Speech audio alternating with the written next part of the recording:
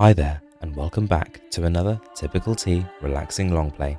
In this Camp to Kingdom video, we set out with a new road layout design, covering the region with a lattice work of crystal cells. We grow slowly at first, taking time to get the geometry of the build just right. But as time goes on, we start to make some real progress. Partway through the playthrough, the new update drops. We explore the new Burgage Plot leveling system and continue to climb on the relaxing path to geometric bliss. Check out the timestamps for key moments, and please be aware that the time lapses do contain some flashing imagery. Without further ado, grab a drink, make yourself comfortable, and relax alongside me in Manor Lords. Our settlers await and they have no idea what's coming. We surely will rise to prosperity, but let's pause the game and zoom out, take a look where we are. So we're starting in Hagastig in the bottom left of the map. And we're going to go for a cell build this time. So to do that, we're going to take our favourite measuring tool, the corpse bit, 1 CP of measurement. We're going to come down here to the bottom left hand corner, because I want to make this as efficient as possible in terms of the space that we are going to use up, which means I don't want to start by making our pattern here next to our camp of settlers, but I want to start at the bottom here and work our way up. So I'm just going to take the corpse bit, our first CP, and I think I'm going to line it up pretty much exactly with the corner here. Make sure the game is paused when you're doing this, otherwise your settlers are going to run over and start digging corpse pits, which is not the most efficient start to your game, as you can imagine. Place 3 like that, and then delete the second one, so you have 2 that meet. Take the road tool, and the first thing we're going to do is drag 4 roads up from the middle corners of the corpse bits out to the edges. Do that on the bottom one as well. And when you're doing this, just try and line up the edge of your road with the dotted line of the corpse bit.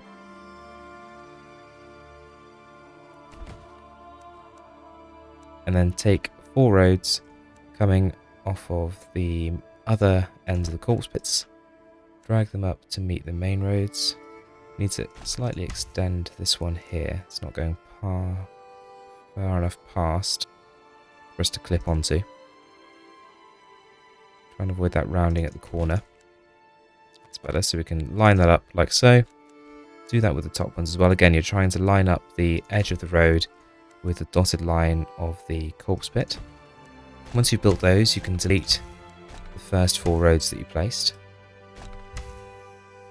And then at the tops, fly one over, connect the next one in, all the time making sure you're lining up your inside edge with the corpse bit. And then making sure you drag your cursor all the way to the end of that road, drag up and just clip on to the end point of the road above, like so. And that is our first cell. It's right in the corner of the map. So what I'm going to do now is place a bunch of these and slowly zigzag our way up to our settlers camp. Starting your next one, once again take your CP, make sure you've got snapping turned on, and just click there so that this one is directly opposite that one there. And then make your way around to your third CP, delete the second.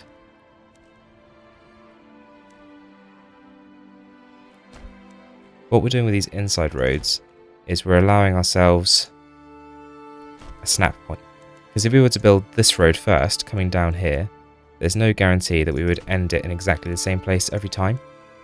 But by having a road coming along here that's parallel to the corpse bit, and we're just clicking onto that road, we guarantee that this endpoint is always going to be in the same place. Our sidelines of the cells nice and straight, or at least as straight as we can have them without being too delicate about it, because we don't want to take absolutely forever. And then when you do your second one, your line will come down and just clip right into the top of this cell here, and then complete the process at the top. If you want to be extra perfect, on the top past, click in with your second, delete the first, and then snap back to that point, and that makes a neater end to the road than if you weren't doing that. You see they slightly overlap here in this corner, whereas here they meet perfectly. So we'll probably do that from now on. And then we'll snap back to that one there. And again, perfect intersection. So I'm just going to repeat this process now. Sometimes you are going to need to do a little bit of guesswork, as I found out, because obviously where there's terrain that slopes down, you're not always going to be able to place a corpse bit, so there is a little bit of guesswork involved. But it should make a reasonably nice grid and a good start for us.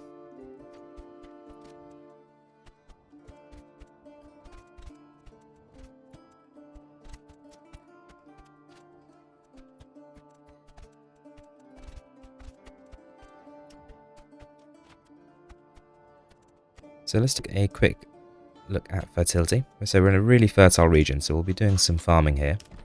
Where it is particularly good for barley, so we've got south of the mushrooms and kind of west of the wild animal deposit as well.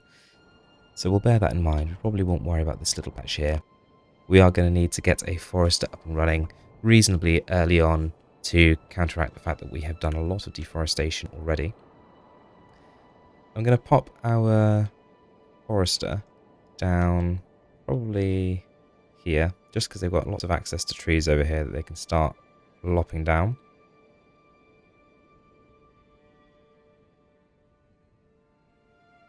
Having said that, it might be better having that a little closer to where we've got our deposits, because we might end up putting this next to the granaries and the storehouses. For the time being then, I'm going to put it up here. Logging camp there.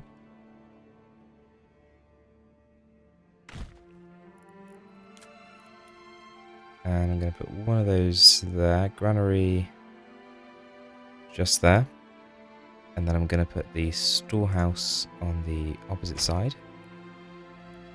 I might even bring the granary along a little bit, just so that it matches the line of where this storehouse finishes.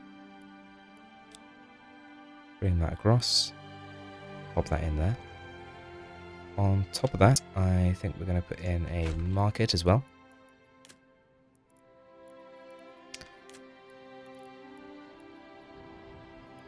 And that's going to fill this space here. Sometimes the placement of this can be a little bit finicky. We've just got to figure out where we need to start in order to get a nice full space.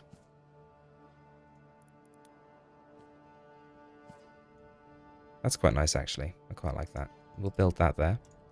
We'll get a well in as well. Haven't quite got space. Whoop, whoop, nearly. We'll pop that just there. That's plenty enough for them to get on with, so we'll speed up time and get those initial constructions put together.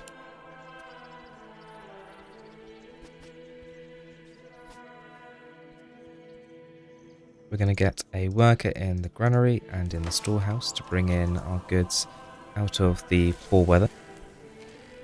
And we're also going to get 2 families working on the logging camp, so we can start to bring in some resources.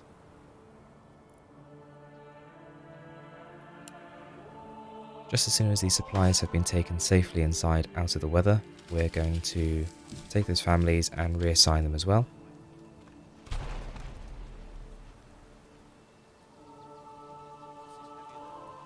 Now we've got the mushroom deposit here.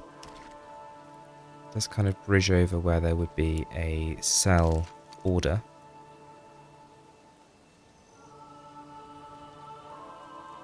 We'll just pause and see if we have got space to do so.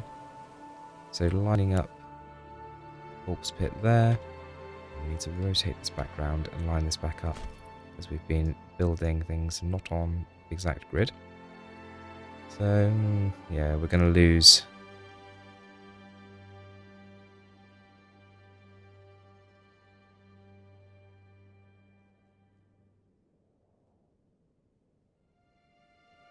so we're not going to be able to build this cell. It might be that sometimes we have to make open spaces or cells that are slightly larger, and that's probably going to have to be the case here. In those we can probably put things like farms and pastures, so it's not the end of the world. So it won't be a complete strict cell structure, because there is going to be things like the natural deposits that sometimes do cross those boundaries, and we're not going to be able to do much about that. So in that case, what we may do is kind of got a bit of a dip in the terrain there, which may also make it difficult. We'll have to build some hexagons around this, but we're not going to worry about that for the moment. What we are going to do is, as we start getting some resources in, we're going to relocate the hitching post, and we're going to pop that over here. We've got all our goods inside, so we're going to unassign the storehouse and granary workers. And we're going to get down a forager's hut, and we're going to pop that just here. And then we're going to get down as well a hunting camp, and we're going to put that just next door. And that's nice and close then to the granary. We'll get a worker in the foraging hut straight away. And we'll do the same with the hunting camp once that's active. And now we're just trying to bring in enough logs that we can start to do some construction of houses. The housing, we'll just check fertility again. I think we'll probably go into this area for housing. Take the Burgage Plot. First point there, drag down halfway along that road, follow it around there, and that shouldn't snap like that. That's new. I'm going to take this a little bit further back there. We'll try from this side. There is a certain way around you need to do these.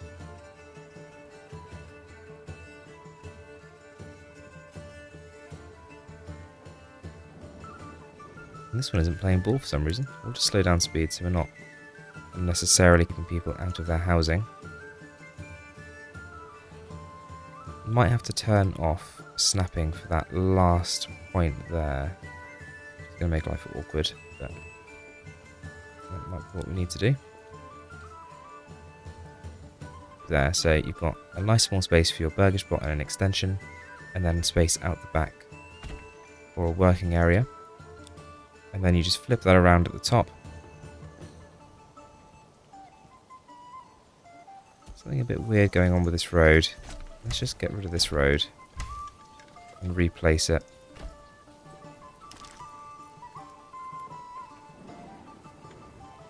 And starting in the corner, come along halfway, drag it round, and then join in the top, and that's what we should have.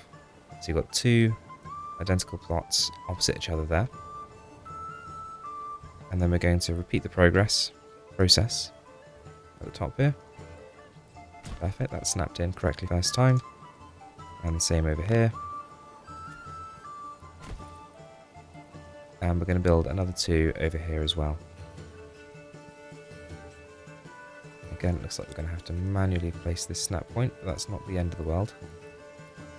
Still seems to work just fine.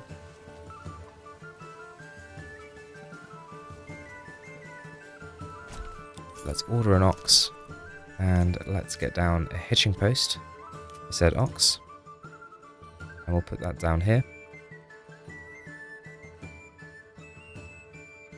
Looks as good a spot as any, and we'll set a nice high priority on that one there.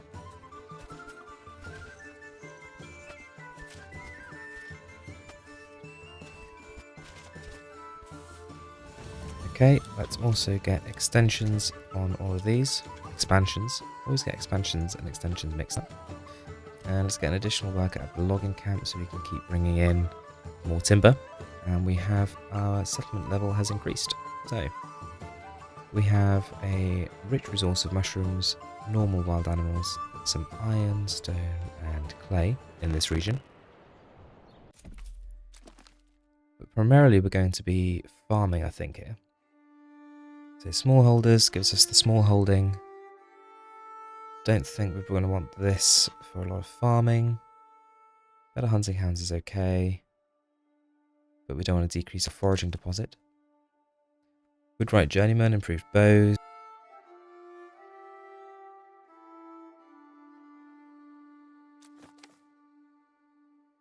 Regional wealth from Burgage Plots is always nice. Reduced upgrade cost, and it costs less to import goods. Smiths, probably not going to worry about that. Alps gives us better hunting camps, better food durability on clothing, and sheep are more resilient. We're not particularly at a high elevation, so I'm not too fussed about having that, to be honest. Improved stonemason station, better castle planner, that could be quite nice, but again, we're not going to be extracting much stone from the ground here. Prosecutors gives us better armourers, but the hinterlands, efficient farming elevation, cheap animal imports, and increased mining labour speed. Actually, we're not going to be doing a lot of mining, so that's not much use to us. And again, we're not really farming at elevation. So where to go? It may be that we end up going for the guildsman, just because we can upgrade for less, and we'll get more money from our various burgage plots. I don't think we'll bother with smallholders here, although the tree planting is nice. And fruit variety approval is nice. Decisions. Let's go for guildsman in this region. So we'll unlock that. And once we've got some of these expansions built, we'll have a bit more living space. We've got plenty of food coming in. We're going to need to start thinking about getting a woodcutter's lodge set up though. Once we have some timber, there it is. So we'll pop that down there. Ideally could do with having another worker at the logging camp, but we're just going to have to wait until we've got a few more families moving in. We've got 3 available living spaces. Everyone is in homes.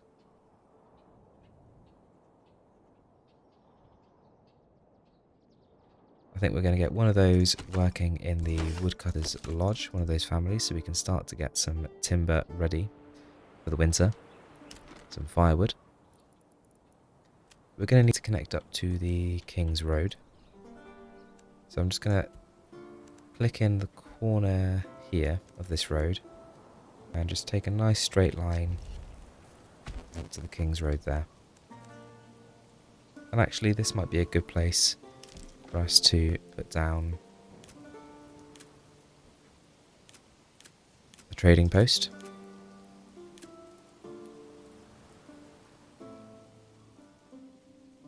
Just there, because that's going to have good access to the King's Road and makes use of this space here. We've got a bit more timber coming in now. Let's see about putting down a saw pit. Tempted to put this in the centre here, just to make good use of the available space. It does mean having a road running it into the middle though. And I'm not sure how I feel about that, to be honest. I hadn't thought we'd have any roads internal to the hexagons. So I think for the time being, I'll stick to having this on the outside edge. And we'll place it here next to the woodcutter's lodge.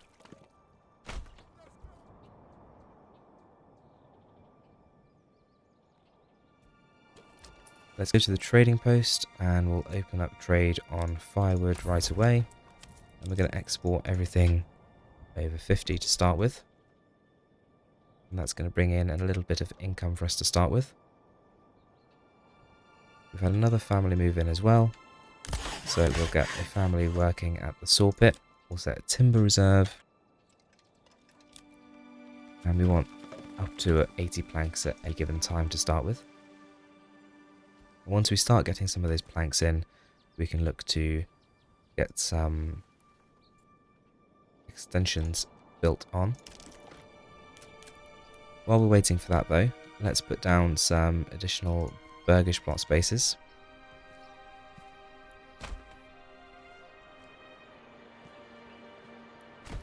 We'll do one there, and then we'll do one down here as well.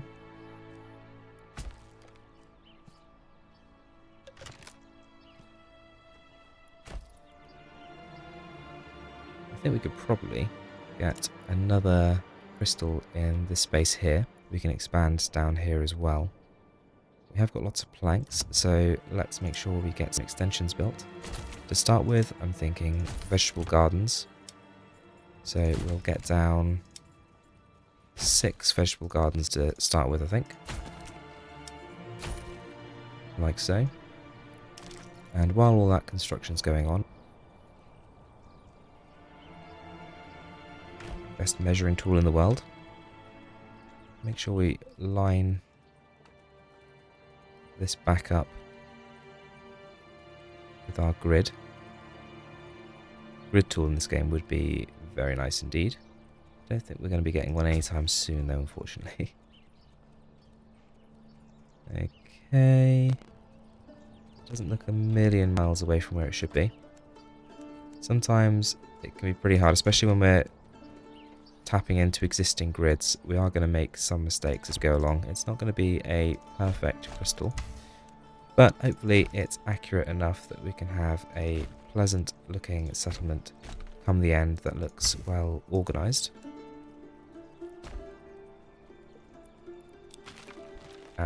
Make sure you delete your plots or play while on paused.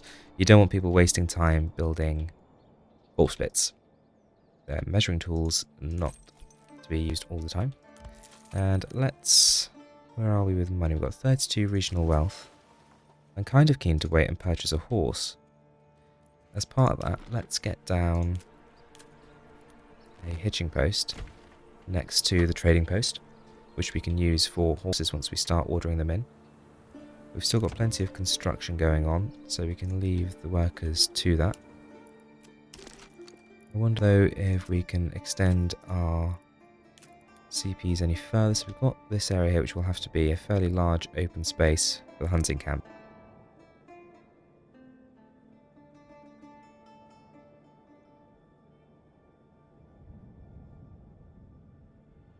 Talking of forested areas, we'll get back to the corpse bit in just a second. But let's pop down a forester's hut. And again, somewhere where we can't make use of the grid would be useful to put this. So we'll just pop it here next to where we have the mushrooms.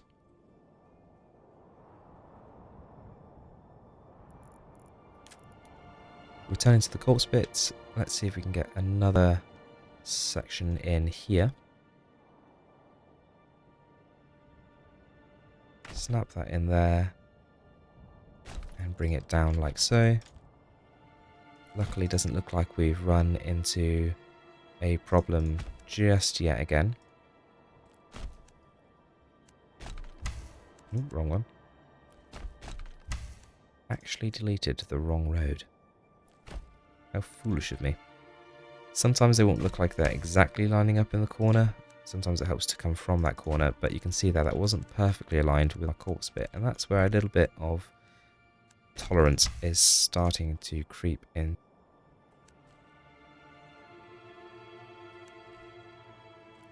But to some degree that's going to be inevitable. Like I say, without an actual grid system in the game, it does become very hard to make anything look uniform. Get rid of those two. And what I'm doing at the moment is I'm thinking about getting some of these set up with fields in them. I've got a bit of barley fertility in that one there as well. Primarily though, farming will probably happen down here, and farming again will probably happen where we can't have our grid systems. So where there's any terrain that doesn't allow us to get accurate measurements with our corpse bits, that's somewhere we'll be looking at for farms. The central wild animal space itself. We can either do that with a circle, or we can do it with a square. If we do it with a circle, we can better fill in with the fields, I think. So let's do that. We'll go around it with a circle. Right, and let's try and keep this equidistant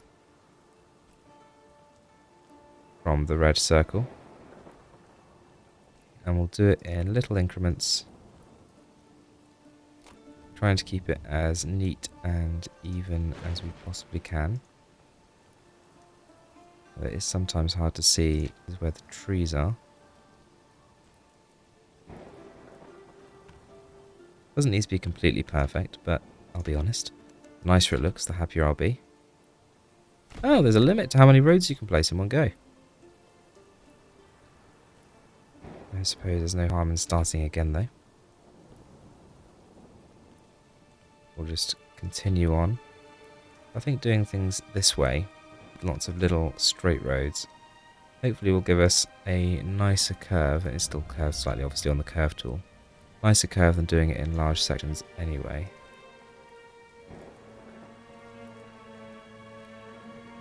One road at a time. Following it round. Are we going to get to the end? Run out there. Yeah.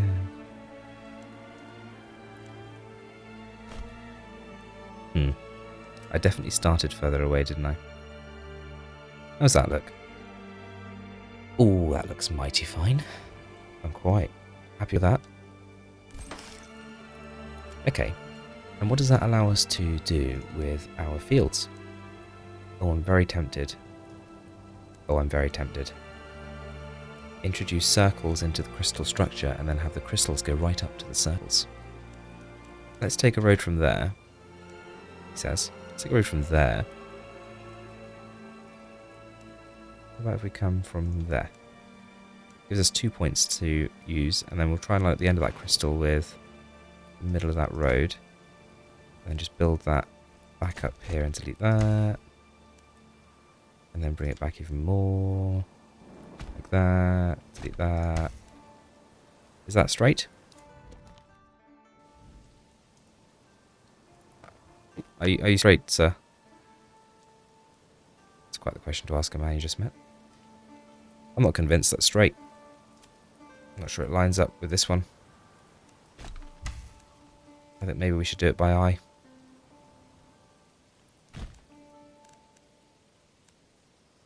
This one. Can we get a CP? No. More guesswork required. I think it's about there. We can always use the CP as a visual reference. Ooh. It's not half bad, that. It's not half bad, that, Governor. Let's... I don't know what happened then. Please excuse my governors.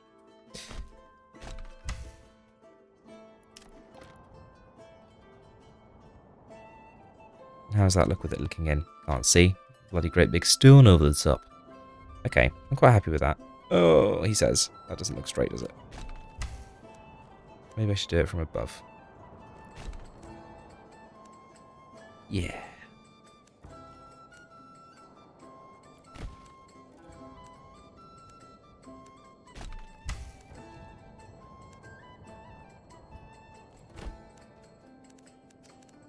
Oh, yes. That's good enough. And same McJobby here.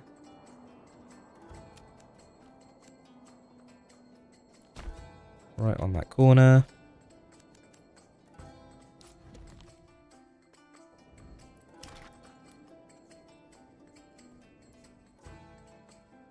There's only a slight curve into that, isn't there? It's quite nice. And this one here. Kind of use that road to the right to try and visualize where that should be. Oh, yes. That's not half bad, that. And then we can put Cubes bit in here. Use that to come off on this corner. Please excuse the accents. I simply don't know what's come over me. I suspect it's something to do with trying to line up roads perfectly in a game that doesn't have a grid system. Excuses, excuses, I know.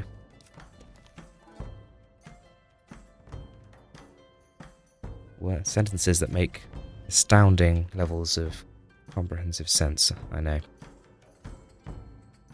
I think they're pretty good. If anything, it does need to go left a little bit. But I'm not sure it does or not. So I'm going to leave it. Okay. Meanwhile, nothing's been happening because we've been on CP mode. We don't want to accidentally build any CPs. How are these spaces here for fertility? I know we keep looking. Flax is meh. Barley is meh. Rye is meh. And emmer is meh. Okay. Obviously, we need to collect these stones up. So maybe these two areas would be good starting farm locations. So let's go and put down farm with that field. And we could fill the space. That's 0.7 Morgan. Quite like that.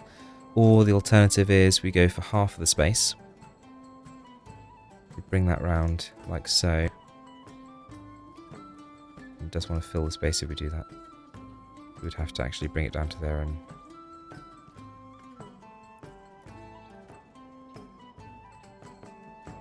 Maybe 0.3 Morgan is too small. We might experiment with both over time, but I quite like how that looks filled out. So let's bring this round as far as it will let us bring it. And fill out like so. One farm there. Put another farm there. I say farm, I mean field. We might as well put one down here as well. It's pretty good for barley. Follow that round. Oh, yes. I do like how that follows the curve. That gives us enough timber now as well that we can get on and construct the farm building itself. As for where that's going to go, we want somewhere with decent access, obviously. Oh, yeah. Like that. I like that very much. Excellent use of space. Now, I'm well aware we may not end up with the actual best use of space and the best pathing between everything. But you know what? I'll be happy. And hopefully if I'm happy, you'll be happy too. And we'll just have to accept that not everyone wants things the same way. Now, to actually export anything, we need a lad and his fam working at the trading post. We should have enough to export a fair bit of timber. Indeed. Indeed we should. 50 firewood. Just over enough, actually. Right, hopefully we're going to get a few people moving in as well. They should have what they need. You have nothing. They should have what they need. But really, they need access to shoops, and we haven't opened our shoops yet. Soon we will open our shoops. But we need enough peoples here to open our shoops. New family moving in. Splendid. You can go and work at the shoop. Just leave one family alone on construction. But there's naught we can do about that, really. So this one here is probably going to be a rye and barley field. We'll probably wait until we're actually ready to start filling them up before we assign anything to them, though. We will put expansions, not extensions, expansions on these over here, but I'm just holding off until we have the other bits needed for construction. And we've got a few more families potentially moved in as well, because we do have 4 available living spaces. He says as a new family moves in. Let's get a plough ordered for over there. That's shrinking. We do have 7 months of food though. Tempted to get the forester at work, but I think there's more important things to be done for the moment with construction going on. Do have 7 months of fuel as well. I do want to keep them working there though, because we are going to be exporting stuff. Let's free up the logging camp though temporarily. And let's instead assign a permanent ox and get 3 workers in at the farmhouse. Perfect. And we're going to go for rye and barley here. On this one, we'll go rye and flax.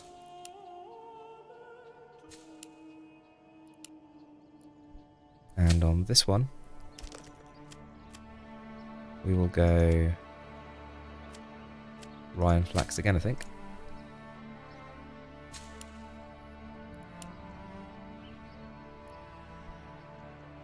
And you can see the ox there making quick work of the ploughing.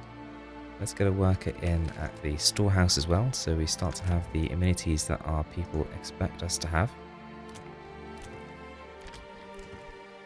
And while we have still got someone working on construction, we will get a couple of expansions queued up.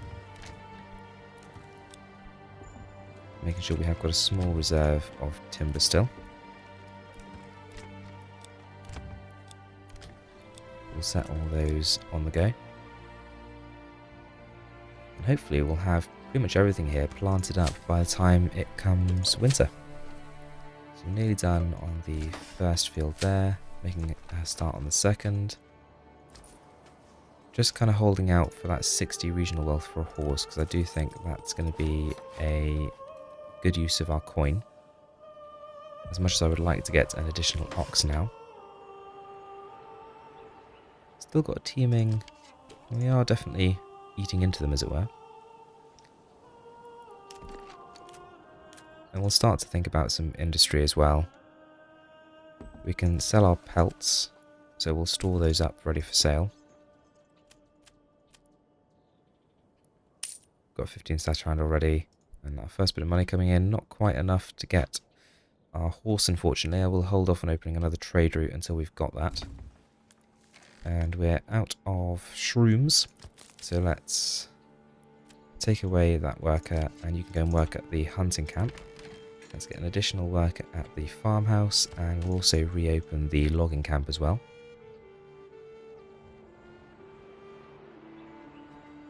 Let's upgrade that to a stable. And there we have, taking us just over what we need to order in a horse. So we'll buy that in, and we'll set that as a permanent assignment when they arrive. I'm going to want to start getting this stone put away nice and quickly as well. Before we do that though, we are going to need to upgrade the storehouse, so we'll queue that up. And look at that, we have plenty of rye that's going to be available next year. Everything is planted. Are we all done here? Yeah, we're all waiting, so you can all go back, apart from one, to go and work on your other professions. Next year we'll probably get the forester's hut active. But for now, let's get a second family working at the woodcutter's lodge. And I'd like to start getting on with charcoal too. So let's pop that just there at the top of that crystal. Have you got water access up here? You do, that's fine. Yet to be seen if you're close enough to the market. We may need additional markets and granaries and storehouses spattered throughout the region. We have got 5 available living spaces. Food is a little bit short. Hopefully we'll be able to see that through with the hunting camp. Let's set a reserve of 8 there, so we can keep gathering food over the winter period. A little bit more money starting to come in, and once that does, we'll be able to start putting some of our vegetable plots down into place. Let's get a stone gathering camp. We might as well put that down right next to the stone. We'll delete it anyway once we have gathered up all of the stone. Let's also upgrade the granary. And we've got expansions on all of those. What do we want to have in them? I think we probably want to continue with vegetable gardens to start with. And then what we're going to do is start thinking about the next crystals we're going to put in. Can we, I may have looked earlier, can we get crystal in here? Yeah, we'll be able to get crystal in there, no problem. Let's pause the game so we don't accidentally build a bajillion CPs. And put that down like so. Something didn't seem right then for a second. Don't worry, I've got over it. Can't have been crucial. And we'll connect that up to the main road as well. Yeah, that looks fine. Let's come across here. Come up there. I don't know if you're bored of watching me build these, but I'm bored of building them. I'm not. It's good fun.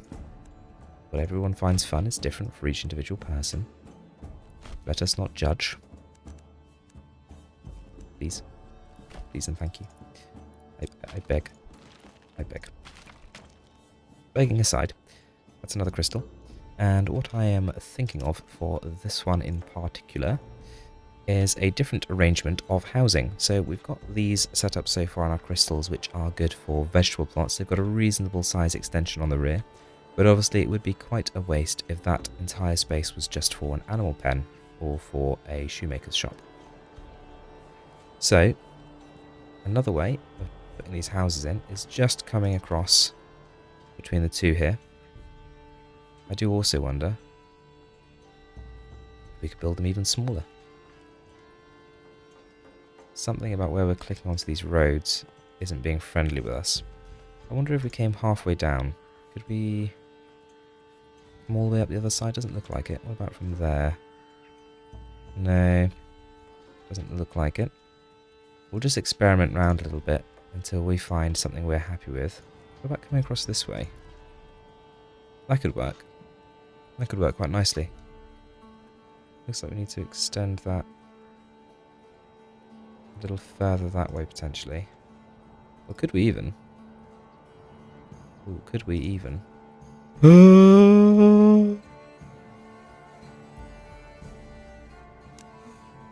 Friends. Oh, friends. Have we found what we're going to do? There's 1, 2, 3, 4, 5, 6 Burgage Plots that each have individual back gardens. And with doubled up, we can get 8 in there. They're still fairly large extensions at the back, considering what they're probably going to be used for. But I don't think we're going to get a more efficient placement than that. Because the only other way really is to come across like that. That's only giving us 4. However you look at it. You do that, they don't have extensions. You do that on both sides, that gives you 6 or 8 again.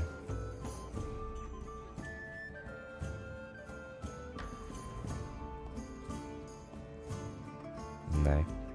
Yeah, I think that's going to be the best way to do it. 1, 2, 3, 4, 5, we'll do some 6, but this one is going to be 8. And ideally we'll have that facing this way.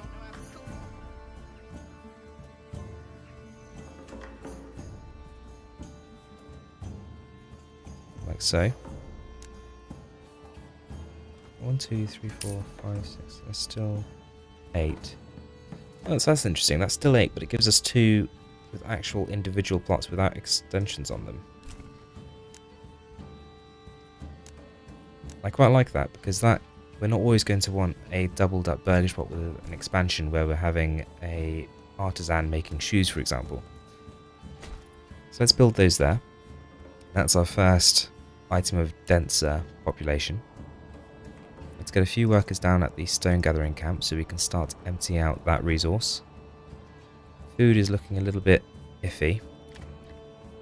We can get some beets down here, so we'll purchase those.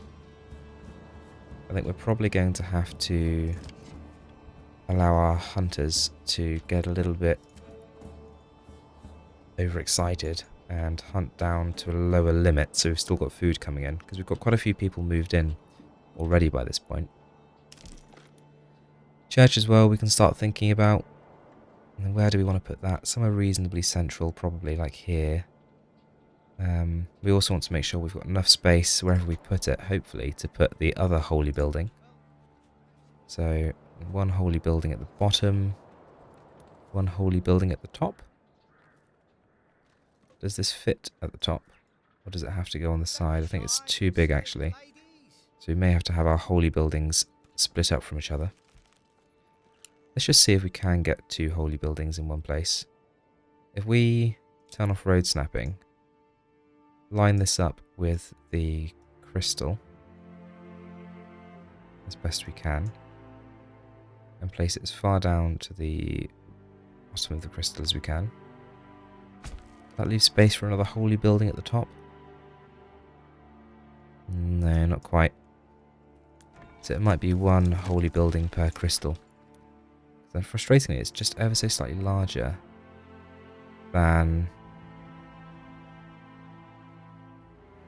the foresters' huts and other buildings. Yeah, okay. That's not the end of the world.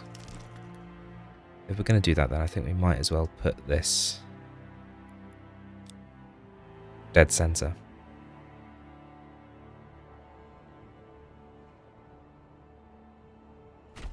Just there. I think that looks good. How are we doing for market supply? We're fine for the moment. We'll speed time along a little bit. Let's get a couple of workers at the charcoal kiln. And we'll definitely want to get forestation going on so we can forest up this area over here next year. We're well into gathering in that stone. And hopefully we're starting to bring in a little bit more wealth. Once we've got a little bit more, what's the cost to set up trade on charcoal? 40, so it might be worth saving up 40 so we can open up a second trade on a more valuable resource. And I'm just hoping we're going to see it through this winter. Now we're not going to have this extension ready probably to build a bakery, so let's get a communal bakery put down to start with. Okay, wouldn't fit in there anyway. That's fine.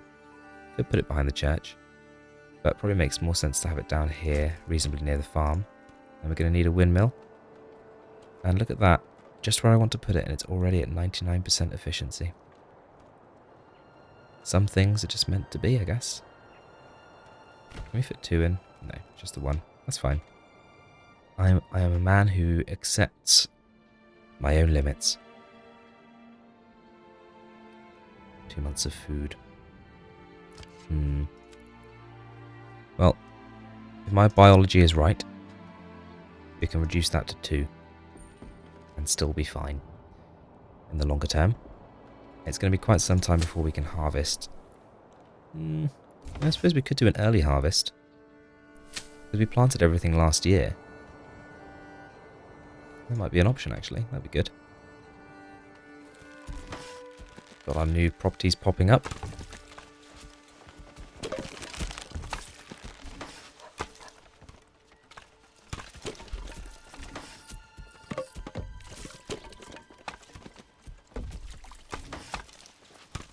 Looking very nice indeed. And I think we'll set some of these, the top 3 that are going to have the expansions in them, to be for animals. Halfway there to selling charcoal. And we're building up a nice stockpile of that charcoal as well. Running out of food. It's February. Mushrooms are going to take a minute to start growing. Church has been constructed, so at least we can pray about the fact that we have no food. 2 months of food, we did go and harvest. We're down to our last 2 biological reserves. I think what we'll have to do is make sure we get people working at the forager hut straight away. We'll get a forester working as well. And we'll go for an early harvest on one of these fields, so we can start getting some bread baked up. Doesn't look very grown, but I'll take its word for it. Crop growth is 99%.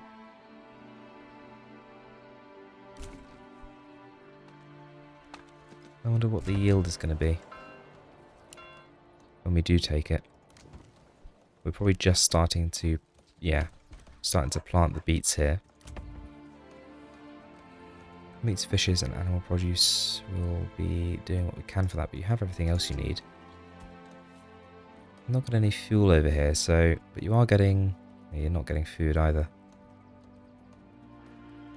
So it may be that you're a little bit too far away. You're getting what you need. It's just you. You're not that far away from the market in the grand scheme of things, but I think we probably will have another setup over here somewhere. Anyway, with the granary, etc. Mushrooms are starting to grow, so I think, hopefully, we'll get 3 families working there straight away, and that will just tide us over until we have our first harvest of rye out and can turn it into bread.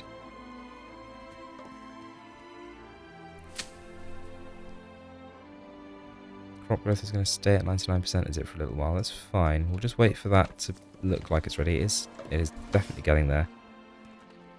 I think we are just tiding ourselves over. Hopefully the mushroom deposit grows quickly enough. Yeah, 16 out of 142. We should be fine.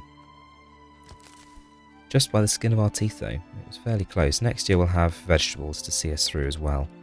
And that's going to make a big difference. Let's get a second family working at the trading post.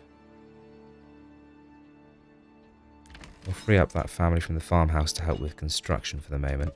Oh, look at that. Fields are coming in lovely now. As we look at across the well-organised settlement that we're developing. And there we have going up the windmill. Communal oven is already constructed. Crop growth 100%.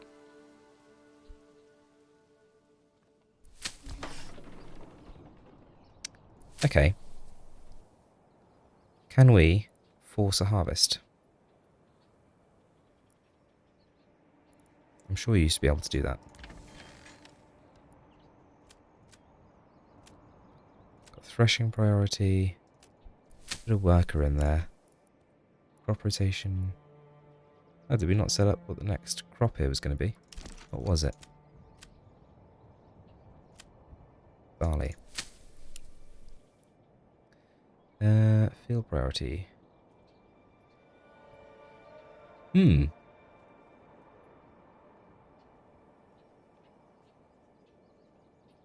don't want to burn the field.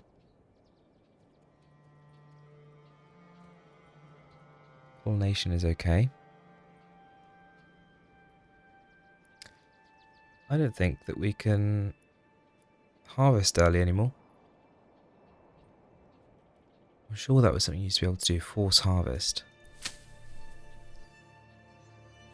Well, I'm either missing it or that option has been taken away in various patches. Oh, and we've got some upgrades ready. Let's get these properties upgraded. Are we a little bit short on planks? We are. We've got that 43 regional wealth though. So we're going to go ahead and open up trade on charcoal. And we're going to export everything over 100. And we're probably going to stop exporting firewood. We'd rather turn it all into charcoal and sell it that way. 3 available living spaces, so let's get those expansions on those properties over there. And we'll keep upgrading Burgage Plots as and when we have everything that they need to do so. And that's a prosperous little start. I'm quite happy with how that's going. Nice to get another crystal in here, which shouldn't be a problem at all. Have we got rid of all the stone we have? Let's get rid of that. And we've still got plenty of space in the storehouse. We could do with an additional family working at the storehouse, so we have good supply for both of those. Going to get a second worker in the forestry while we can, as we get to the medium village level of settlement, which is a nice achievement to make. I really like how these fields look around this central wooded area. It's really nice. I don't think you need to specifically protect areas like this anymore from being deforested. I think that's done automatically these days. Not 100% sure, but I'm sure enough that I'm going to not bother to do anything about it for a minute. So we can get an additional field in here, which we will do in time for harvest. We've got plenty of time left, but there's no harm in doing that now. Might even get it active for this year. We've got enough population available to do so. So that fills out that space nicely. And it may be that every crystal around here that touches the central wild animal reserve is somewhere that we put a field. That might be quite a nice way of doing things. It's all reasonably accessible then. Might put down more than one farm if we're doing that, but I don't think that's a problem. Crop rotation, and over here, obviously rye's fine. Barley's pretty good. Better than flax. This would be a rye flax. We may leave it for fallow this year and have 3 fields at a time at the moment active. So that could be a good way of doing things. And we'll have a rye, then barley rotation on that one. We're going to need a malt house as well, obviously, when it comes time to start turning the beautiful hops into beautiful drinks. we not fit that in there? Looks like there's space to me, but apparently not. So maybe we could put that down here. Yeah. That's fine. We'll put that there. And then we'll have housing probably in that space there. Although it would be a nice spot for barley. But, you know, there's plenty of nice spots for barley, to be honest. And if we're doing that ring around here, there's going to be spots for barley there anyway. So let's get some housing ready to go. And maybe let's have a second high density housing area.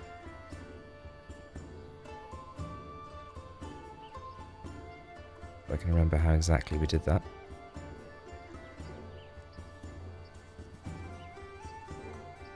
Might be we need to do exactly the same, because sometimes the side you do it on doesn't matter.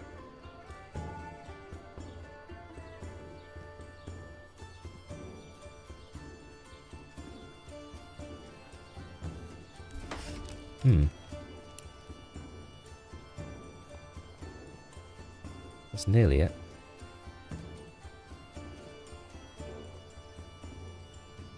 Try it from this corner.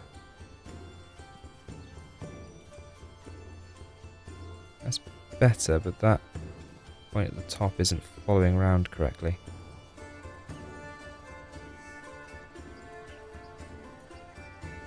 So it may be that we end up doing something different of necessity. I'm just not quite getting that, is it? What if we rebuild this road? And this one here as well. Might make a difference that that was in two pieces rather than one.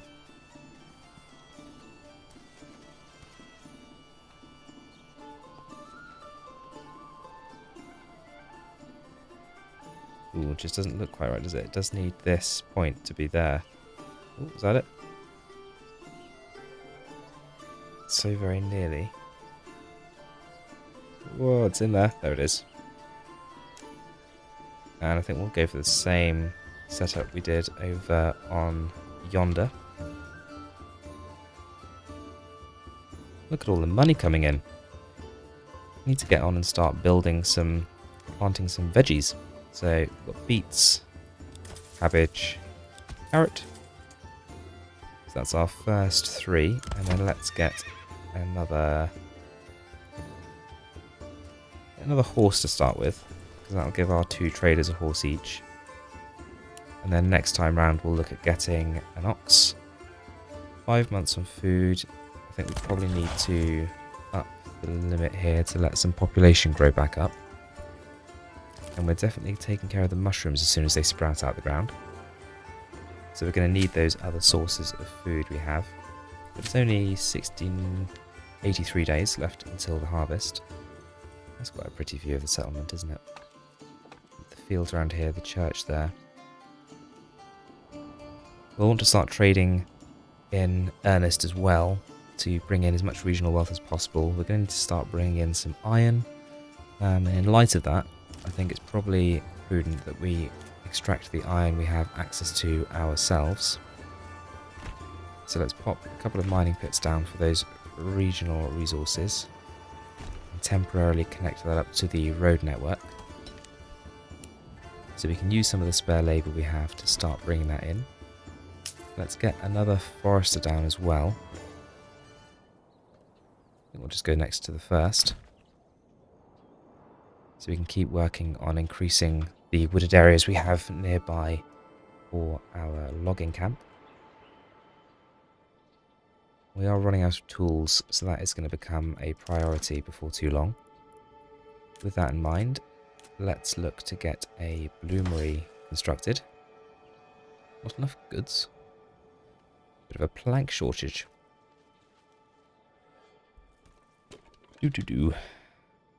Where's Plank Boy? What's wrong, Plank Boy? It may be that we've got a bit of a limit on our oxen. Oh, but plenty of money coming in, so we'll be able to buy another oxen soon enough. And let's also get another ox post and stable down here.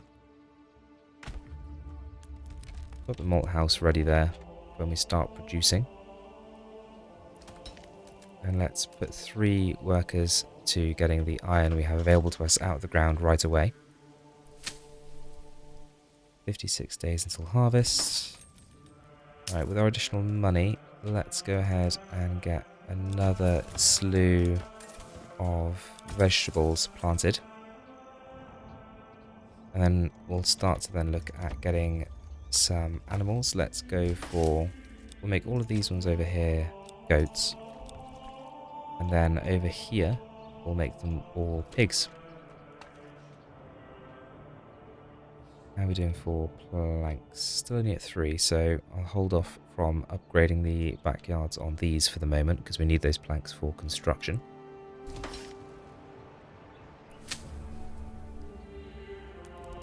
Malt house, kitchen post. And those are the planks we need to build our bloomery.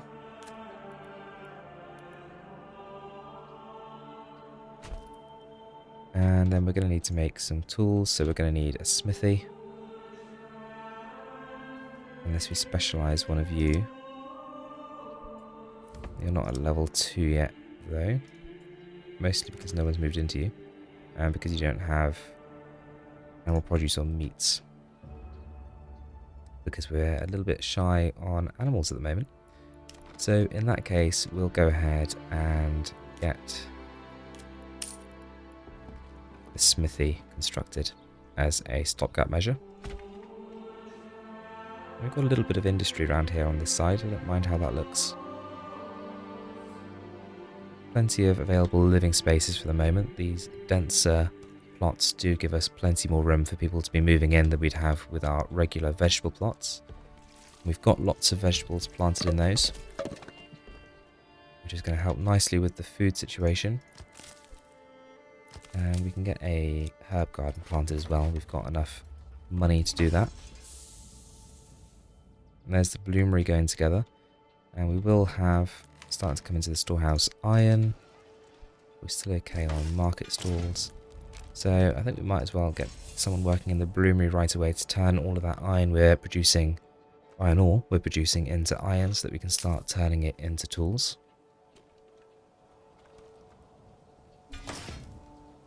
And how's approval doing? We're at +1 monthly migration. I think once we get a few more plots up to level 2 and we start getting some meats into their bellies, they'll be a little bit happier.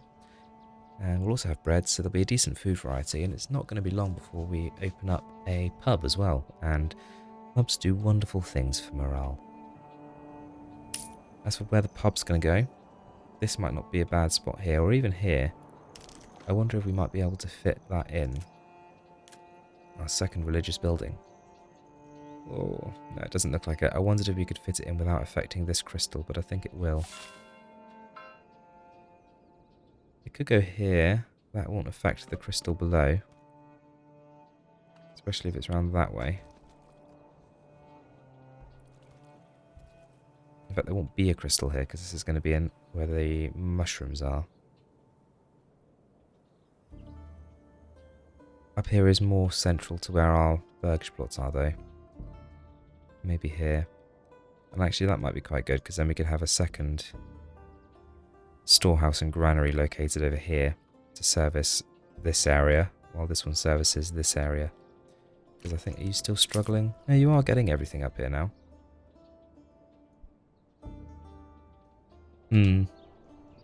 I think we will put it up here.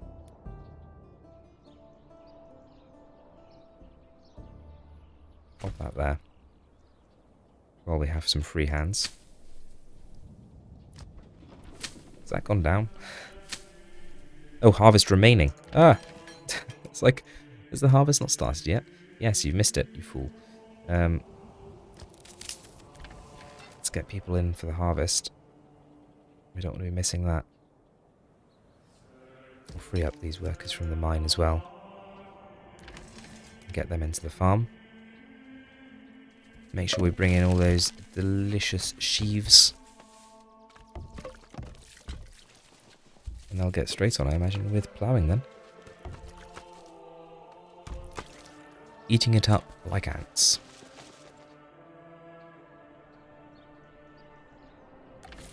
There we go. Crops rotated, got that just in time. So we've got 173 rye from that. And we're going to have some flax next year, but we are still going to have some rye, so that's good. Plenty of people moving in as well. No barley this year, but there will be next year. Let's get a worker at the smithy so we can start making some tools. Let's set that to a production limit of 50.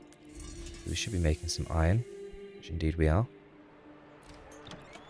We'll upgrade that to a large tavern straight away because I don't see any reason to keep it as a small one. And hopefully we've done a bit of tree planting around here. It looks like they did do some, at least. While they had people available to work there. Let's get another ox ordered. And let's go over here. Now we've got some planks. And get down some additional animal pens. And what do we want you two to be? Could go for chickens, could go for honey, but I think we're going to keep these plots reserved for more level 2 artisanal crafts. And soon we're going to have to start thinking about adding some more crystals to our existing structure as we start to fill up those that we've already built. Got a few people ill. We're on with the sowing. Getting that done nice and quickly. So we've sown all the fields, so I guess now we'll be turning this into grain. Yep, there we go. So let's get the windmill operational. We'll halve the number of people working there, so we get you back into the windmill. You're not much use, are you? We'll wait until next year before we get the foresters back active. Let's get a worker in at the communal oven so we can start baking up some bread from all that lovely flour we're starting to produce. And just as soon as we're done with turning all of our rye into grain, we're going to want to make sure we're still getting out that iron so we can get rid of that mine altogether. And then we'll do the same with the clay once we're satisfied with that. We're up to 16.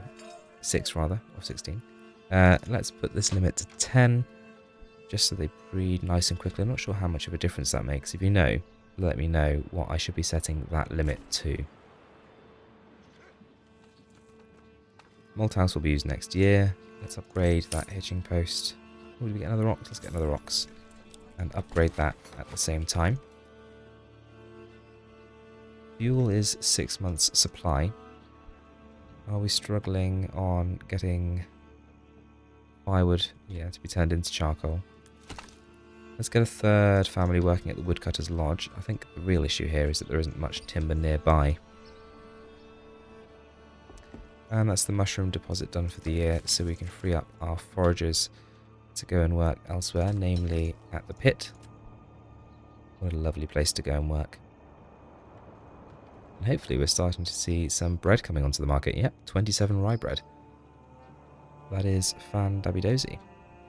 How are we doing for pelts?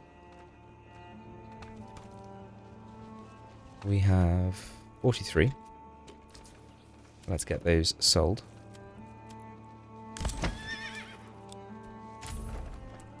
We don't need to keep any of those. Let's get a tannery.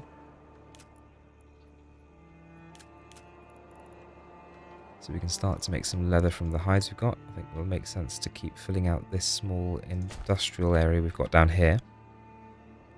Hopefully we'll add some accommodation on the side of this, so we've got some workers nearby. Maybe that would be the wise place to put some new crystals when we next get around to it, which I think we will do shortly. And we're all done at the farm for the time being.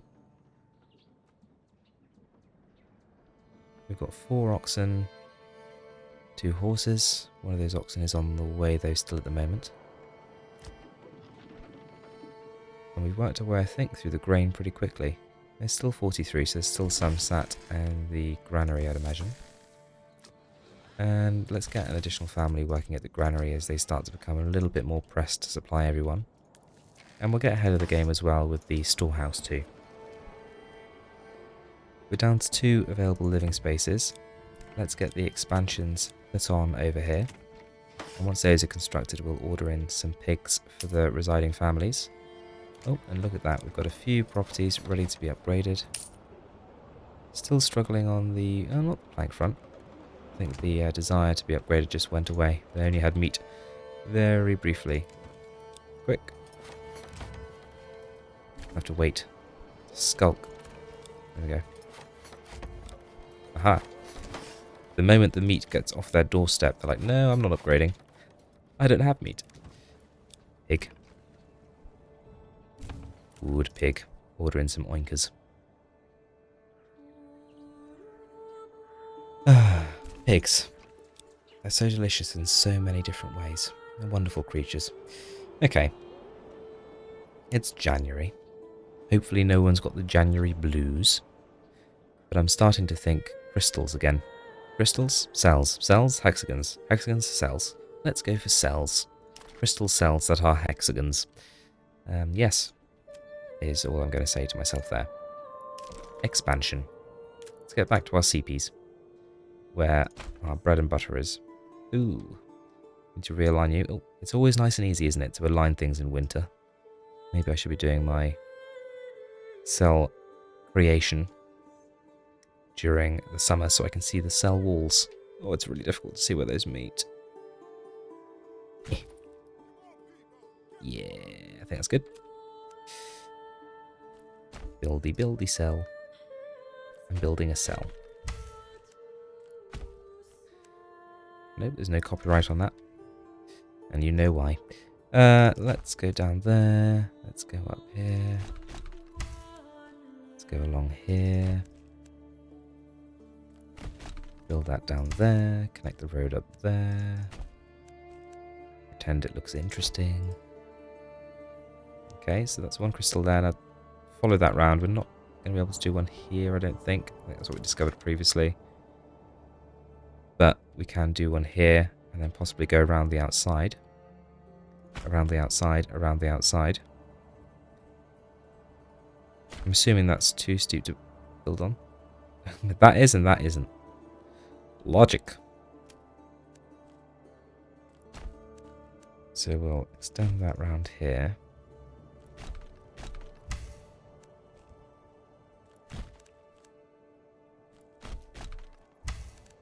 That's right on the edge of this little valley that's going down there, which is fine. So valley spaces can be used for farms, if nothing else.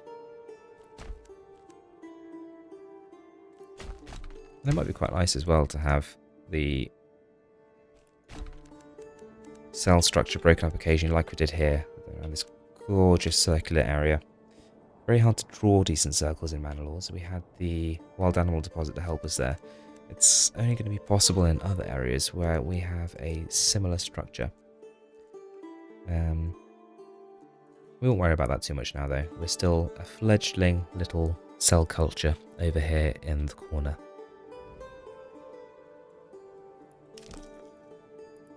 Where was us? Ah yes. Building cells.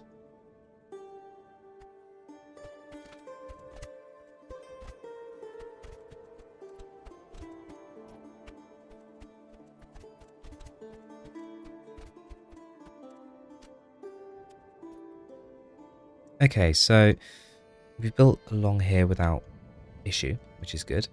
Now we've got the problem of getting in around these bushes. I think maybe a good way to get around this, if we just... they don't come down any further than here. So we might just connect these two across here. Which creates a kind of partial cell. That, or we could... down like that. No. I quite like how that looks. And then I think we will mimic this road here. If we can use that as a guide.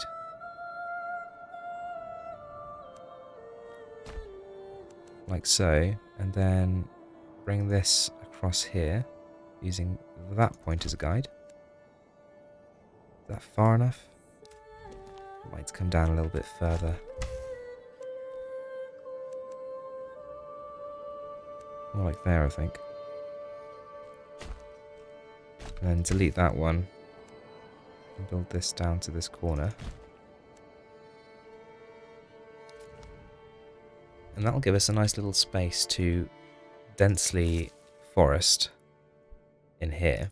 I might even see if we can set a work area that is just like that. With that, just for one of the foresters had to start with. Then maybe this will also be an area that we forest and use for lumber production. And then we have this space here as well. That could be forest, I suppose. Let's not place that. Let's also include that in that area then. I don't think they'll build any planting trees over here because it's fully occupied by residential buildings. So if we build that limit like so, then kind of this space here can all be used for forestry. But you don't have to have that road. You could have it open like that, like a key. Potentially does mean moving around is a little bit slower. I certainly wouldn't want anything going across like that. I think we'll build the road there for convenience's sake for these Burgage Plots, so they don't have to go all the way around there when they could just walk across there to get to the market. Okay, let's go ahead and delete all of these corpse bits. Like so. And with those out of the way, we will press play. Get time moving on again. Got bunches of regional wealth as we reach the large village level. We'll keep upgrading as people realise they have meat on their table. And let's go through again and put beet, cabbage, carrot. And that leaves one there on his own, which is fine. And we've used up everything in that pit. Let's demolish that and get the workers going all the way over to the clay pit. Not the best job available, that one. Granary, let's get a third family working there. And with only 4, he says, as he sees someone moving in, only 4 available living spaces, and approval growing all the time, I think we should get some housing over on this side. Gosh, but before we do that, so much upgrading to be done. Now, with the Burgage Plots over here, probably want to get some more vegetable plots in, so we're producing vast amounts of vegetables. And probably some denser population spaces as well. I think we'll start with maybe 2 dense population spaces. And actually, before we do that, we've got the smithy down here, we've got the tannery. Let's get the tannery opened up. Bark gathering, efficiency 66%. That's not too bad. We've got plenty of trees here. Is that 66% directly related to our, wooded environment? So to increase that, we just need to plant more trees, which we can do over time. So we'll get a worker at the tannery, and then we're going to start to want to make boots. So let's make you a cobbler's shop, and then let's make you go for a bakery. Is it still the case that bakeries are less efficient? Green ovens, rather. 21. Let's have a quick look and see if it tells us on here. No, it looks like it is just as efficient. I think that changed. There was a point where the communal oven wasn't as efficient as the building. But I guess that's no longer the case. I suppose the family's got to walk to the communal oven. But in any case, we've got a communal oven for the moment, so I don't think we need to worry about having another one in someone's property. We are going to need a brewery though, because once we start making the malt, we're going to need to brew it into some delicious tasting yummies. So we'll make that a brewery. And then let's see about adding another well, probably. Having said that, the one's just there, probably fine. Let's actually upgrade that to a large stone well. And that'll go even further to servicing the local population. Keep the yokels happy. And then let's see if we can't build this. Oh, oh, too steep. Oh dear. It's just that rear corner that's dipping in, isn't it? What about if we approach it from a different angle?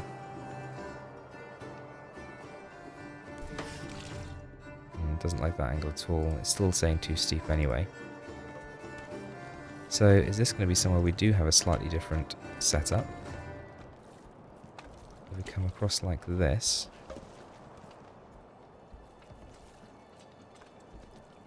Maybe to there. In fact, let's fill... Oh, that's fine. How bizarre. I wonder why that's not too steep. But going all the way into that corner is. How far can we get this to drag round? It's almost to there. If we start one click further down... No, it looks like we are going to have to go for a little bucket there. Okay. I don't hate that. I won't go as far as to say I love it. No, that's an option. What about that point there? It just seems a shame that won't follow around. What about from...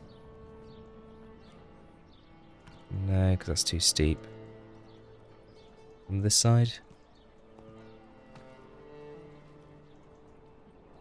That works. What that's telling me is that we should be doing the regular Burgage plots here instead of high density. So build one there, and then we'll match that up with one at the other end. And we can use that actually for orchards. We are going to need some orchards. I reckon we'll have the same problem with this one here.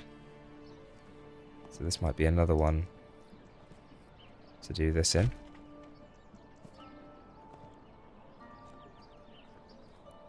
They're a little less temperamental because there's less housing and it's not sloping down this way because it's facing a different direction. And then let's put that high density then over on this side.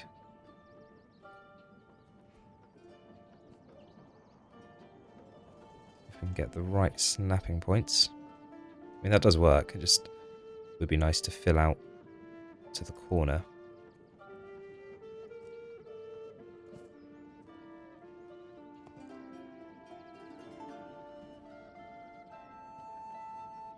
Nearly has it there. This is where it'd be nice to have a full editor that lets you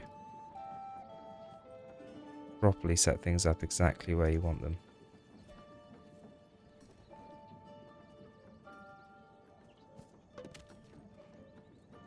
Or from the other side as well.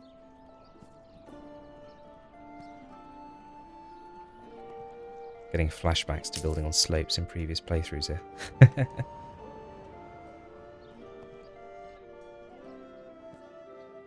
doesn't want to follow from that side, but it will follow from this side.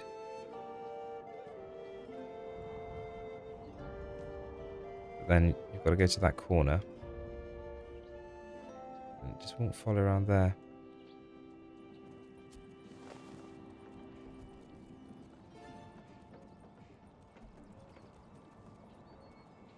Well, you know what? We get everything out of that we normally would. Just doesn't look right. Can we do it here?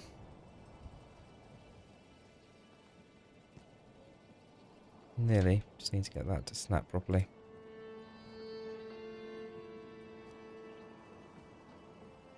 So that one works. So let's put high density there. It may be that we're sort of governed. Yes, that's interesting. So here it's 3 individuals and 2 expanded. I don't see that being a problem. It gives us a few extra of those. I think we're probably going to be dictated really about what goes where in terms of high density and regular by what the exact terrain and how the cell itself functions, because they are all slightly different as we're discovering. They might look the same. They don't act the same.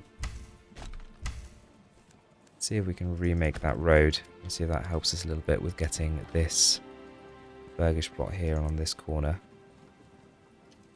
Yeah, so that may have been the problem from the start. We probably need to check that when we do build Burgage Plots, if it's not doing quite what we expect, probably the first port of call is to rebuild a few roads. In any case, plenty of time to harvest, and we've got a whole bunch of new properties going together.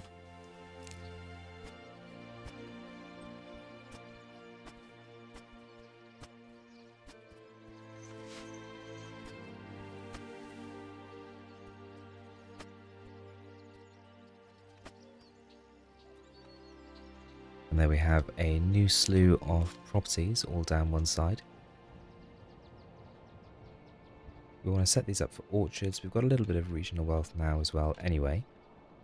How are we doing with tools? We've got 50 tools, 34 iron slabs, so we can hold off for a minute on opening trade on iron. Oh, we've got quite a lot of mushrooms sat there. Didn't employ any foragers this year. We'll get those set up quickly.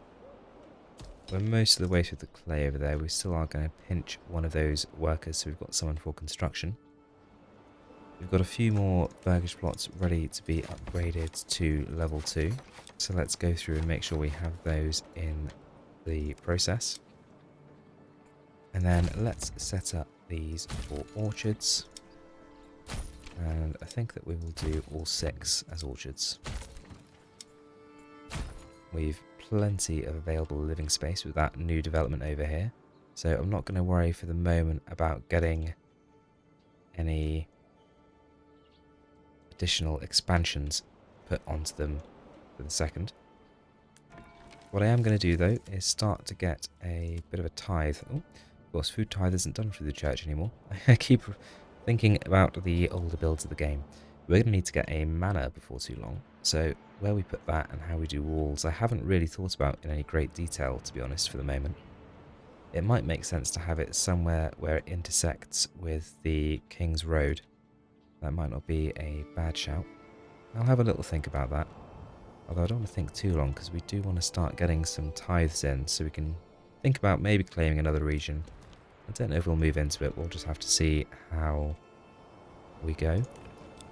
And as I'm talking, yet more plots are available for upgrading. With that much construction going on, we should probably make sure we're still ordering in oxen on a regular basis. We're going to want clothes before too long, so we need to start thinking about sheep too, and obviously we can expand the rest of our farms around here to get a better production of barley as well. Still got 114 days left before the harvest in any case. But we've got a brewer ready. We've got a cobbler, so we should be seeing some shoes. Yep, some shoes coming in as well. The wild animal deposit has recovered. Let's could do with a few extra families moving in. There's so much to be done and so few workers. Well, we're definitely done with a windmill for the moment. So let's take from the windmill and get into the foresters' huts, because having timber here is really important to our production. So there are 2 good places really at the moment that I can see that the manor might look really good in, and that might make good sense. This is one because we've got 2 King's Roads coming into one place, and we're not going to fit loads in this space when it comes to our cell structure. One option is it becomes a forest, like it kind of actually is at the moment. We've done a lot of planting here, so that's one option. The other option, it becomes a manor. You've also got this space here. Potentially that might be a good spot for a manor. It would be reasonably small, but that's not too bad. And it could occupy this space here, or just this space here up to that cell. Another spot would be anywhere along the main King's Road here, or indeed this one that runs all the way up towards that region over there. So really it comes down to, do we want to use this space for trees, or do we want to use it for a manor? Now it's not quite central for a manor, but I don't think that's a problem. And it is where the roads intersect in this region, so it would make sense that that intersection point is where the most important building is. In which case, we could even have it spanning the King's Road.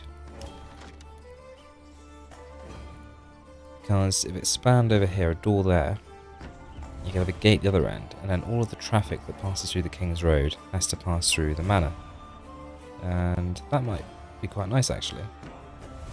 You could even have 3 gates. You've got 3 town gates leading off in 3 different directions, and then we could turn this entire centre section here into the manor. Even coming across here, or there with the walls. Okay, I think that's a good plan. So I think we're going to go straight ahead and enact that plan, and we'll put down the manor on the main road. I think what we'll do though is a slight concession to that plan. Could be to build a little tributary road just off of the main road that aligns with the rest of our grid, as it were, just so the manor is nice and straight with everything. Like so, and then we'll put the manor just there. And then we'll put the garrison tower immediately next to it.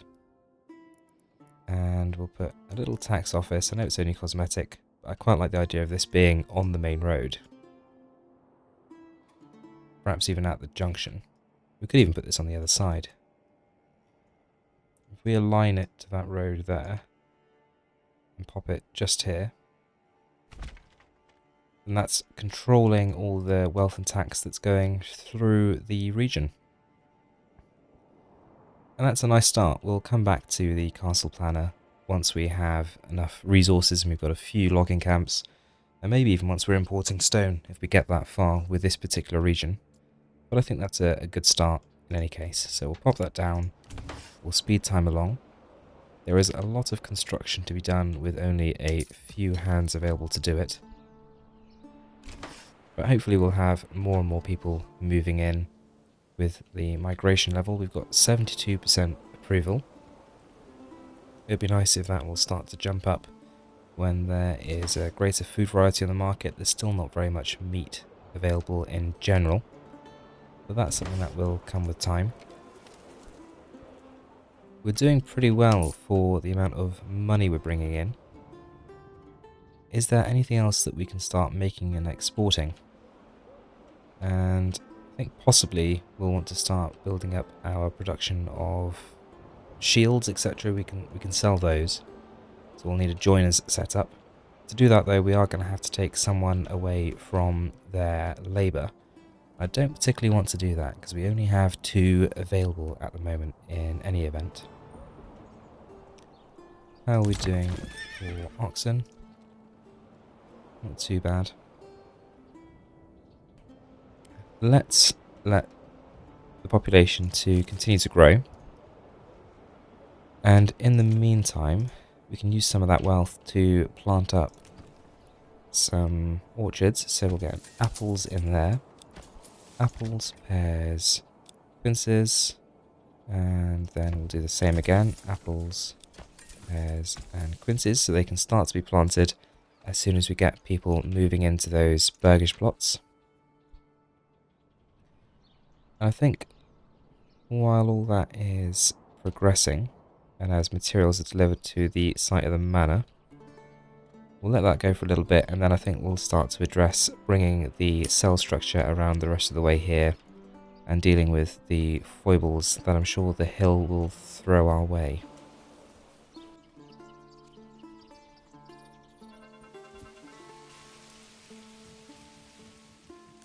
There we have the manor. With that manor, we can start to do a little bit of taxation. We've plenty of food, so let's start taking a 5% tithe of food, and that's going to start giving us a little bit of influence. Plenty of time until harvest. But let's start to address with our favourite CP tool. Continued cell development. So it's too steep to build there. Maybe we'll start by coming from this direction and see how far we can get before the hill becomes an issue. And hopefully then we'll be able to just link up the two with a few roads in between. Obviously, building all this out is going to reduce the number of trees in the area, so we'll just have to be wary that we are going to need to constantly think about building more forestries. So it's quite tight here actually. Have to have it ever so slightly centered off there. Is this one not quite in the right place?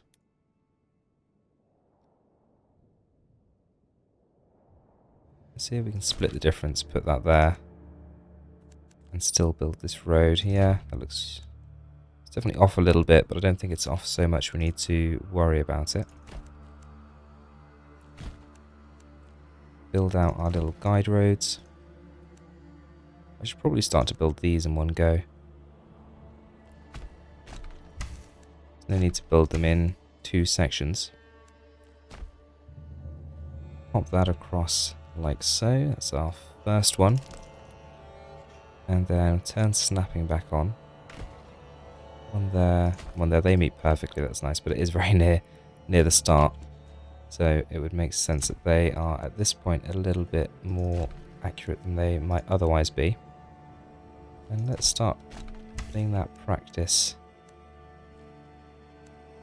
into action with building these rear roads in one piece as opposed to two, in the hopes that that grants us a little bit more accuracy. Okay, those look good. The one annoying thing about this construction method with the constant use of corpse bits is that you really do have to pause the game while you're doing it. Otherwise you do tend to get... oh, didn't mean to delete that. You do tend to get a little bit of a problem with people actually constructing the corpse bits. It rather does hinder efficiency when everyone's doing that instead of the work that they're meant to be doing. I suppose if you deleted them quick enough you could probably get around the problem, but I think I'll just try and avoid it altogether. So let's extend this up here like so. That's another 2 spots open for farms. Concerningly, those don't look like they align very well, which is going to have an impact when we get over here on this side. But there's naught we can do about it, so we're not going to stress about it too much. Let's build that there, and then build a road across here. In fact, build this road first, and then build this road.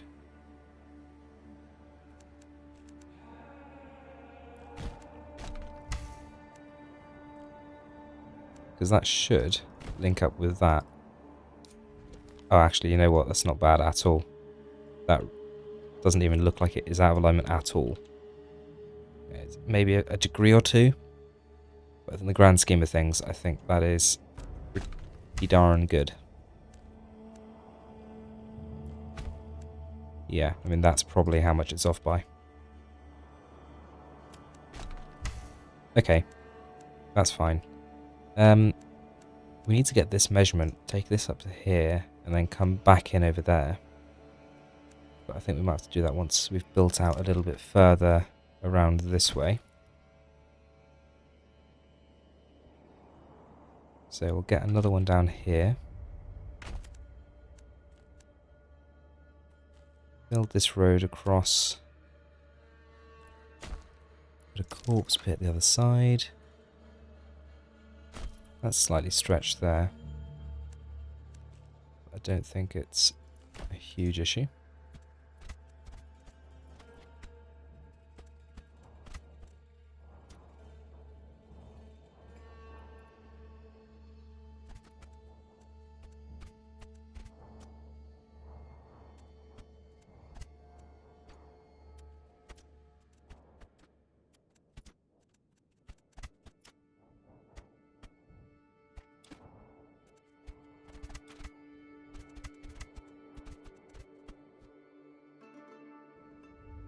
Okay, so I've been through and built these up here. You may have seen me in that time lapse having some trouble here. Turns out this cell here was slightly too long. I don't know how it happened, but I've had to resize it, and as a result, this field is ever so slightly too large. And it does eat into this cell here. Now, it's not the end of the world, but that is noticeable. And it is definitely going to bug me if we don't do something about it.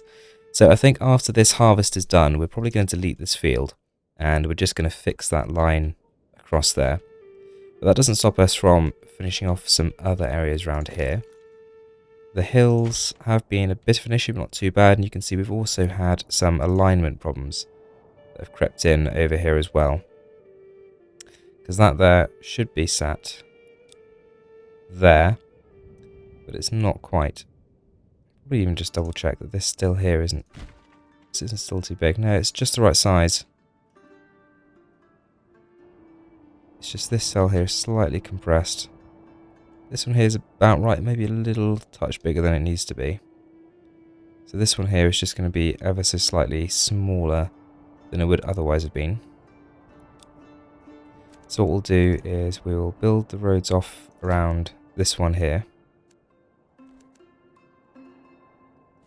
Using that straight road there. And then we're going to delete this pit here and build another one behind. And this will just be a slightly smaller crystal than some of the others. It does look a bit odd at the moment, but I think it's mostly because of this one here. It's only ever so slightly smaller. Maybe a problem we continue to run into. They may get less uniform the more we spread out. But I think so long as they look reasonably uniform like they do here at the moment, that's not going to bother me too much. It's like our own little honeycomb cell culture growing out from the corner of the map. Let's see if we can get one or two more set in here on the side. Actually, those meet up okay there. So maybe it's a problem that will go away over time. Only time will tell, I suppose. Maybe one day we'll have that grid system that will make life oh so much easier. Alas, not quite yet.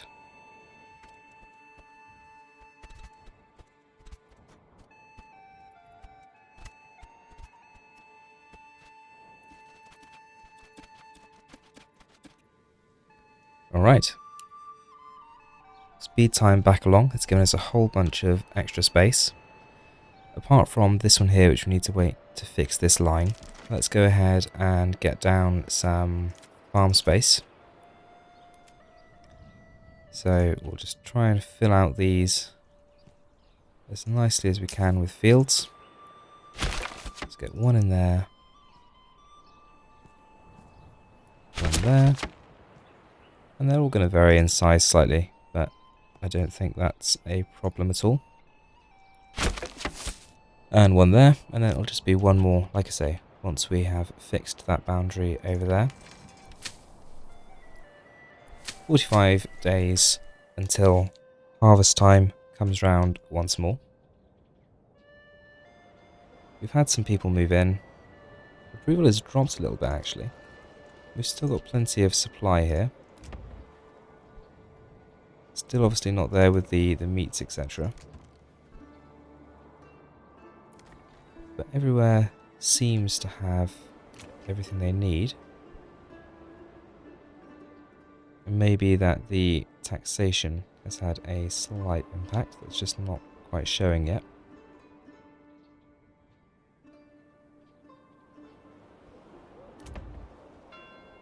And they're going to want garments before too long as well, as we give away some of our food in a tithe, but I don't think it's a quantity that's going to have any big impact on us. The dwellings are filling up nicely. Obviously fruits are going to make a nice impact as well in terms of food variety, keeping people happy. And we should have a fair amount of vegetables now as well. Yep. The first carrots, cabbages and beets are coming up and being harvested, providing us with plenty of food.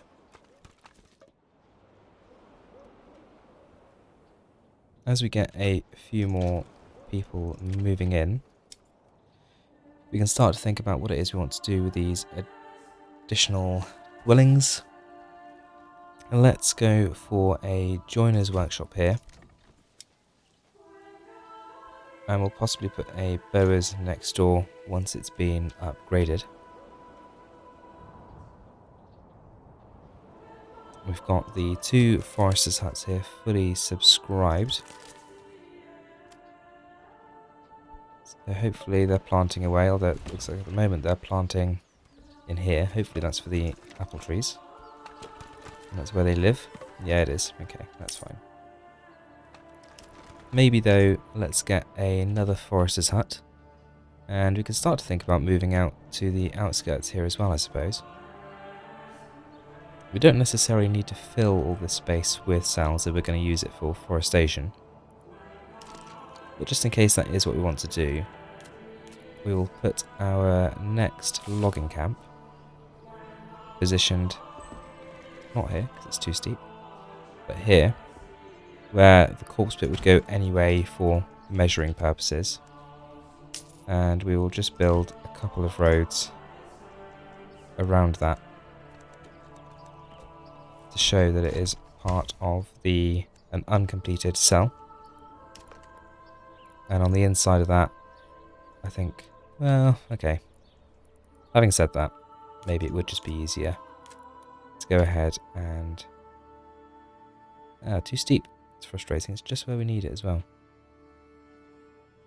We can put one here though. That'll give us a reasonable enough approximation of where we should be building. That'll give us this road here. We'll delete that. And then we'll come straight across as best we can there. Bring that road down. How's that look? Maybe a little bit pinched. Splay that out at the bottom a little bit more perhaps. That looks better. Yeah. And then we'll connect that up here. Yep, that looks good. Gosh, right in a dip there, isn't it? Are we going to be able to, rather? Yeah, we can get forester's huts in here. So, I think we'll start with 2 there. And maybe this will be an area we set aside for forestation.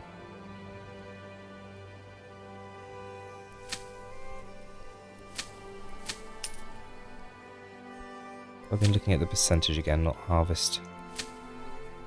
Nope, once again. Harvest has started. And paying the little attention that I do, I've not noticed. Okay. We're done with mushrooms. So let's free up the foragers. They can go and help out. Are we done with clay? We are. So let's delete that. And its access road. And one of those workers can go and help with the harvest. This has got fallow next anyway. And we'll set up crop rotation on these once the seasons change over. We probably ought to have an additional permanent livestock assignment here. And we'll order up another ox as well.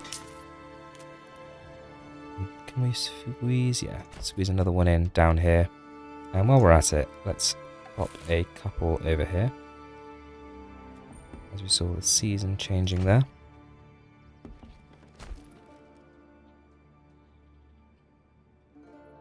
Okay, so those are on fallow, so this would be a good time to set up these. Let's take a quick look at fertility. So, not great for flax. Okay, but very good for barley there. So I think these are probably all going to be rye barleys. Maybe we'll make this one. No, make this one the same. Rye barley. This one will be barley rye.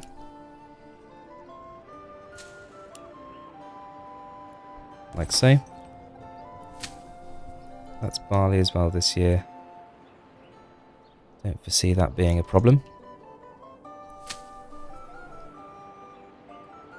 Ah, still barley. I wonder if that hasn't rotated yet. Well, no, it might be next year we need to get rid of that field then.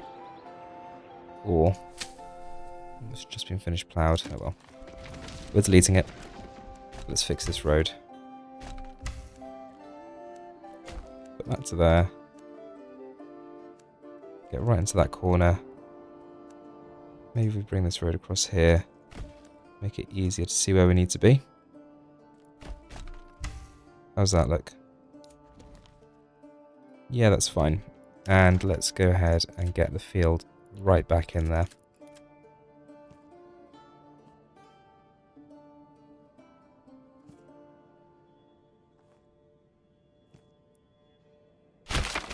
Okay, crop rotation, barley, and then fallow, then rye. I know we have to plough it again. I think it's worth it, so we can fix that corner. Otherwise, that's going to have a significant impact on my mental health. And actually, now we've done that, we'll leave it playing. We can get in there as well with the final field. This one's the right size.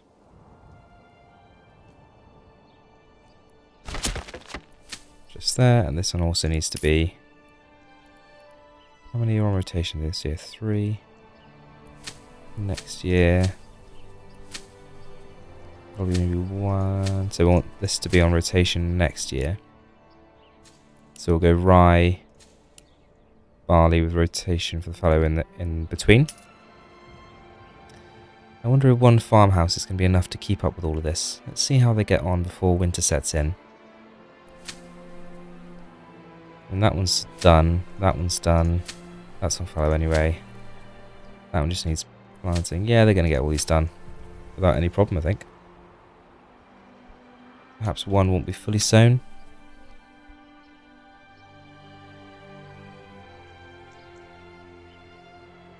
I like how we've got a bit of a wildlife park almost here in the centre. A bit of a deer park. Very nice indeed.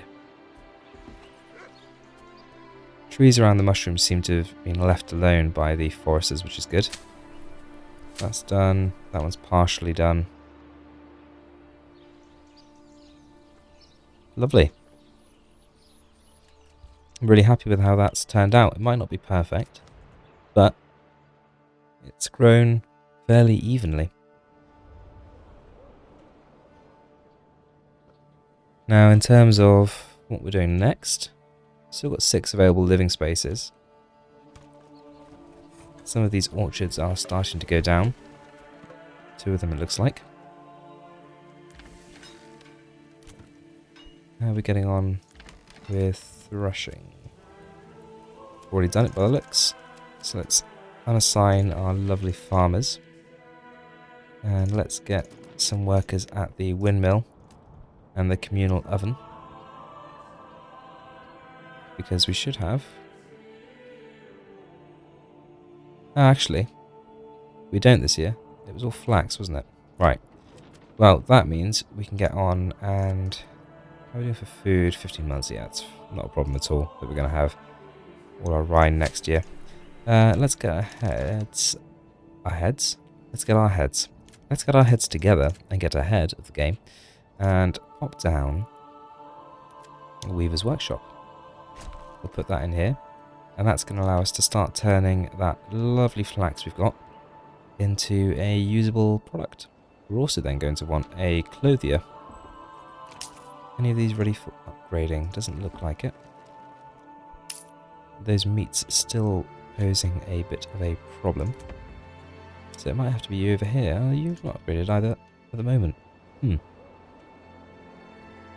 Okay. We'll leave our foresters in because we don't need them overly for construction as it stands. Cold, -1. We've got plenty of fuel. Doesn't look like they're struggling to distribute. Are you too far away down here? No, you've got everything that you need. Who's cold? If anyone's cold, it's their own fault for not going and getting something to warm themselves up with. Everyone at the farthest reaches appears to have everything that they need. And as for the fuels, we're still lacking on firewood, but charcoal's keeping up nicely. Let's get a couple of workers in the weaver's workshop. We can start producing some yarn, or linen rather, from our flax. We might as well get 3 working in there, actually. We're not going to be able to turn it into clothes right away, though. Let's get a clay furnace, though. We've got a bit of space in here, so let's pop that in there. Nope. Forest. Breaking my own promises. Pop down a clay furnace, and we can use that to start getting together some tiles with the clay that we've accumulated.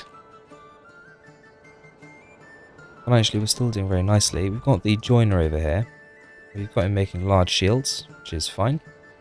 But let's not waste that. Let's order a horse, get an extra worker, and start selling large shields. We don't need a surplus of any, because there is no one to haunt us here. We're an arms dealer. We don't deal in war.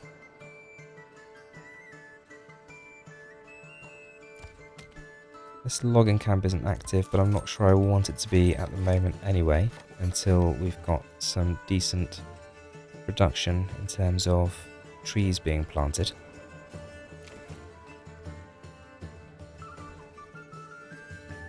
Just need to get those meats, so with that in mind, over here, let's get some animal pens constructed. And it might be worth doing a few properties where we have got the 6 instead of the 5.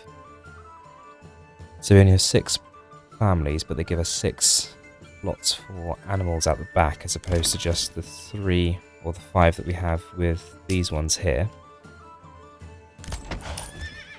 Where are we going to do that? Because we've kind of filled up housing on this side. We could push some more housing in this direction, but at the moment most of our industry is over here. We could start wrapping around the bottom. That hopefully will still be in range of the market down here. And if not, we can always get another one constructed. And actually, yeah, it's showing that even the well and etc. is in reach of this family. And we could put animals in here as well, I suppose. But I quite like how we've got things set up so far. Let's put in then an additional crystal cell at the bottom. And we'll put some additional housing in this one here.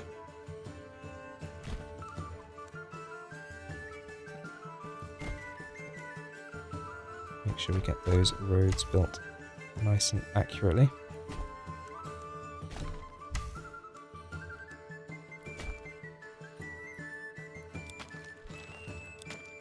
And let's get housing in here.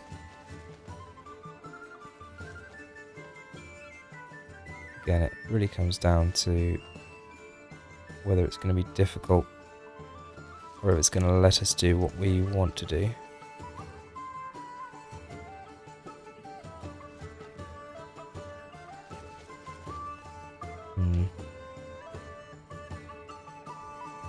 Don't like when it doesn't align with our grid.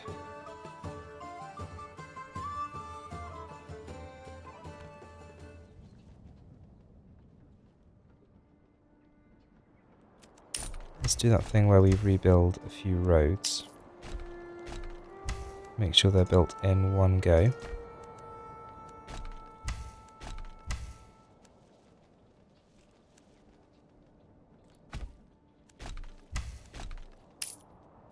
Get rid of those. Build a fresh road through there.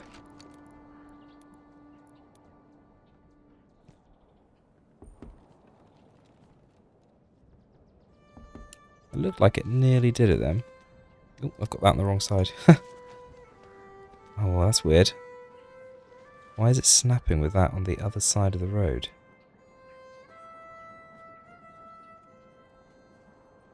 That's really bizarre.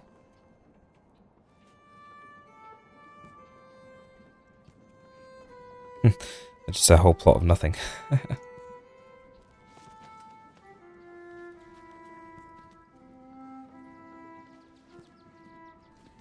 So weirdly enough, that seems to sort of work.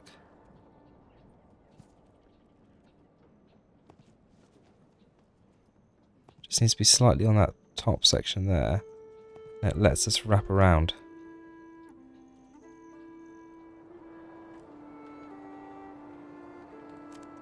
So this junction here doesn't seem to be working as it should. I wonder if rebuilding that road there will allow us to wrap around. Yeah, there we go. And we'll keep those all as individual and we'll use those for animal produce.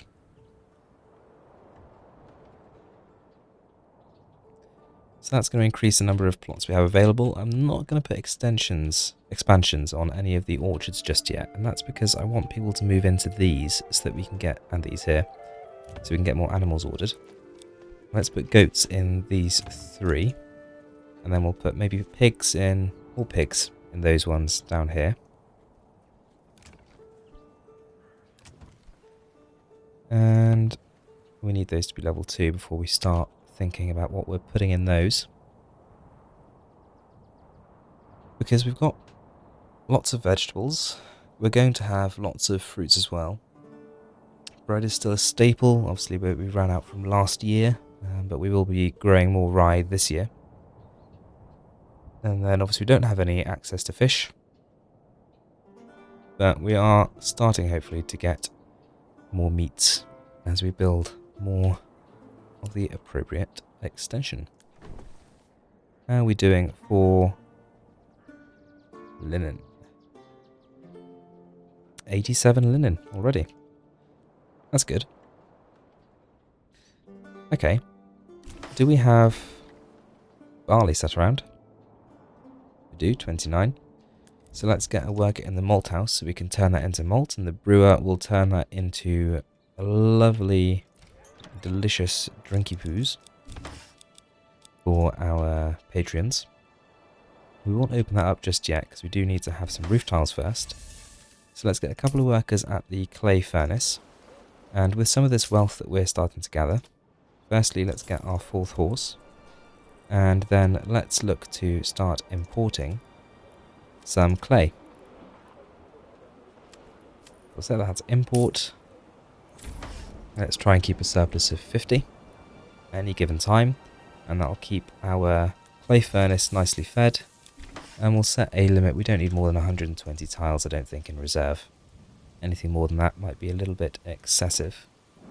And that way we won't be buying in continually all the way through. We'll just be buying the clay when we need it. Get those workers back in the forager's hut. And we're spreading nicely around. I think maybe we'll need a plot, maybe here, with additional marketplace. And we are getting a little bit busy down here. Let's get an additional 2 families working at the granary and the storehouse. Actually, I thought they might be getting a bit full, but the storehouse isn't too bad at the moment. With those 3 workers, let's get them working at these 2 foresters' huts. And hopefully, let's have a quick look at how these guys are getting on. So they're looking for somewhere to plant. And they're all looking as well. And they've not even had an area assigned. They have. There are obviously still plots for them to plant in.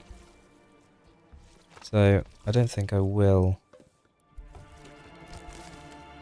adjust the working areas. So that one hasn't had it set at all. So I've just undone that one. Okay, we'll just leave them undone. Hopefully that's going to produce enough for us anyway for the time being. And that's everyone in a job, so we are going to need to make sure we free up some workers to go and work on the farm when the time comes. Other than that, again, we're waiting for people to move in. And there we are, we've got 1,000 influence, so that is enough for us to claim another region. Having said that, we've barely scratched the surface of this region. We've only filled up maybe a fifth of the space down here, and I'd like to extend this all the way across here before we even think about moving out into another region. And when we do move regions, where is there a rich deposit of stone? The center region. Okay. And also another region on from there. Because that would be a nice source of stone to export back to here to build our manor. That being said, it's quite a long way to get over there. And we can just buy it in if we have a strong enough economy here ourselves. So maybe we'll just keep working on the economy. Keep trying to bring in additional money through things like our shield production and the sale of our charcoal. And eventually maybe even food and ale if we can produce enough of it. With 30 ale sat around, and maybe even clothes with a decent production line of linen. And although we can't make clothes yet, we could sell the linen we have, but I think I'd rather keep it for when we need the clothing. All that said though, I would like to upgrade the church, so I'd like to, let's set an import for mortar and for large stones.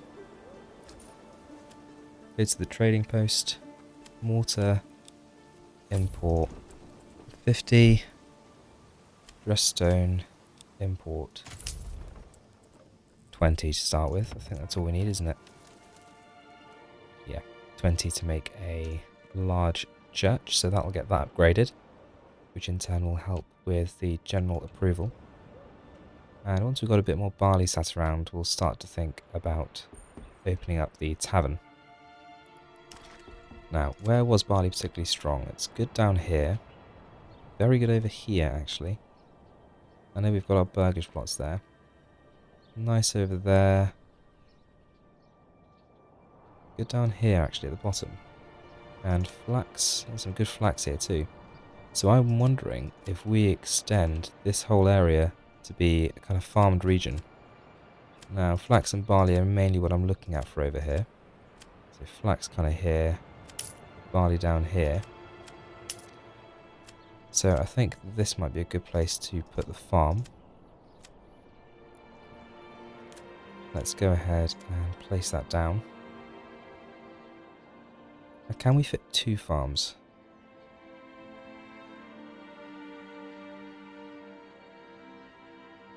One there. Yeah, and then one the other side as well.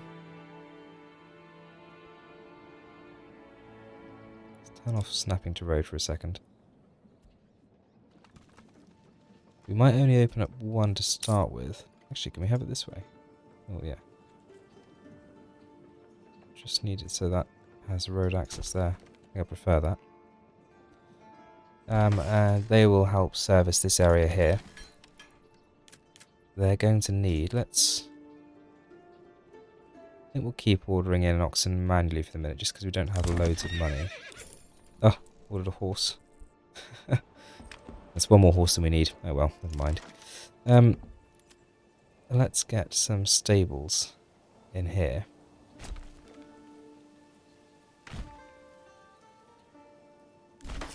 And that can provide permanent housing space for the oxen we're going to use on these farms. And they're all kind of close enough to each other that they can all help each other out without, I think, having to limit the areas that they work on. And then let's set these up. I think, although the fertility is going to change a bit, even per cell, I think we will just go by whole cell for each field type. So let's see if we can make this a bit more uniform. How about first click there, second click there, third click there? Yeah. So 1, 2, 3, and 4. And let's just repeat that all the way around.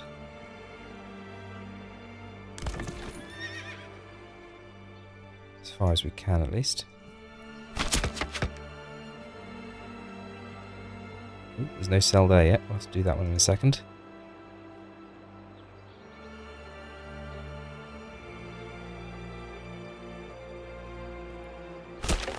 There. Bring this one down too.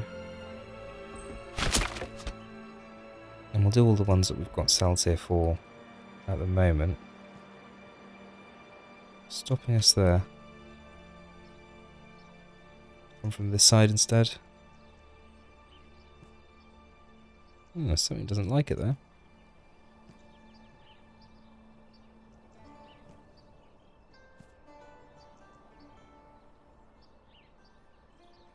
It's a little bit odd.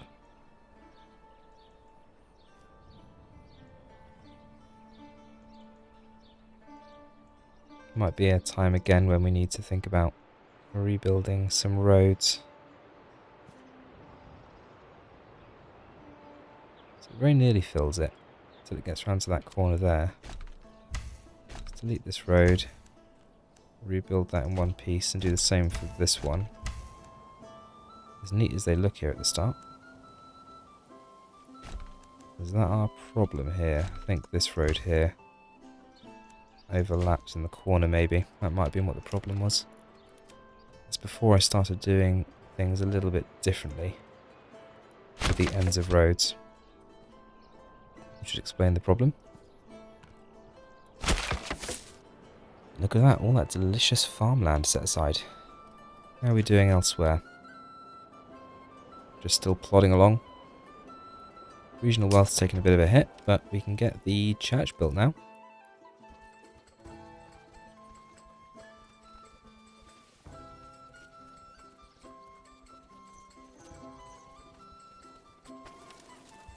And there we have it, our brand new church, just as it comes time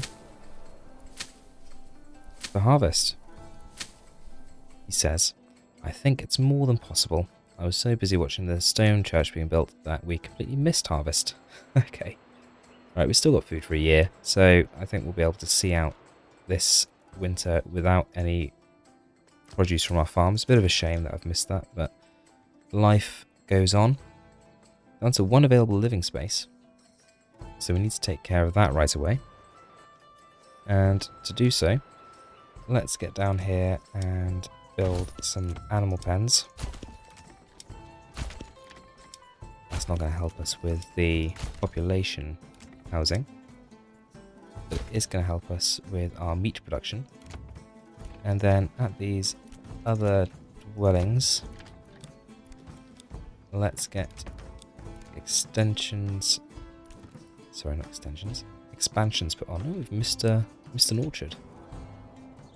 So what have we got? I can't tell when it's been upgraded. Quinces, pears, apples. Quinces, pears. Apples, quinces, pears.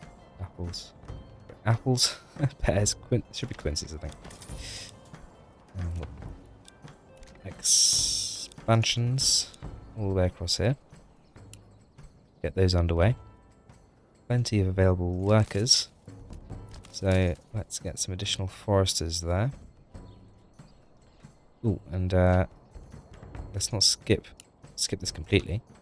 We might have... Is that roof going down to the floor? It really is built into the hillside. While we have got people available, we should be making sure we do at least plant everything that we want to plant. And let's get some ploughs ordered for these. Get another oxen on the way. And should we activate a couple of these fields? I think they should probably be on fallow anyway for the first year. And they'll come active next year. So what are these meant to be? So these three should be flax. And then those four, that one rye, that one barley. So this one barley, rye, this one rye, barley, and these three will be flax and rye, rye and flax, and we'll go rye flax here as well.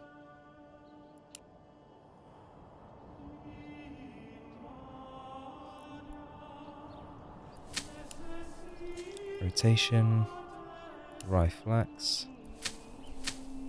I'll do this flax rye in that case. And this one at the bottom, barley, rye, but we'll actually go rye barley to offset it to the one that's over there. So that keeps everything in fallow for this year anyway. And those additional hands at the East Farm can just make sure that we get the fields that we do have being planted up ready here. Animal pens going in down here. Expansions going in, and that was Quintus. Good, got that one right. So that's slightly behind on the growing compared to the others, but I don't suspect that it will be drastically. And we'll free up those additional workers.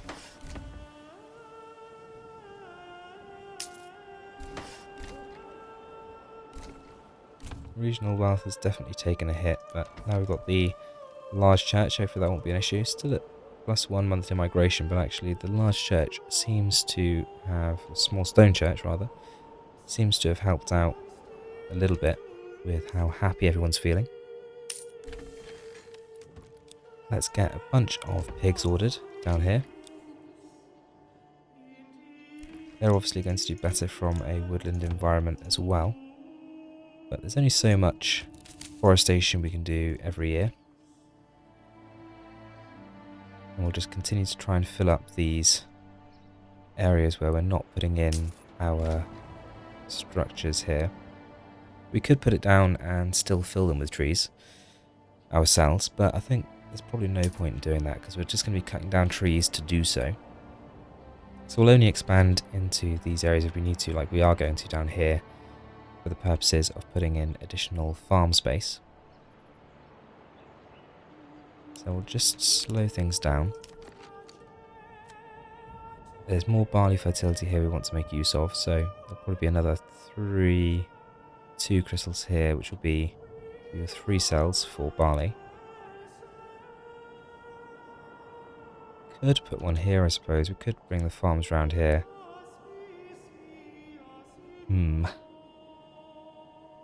Fill out to the edge of the map. That does, again, take away from the forest environment though.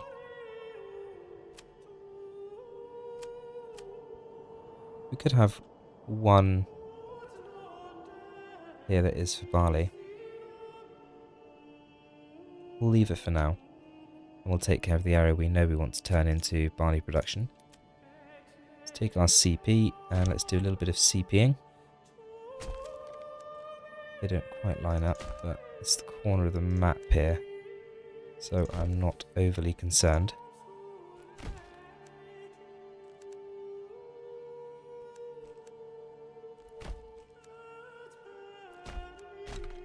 Get rid of those. Connect these up. delete those. And oh, we can actually get one in there right to the edge of the map. That's nice. Just allows me to build this out here. So we've got the semblance of a plot. I suppose actually we could then continue that road all the way up. Or we can leave it open. It's not going to make any difference on the big map anyway, so I think we'll probably leave it open.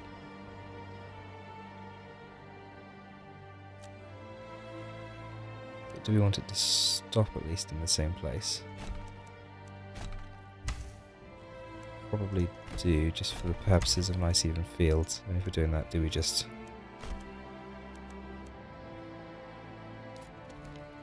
yeah, I think we do. Let's get another one in here. That doesn't look like it's snapping right to me. But it, yeah, says it's pretty much right.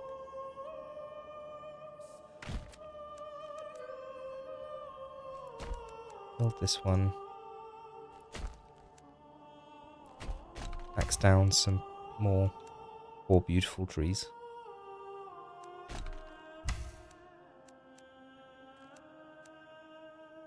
Build that road so it ends in the right place.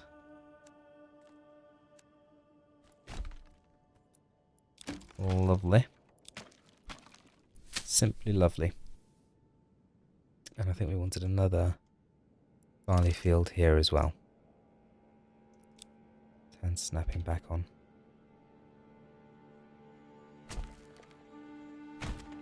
Close enough for our purposes here.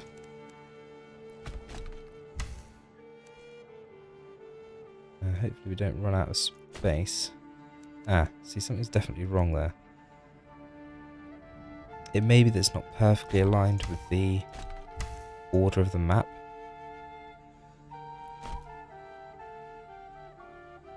Could also be that this one is taken down a little bit too far. Can't build anything outside your region. Right, there we go.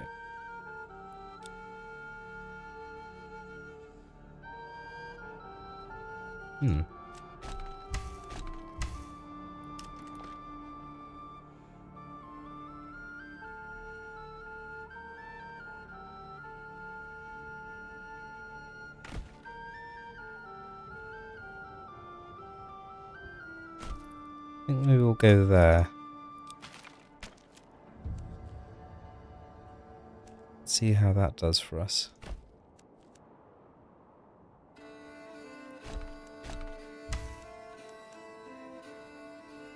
This is unimportant here, really. It doesn't actually match if those two line up.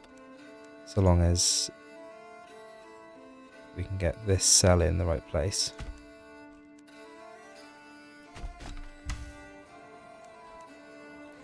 So that's the one that's actually going to have crop completely confined within it. Okay.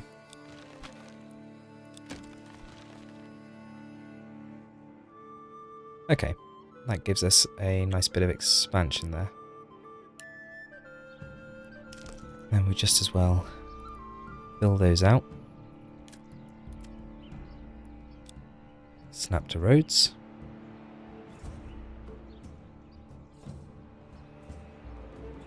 Looks like we've got some roads to fix.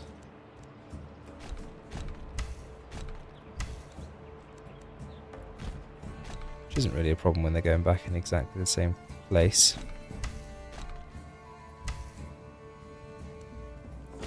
Just built in one section instead of two. Fairly confident that was the issue. Yeah, maybe not. Go the other way.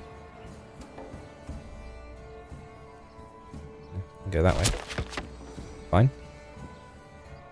How are we going to do this one? Like that, I reckon.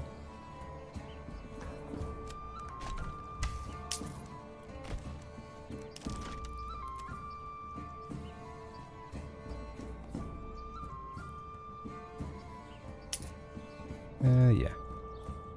Like that. I know it's not a full tile like our other ones have been. I don't think that's really a problem. Want to make good use of that fertility. That's the important thing, is the snows start to settle in. I mean, really, grand scheme of things, the snapping system in this game is pretty good. It does allow you to do some quite nice organic things, as well as things that are a little bit more organised like we have been doing here. And you've kind of got a core of farms and fields leading us up through here. I really ought to have one here that's more even. Although it's not even because of how it starts down here. Okay. Evenness, I don't think, matters overly. 7 dwelling spaces. People are pretty happy. How are we doing for market stall? Both getting pretty busy. Need to order some piggies for the end plot here. They're still getting water.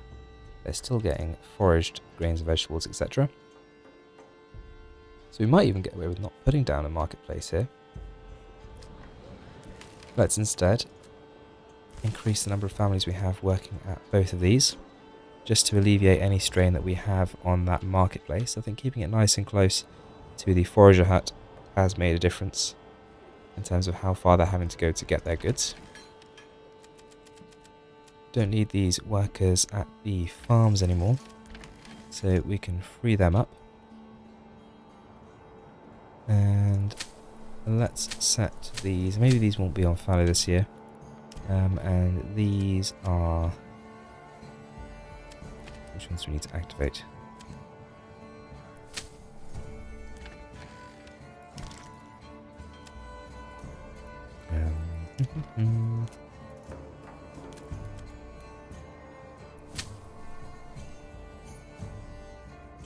One, two, three, four need activating. And they are bottom 3. Maybe, So they're really good for flax, actually. Bottom one's barley, definitely. Okay. We'll go barley here.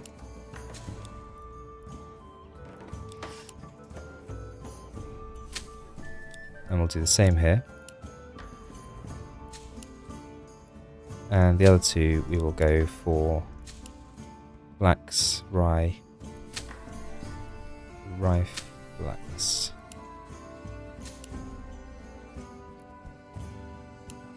Simply splendid. And a wintry scene. We'll speed through the winter. 12 months on food, 8 months on fuel. We probably need to up our firewood production. Oh, actually firewood's picked up a little bit. Charcoal has fallen behind. So let's get an additional worker at the charcoal kiln. And we're really just looking to get that meat up. So we've got a bit of pork sitting around actually. Hopefully that'll start to be distributed out. And we'll be able to get those upgrades that we want so badly. So that we can get the weavers. So we can start getting some clothes distributed. And we can see there. For a second we had an upgrade available. It might be the case that we need to hover around in stat mode so we can spring on those upgrades as and when they become available to us. And then once we get everything to level 2, we'll open up our beverage stations and we'll start to think about, we'll be getting garments out to them as well.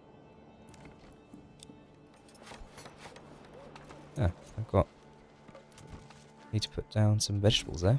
Somehow missed that earlier on. Here we go. Those additional plots we've got producing us pork seem to be doing the job already. Plenty of upgrades popping up around the place. I do think... there we go, perfect. That's the one we've been waiting for.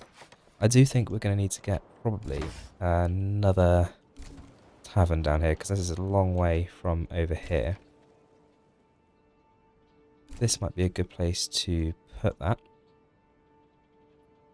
So quickly pause and we'll do the standard bit of CP work.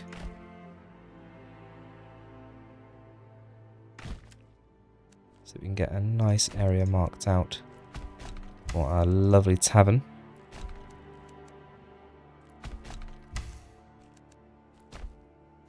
I'm a bit surprised we haven't run into any, touch wood, major problems yet with this cell layout. It seems to be going pretty well. Made a bit of a blunder on a couple of the harvests and not getting to level 3 as quickly as we should have done realistically. But that's not going to cause us any problems in the long run, I don't think. Plenty of people available to help with construction. Let's get you set up as a tailor's workshop. And you probably won't be the only one we want as well. As soon as these are up to level 3, I think we might set one of those, or maybe 2 up to be tailor's workshops. Have we worked our way through all of the flax we had? 172 linen, 51 ale,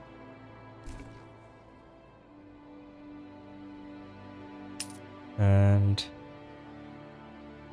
yeah, we've worked our way through all of that initial lot of flax, but hopefully next season there's going to be a fair bit more coming through, and thereafter we've got quite a bit of farm space set up now. I love how the farms look here actually in winter as well, with the little hedgerows around the outside. It looks really nice. I want to upgrade the manor at some point, as well as building some walls. We'll need more logging camp storage space for that. So maybe let's get another logging camp here. And can we get one here? Is it too steep? Too steep by those things. That's fine. Could get another one here. I'm okay with putting those down because while they are outside of our cells, they're perfectly positioned to be incorporated into cells, which we'll do as time goes on. But for the moment, they're just going to help with our storage capacity, give us that additional space we need. Let's make sure we've got foresters employed so that as soon as we get to March, we have everyone in place to start making sure trees are planted. We need to start thinking about some more dwelling space as well. For that expansion space then, what I think we'll do, we have 5 plots available. I don't think we've got anything left where we can add any additional living space to what we already have. I think we've done all of the expansions that we can to date. If we have missed any, they'll be in there somewhere. Tailor's workshop. We're obviously struggling a bit for food rice at the moment. I do think that will go away over time. Still got loads more firewood than we have charcoal. We're probably going through the charcoal a fair bit faster now. A second charcoal pit might be in order. Let's do that before we talk any more about expansion. And I think we'll put this just in here. Who doesn't want a charcoal pit behind their tavern? And we might as well upgrade the tavern while we have the workforce available to do so. We've got a couple of clothes sat around, so hopefully they're starting to make their way onto the market. I still wouldn't mind getting a second tailor's workshop over here. Now, we have this bit of space here, which is marked out by the King's Road. So I think that might be a nice place to flesh out the rest of our accommodation. And then we filled out to that road, and we can start to go this way, use some of this space, and out onto here, and start filling up this side of the King's Road in general. So just get the last of the snow out of the way, so it's not sat around getting in the way of us measuring out where we want things. Plenty of time left on the harvest. We'll just wait for that snow to vanish away. Okay. So, to start with, we can finish getting this set up here. Too steep to build. Okay, well, maybe we'll come from the side. I know we were going to leave this, but I think we're going to need to Set it up nonetheless. Needs doing. Needs must and all that. This bit of space to the edge, I think, where we have that much space next to any given area, like we will here, I'm tempted to leave that for a bit of a tree border. And by having a number of foresters near the outside, we should be able to plant that up without having to worry about it too much. And maybe it's also where we'll get most of our lumber from eventually. Because we are going to need a fair bit if we're going to expand, shield production and sale, because we could do with exporting a few more things. We're sitting pretty low on income at the moment. Although Burgage Plot level 3 will help with that to an extent as well. Delete that and keep on moving on up. So there's a bit of a stretched gap there between those two. It's not horrendous, but it's not quite right either. They don't even look like they're on the same alignment. If I take this over to the start, it's probably a good place, isn't it? Is that aligned? You see, that's perfectly aligned with the first ones we put on. It just seems to be a little bit out by the time we get here. No matter. There isn't an awful lot we can do about it. I think part of it might be the slope as well, messing things up to a degree. Build that across there.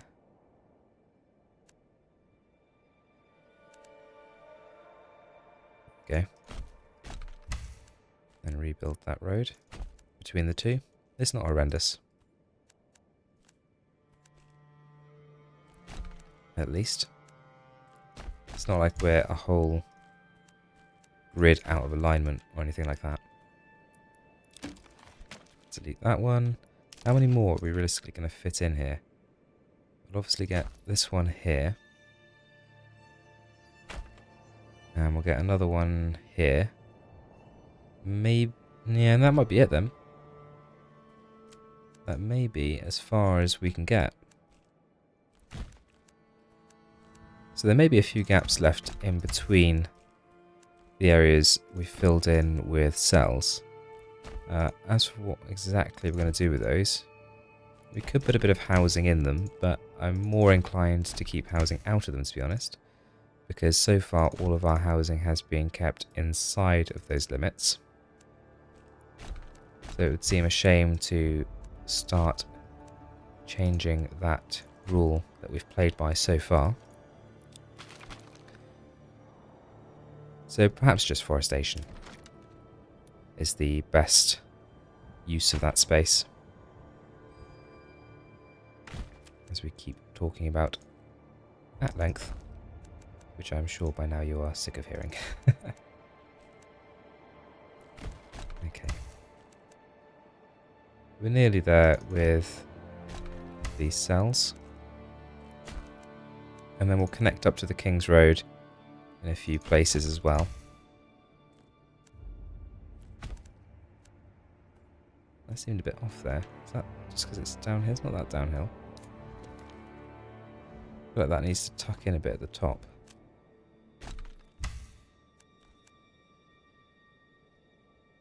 Like there. Okay. Connect those there. And then... do we connect it all up? Or do we leave some open spaces? I think it would make sense to continue this on as if it was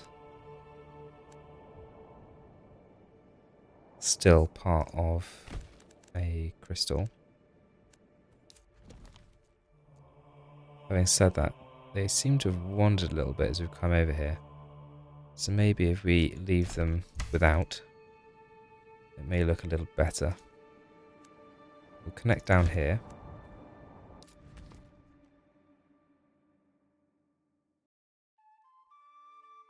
All the other connections have been straight out to the road, so I think we'll continue that process down here actually. So we'll take the road from there, carry that on. Yeah, that matches what we've done elsewhere.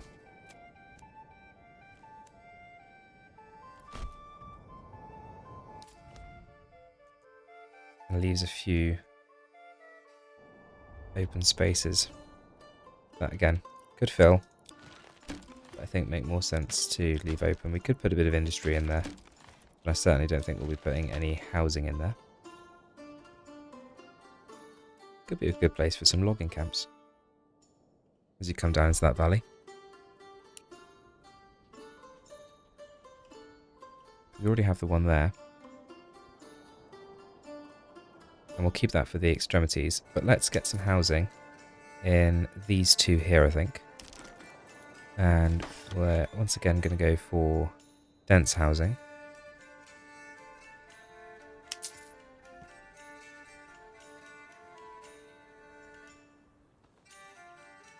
Like so, and each with an individual plot out the back, so we're maximising the amount of space we're using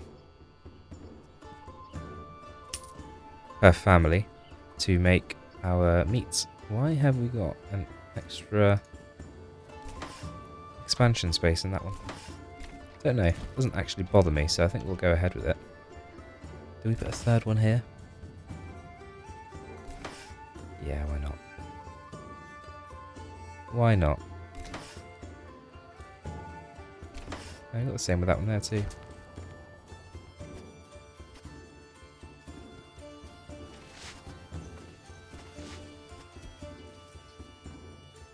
Now with 18 new dwellings there,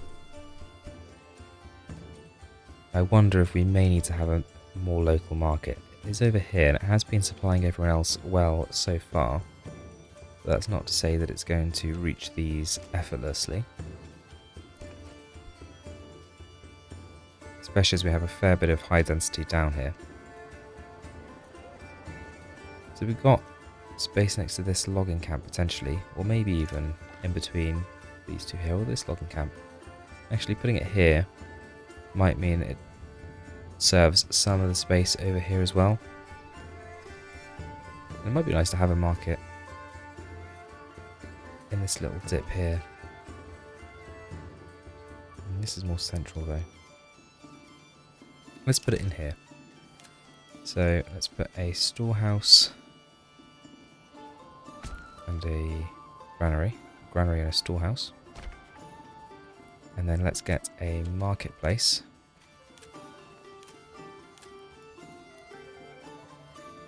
Can we also get some water over here? Where's the nearest water? I think we're maybe... yeah, let's put one here. We'll make that a stone well as well. A well. And then let's just fill this here with a market. That looks nice. As for the foresters' huts we have over here, we've obviously got the two tending this space and surrounding area. We seem to be keeping up with the logging camp and the woodcutter we have over there, in all fairness. And then we have the other ones, which we placed over here. And the area around them is immediately pretty well planted up. I'm wondering if it's worth moving them out onto the periphery. I think we can certainly relocate this one.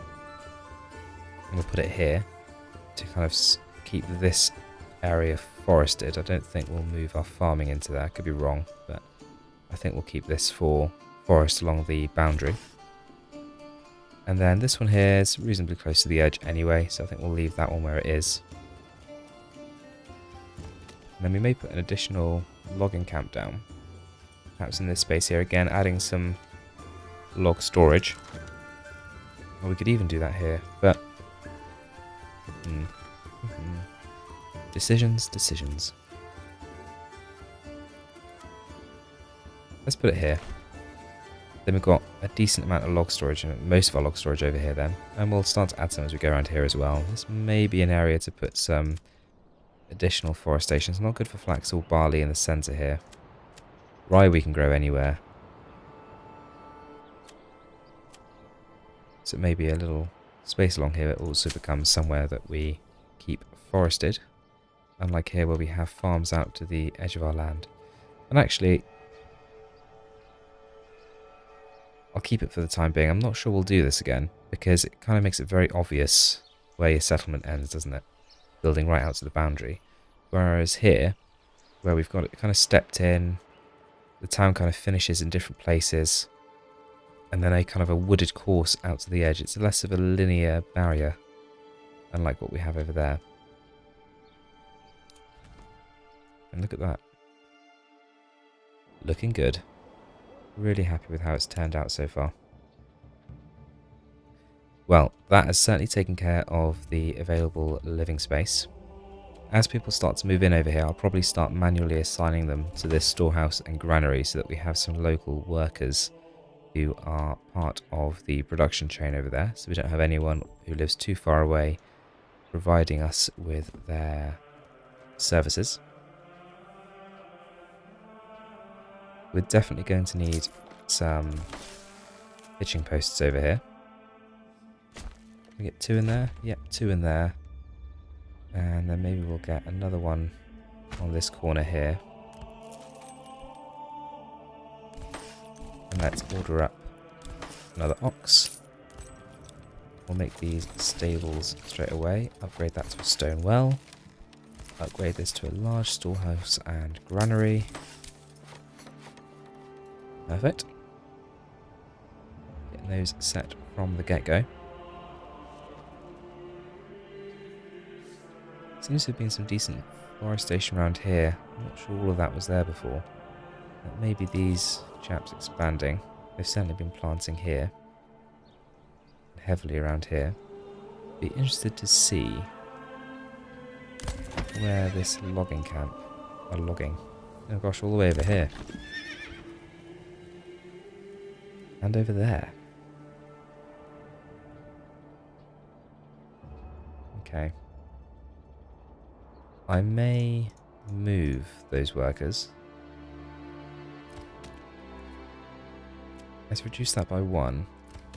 And let's get some workers over in this logging camp instead. And let's reassign those foresters as well where they've been taking out.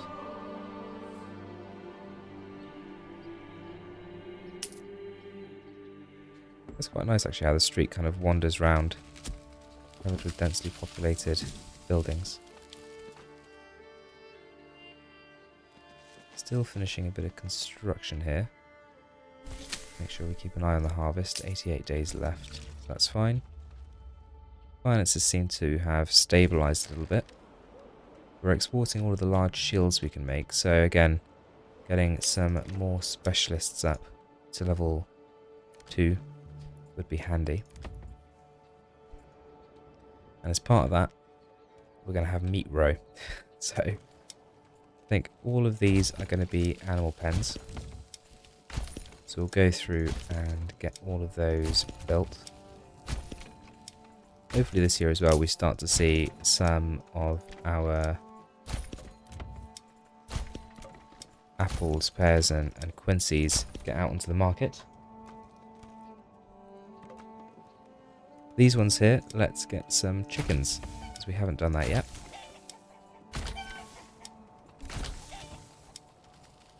It's a real swarm of activity. You see all the builders coming in, all the extensions popping up along the rear. Just take a moment to appreciate the town as it stands.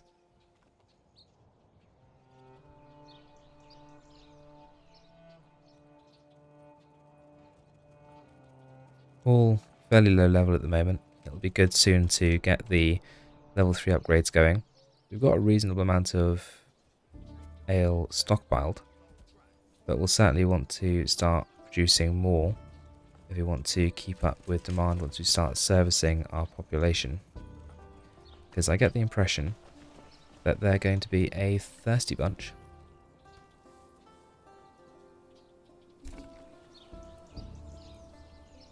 Despite the fact that we've done this on a cell grid, It looks surprisingly organic in terms of the way it's grown. Until you really zoom out, that is.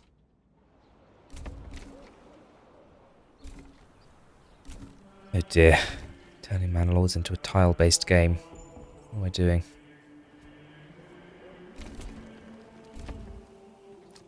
This market is still very well stocked. They don't seem to be having any problems keeping up with everything down there. Let's make the first half of these into Sons of Goats.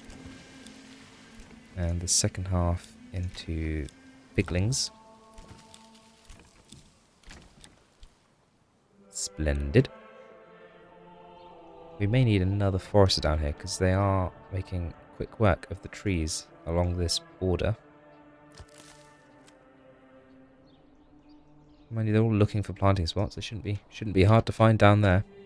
That's for sure.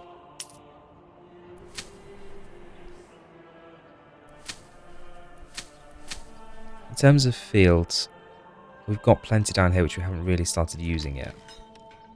Let's make sure... Oh no. Keep accidentally pressing horse. Alright, well that's probably a good point to say we should really have a livestock trading post by now, shouldn't we? So, where do we want to get this down? We filled out this area pretty well, so maybe we want to put this over here somewhere. Maybe somewhere near... Don't want it to be too near the manor. That's good. That's got good access there to the King's Road. And we can set that to purchase a minimum amount of goods for us in terms of oxen, as well as getting some sheep in as well. So I don't have to constantly remember to order oxen in. Now, where would be a good plot? Or good place to start... I've had someone move in here, look. Let's assign you. Go to people. Reassign family to the granary here. And we'll wait for the next one to move in to get someone working at the storehouse. What was I saying? What was I saying? Where are we going to have our pasture space? Where was going to be a good place for that? We've established this is primarily going to be trees. So we could go in here somewhere. Maybe a couple of these could be set up for sheep. Some residential here, some sheep here. Well, we have got the tavern here, so probably some residential here and some sheep here along the sides of these fields. Nothing good for flax. Barley is good, but we've got as good elsewhere, if not better. Having said that, we talked about down here potentially for trees. But we could as easily make it for sheep. No. We'll stick to sheep up here for a second. And then we can use this with a forester to start tapping the already good source of trees we have here. And lumber. I have this time noticed that season has started. Don't everyone panic. Let's get every one of those farmhouses. Let's get 2 at each of these. Order an ox while we can anyway. And you are going to go and... You're not a farmer. You're a storehouse worker. Is there anyone else we can pinch to go and work on the farms? Let's reduce this by 1.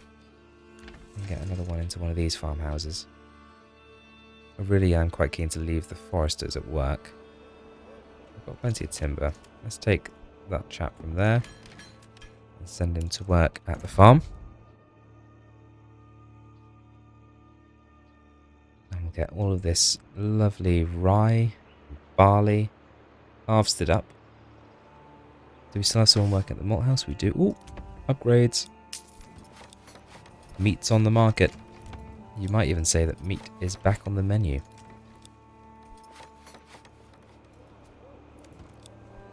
Those upgraded. Well, there's only one chap to go around doing the upgrading. It's good timing, isn't it? Oh well. Tis what tis. Still got a few that are going to be on rotation, but we've started planting up some of the others by the looks.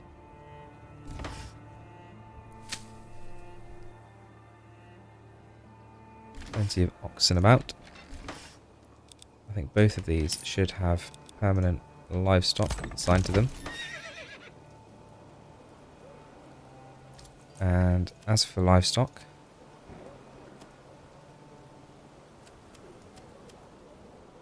we will get some people working here, but we want to have oxen imported, and I would like 16 of them. Thank you kindly. We'll do sheep later, and we'll obviously need to get a worker down there as well. Granary is starting to become a bit stretched. We can get one more worker in there, but hopefully by having a granary down here now, that's going to take some of the strain from these dwellings as well as the new ones. Nope, and there's the crop rotation.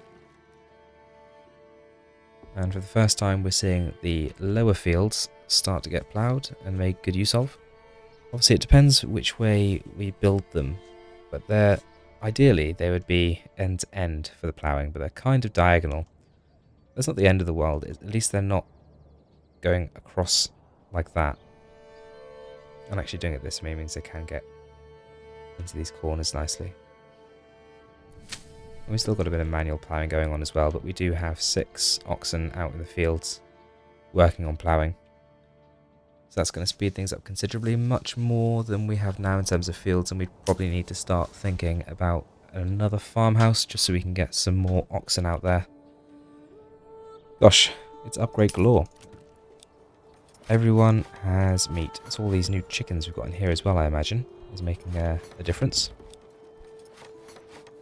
More people moving in, and look at that. We've finally hit, with all this extra meat that's on the market, +2 monthly migration. So we're going to fill up those 14 available dwellings in no time at all, I imagine. And with that, we're definitely going to need to get this granary some more workers. Let's just check where people have moved in here. I'm assuming this house is now occupied. Well, it definitely is, because obviously we're upgrading it. So let's send you to work at the granary. And I'm probably going to do the same for your neighbour. Ah, you'll do. Go and work at the granary, please. May also get upgraded. And still, that's a little short on what they need. Fuel is 8 months, food is 13. We've got some clothes coming in, we've got plenty of ale set around now, which is nice.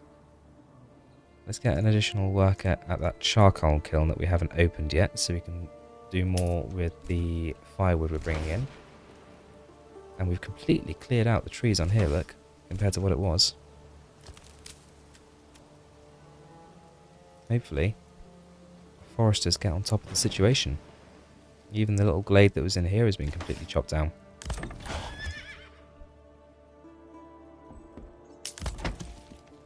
We'll order an ox, as we don't actually have anyone working at the station yet. Trading post for livestock. Stonewall there, making sure everyone is well supplied. And we've got a large tavern there already. Let's set an overstock to 10. I think that'll stock up before anyone works there. I'm not sure though. Perhaps not. Right, so these got upgraded. Do we still have loads of linen? 61, and we're going to have sheep soon too, so that's going to be producing wool. So let's get an additional tailor's workshop. And we can always make more planks. So why don't we get a bower's workshop, and we can start to sell war bows as well.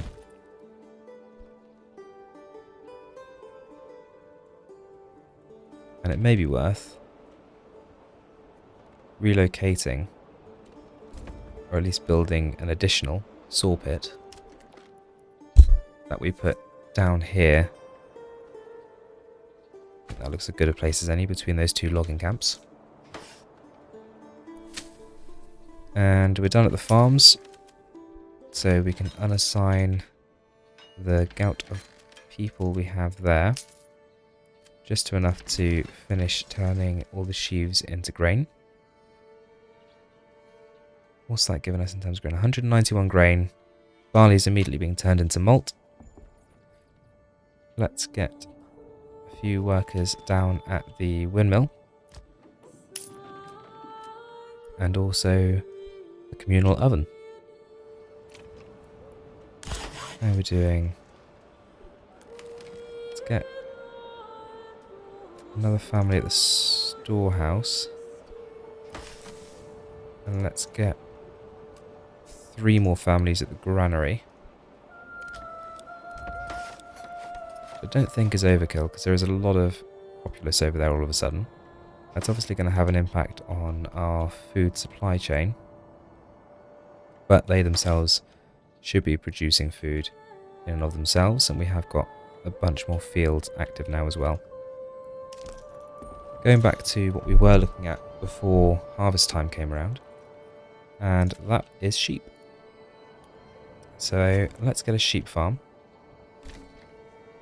Let's put that down in here.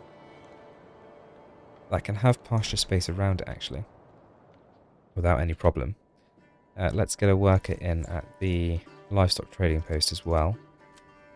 And let's start importing sheep and lambs to the tune of 3 apiece. Just as a starting point.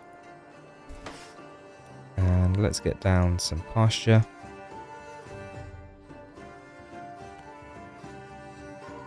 See if we can't fill around.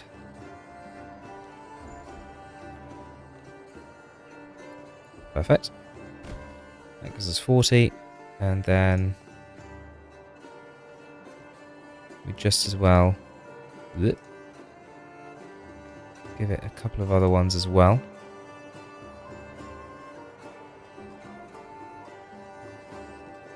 If I can get the shapes to behave. Should be able to fill out the whole space fairly easily. That last snap point there it's struggling with. Pretty sure that might be the problem. Let's rebuild these roads. See how that does for us.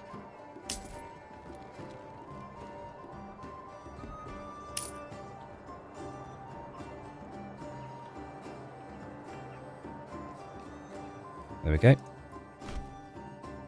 Pasture there.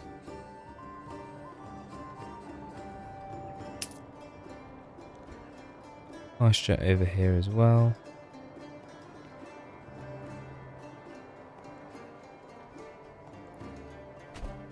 And that gives us plenty of starting space.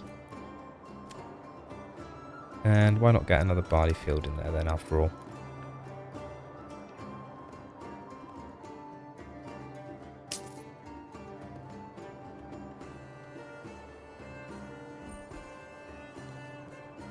Follow this around until we find some way that works.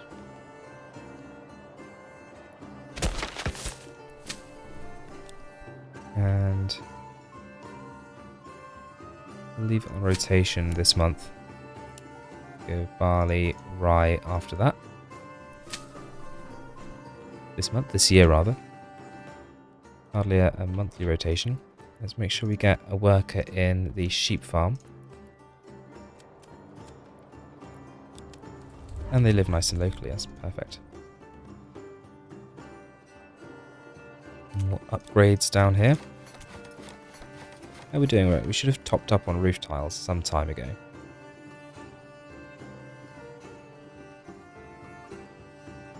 $120. And then getting clothes. Shoes are good, we've got plenty of alcohol. Want to make sure that when we do go for upgrading to level 3, we have all the material we need. Got plenty of pork now. May need some more planks. So we've got the additional saw pit. Let's get someone working there. And I want to up the plank limit to 150. And then we should be storing a fair number of logs with the additional logging camps that we've opened as well.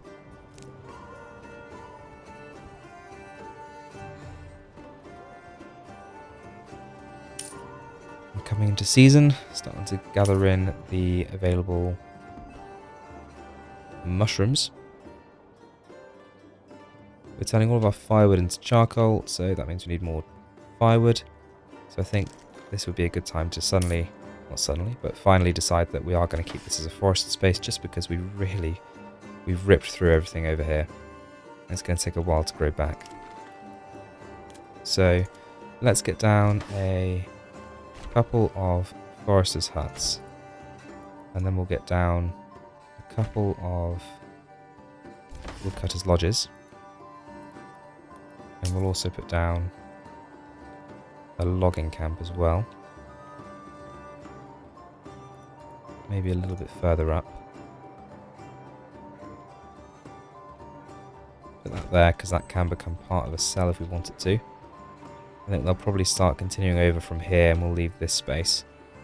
We've got that black seam to take care of here. Straight away, let's get 2 workers in the foresters' huts, so we maintain the forest we have over here. And then we'll put a charcoal kiln there, and then we can use that, same as our corpse pit, it's the same size. We can use that to make a cell around it. Royal tax? What? Where's that come from? Didn't think I had that switched on. Bother. Well, we don't have any tax. Not been taxing anyone. Alright, I'm going to ignore it. I don't think he's going to invade.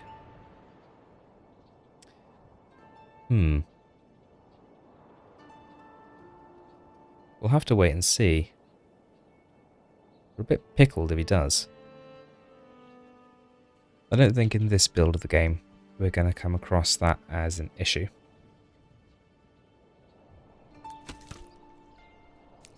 Speed time along as the crops grow in our various fields. Oh, that's a nice shot, isn't it? And the blue as well.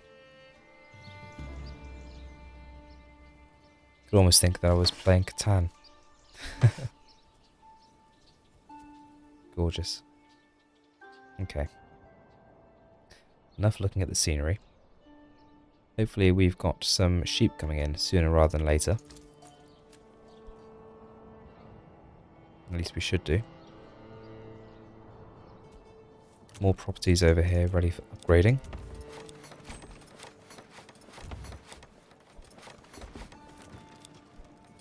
Gosh, and we're already down to 2 available living spaces. There's a couple here where we can pop in some additional living spaces, I believe. I think it's those 2 there. Maybe just the end one. Yeah, you're making regular war bows, that's fine. You're making linen clothes. I take it the other is already doing linen. Yeah, I was going to say we wouldn't have any other clothes otherwise. Yeah, now we're moving in with 2 families at a time. We were, it's actually dropped again. We really filled up quite quickly then. Garment supply still seems to be a bit of an issue. We look at our records and look at resources, commodities, clothes, last 30 days, production. Yeah, it's been up and down. We made 12 in the last 30 days, 130 in the last year, only 3 in the last couple of days. But we've got 2 people working at it now for us. Just want to see if we can get an expansion here. That may actually be what's being built at the moment, actually. We'll speed them along. It's not going to be over here that we have our next... Oh, there we go. Residential area. How is the market here doing? Granary's still a bit pushed. We'll max it out. It is supplying, obviously, a fairly large area. Yeah, similar story over here. We'll get one more worker to help out. Look at that, everyone seems pretty well equipped. Still none of those sheep have turned up. I guess they take a minute to arrive. But we need to start thinking about additional construction. There's some good barley spots here, but there's even better down here and over kind of this belt here, actually. That's really nice. So, rye everywhere, as we know, flax. Plenty of that down here. So I think we're going to fill all of these 4 here with housing. We could do with more fruits, I think. So I think we will go ahead and build some additional Burgage plots for producing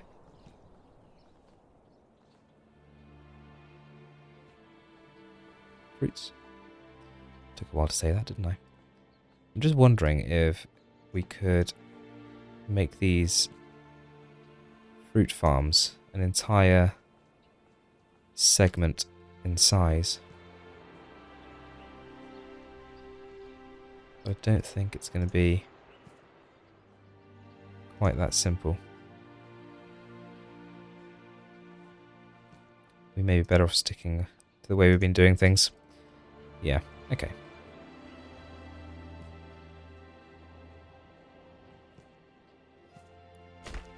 And we still get to have, the double space inside for dwelling. So I'll have one there. One here.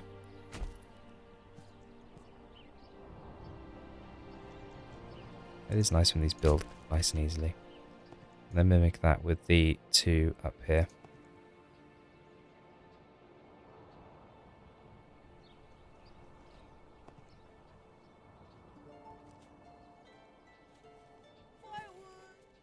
He says, and then struggles. Build this back as one road. I should take care of that problem.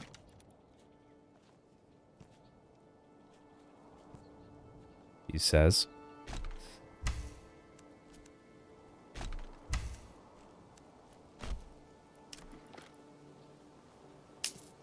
There we go. It's always the roads. Always the roads.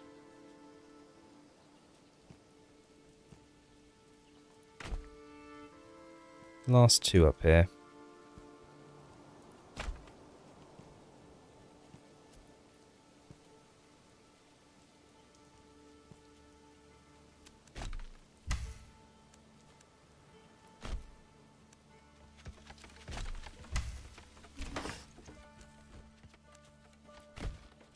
That doesn't look 100% straight there.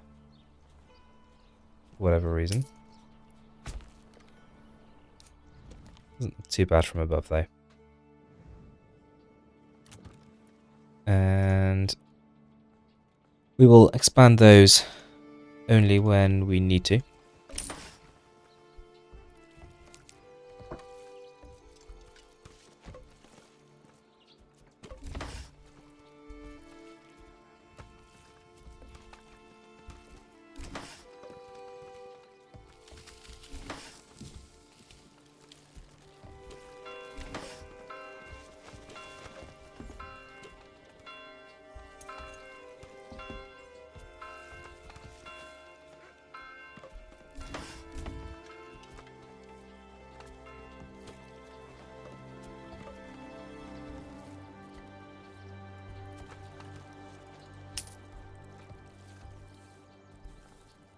Fab, and then we'll get those set up for orchards.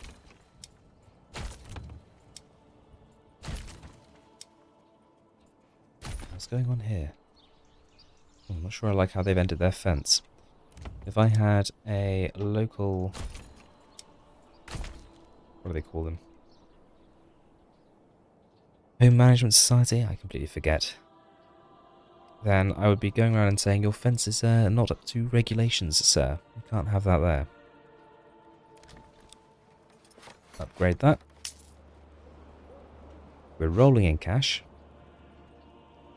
We're starting to roll in sheep.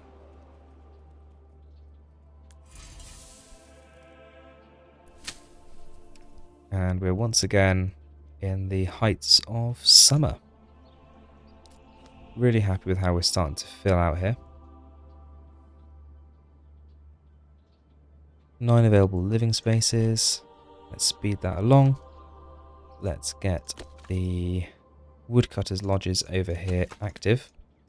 And also we will activate the charcoal kiln over here. But in turn, we're actually going to deactivate the one we have over here. May even get 2 workers there. And as more people move in, we can start to consider getting more workers in those foresters' huts as well. And before long, we need to start thinking about expanding out this way with our cell structure. It's probably getting high time, though, that we start considering opening up our places of worship, the taverns, to start opening up the option of level 3 upgrades, because that will help with population density as well, especially with those with the expansions added onto them.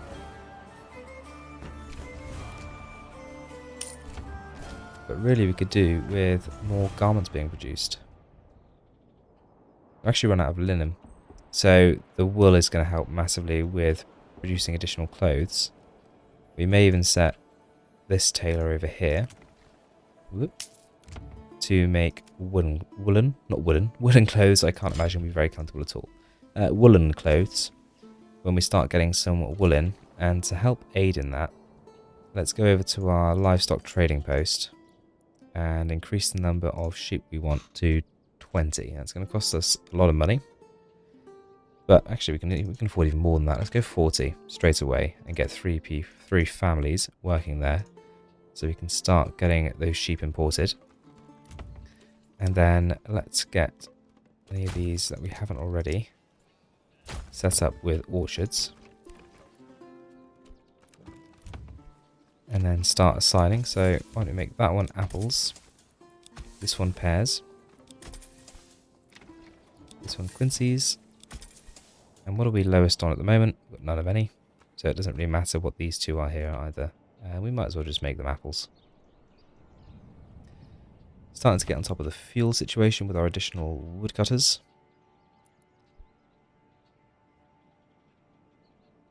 In fact, we'll get a second family working at that charcoal kiln.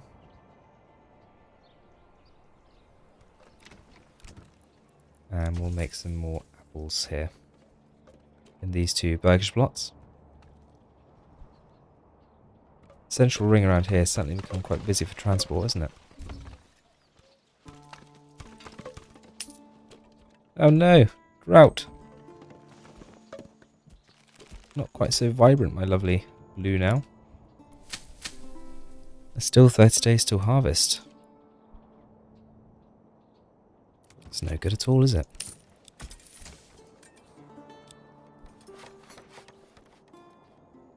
Well, things certainly look more washed out. Hopefully, though, everyone can still get water from the wells. Looks like they're fine for that. We may have to start buying in linen if we can't produce enough domestically. But it might just be a sign that we need to start heavily expanding into farming over here where we do have a better supply of linen. What I'm going to do now, though, before we get to harvest, apart from upgrading that Burgage Plot down there and checking on the market down here, is get on and expand our cell structure over in this direction here.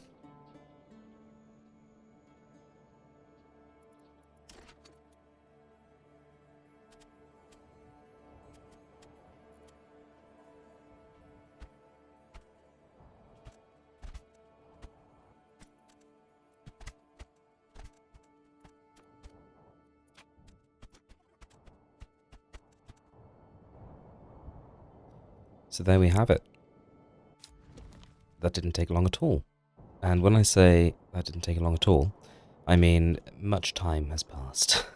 It wasn't a 5-minute job to get all of these cells penciled in, as it were. But they're all there now, and we've completely filled up our cell structure on this side of the King's Road. I think that's looking mighty fine. More like a chain link fence, actually, than a cell structure or crystals. That doesn't have the same ring to it, does it? Chain link town. And actually, it sounds pretty good. Anyway, so I'm really happy, actually, with how uniform that's ended up. It's not terribly far off being perfect, I don't think, which is, to be honest, quite a lot more than I was expecting to get out of it. So, it is nearly time for harvest. In fact, harvest is 4 days away. So we need to get on and do some harvesting. Oh, 21 sheep, very nice. And to do that, we're going to need to free some people up, because we only have a couple of people in the farms down here. Where has everyone gone? So we'll press play and we'll get things going. Now I'm away from cell creation, which is all I've been doing for some time.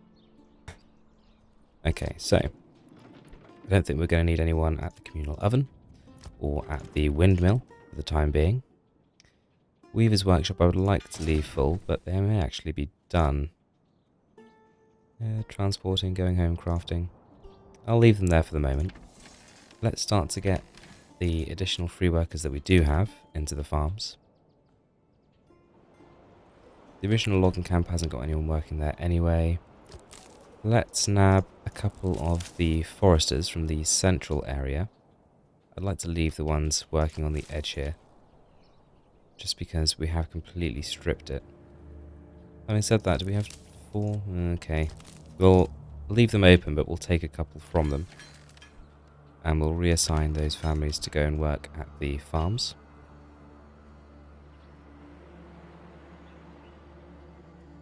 So that we have everyone we need to strip the fields and to plant the new ones afresh. While harvest is going on, I want to start thinking about how we're going to fill up this space here. So what I see us doing here, we've got, as we talked about previously, a really good fertility over here for flax. In this kind of area here. It's okay up here as well, and as you get up there, but up here, barley fertility is great. And flax and barley are the two things we're really going to need to start massively expanding our population by producing more clothes than ever, and by producing a lot more ale than we do currently, so that we can start going for a big push to upgrade everything to level 3. So this is a kind of industrial-ish area over here. We've got a few things, perhaps in here as well. But I think over here is going to be largely agricultural. So what we'll do first is let's plan out our farms. And let's start with barley, because that's harder to get hold of than flax. And we'll just pencil out all of the various cells that we want to produce barley in. And then we'll go through and do the same for flax. And then we'll see how we can fit in our accommodation, so our residential areas and our services and farms within that, so we don't build first and worry about farms later. We do the other way around, so we don't build over areas of high fertility like we have in the past. Okay, and I think we'll go for full cells wherever we can as well. Whoop. It'll let me click in the right place. And we'll just put down as many as we can.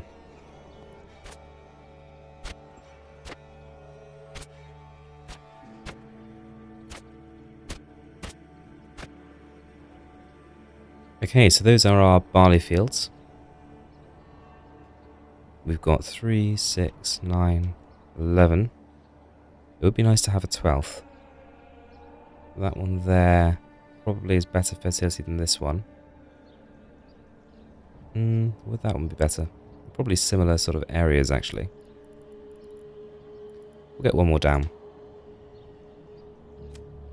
And we'll go in this one.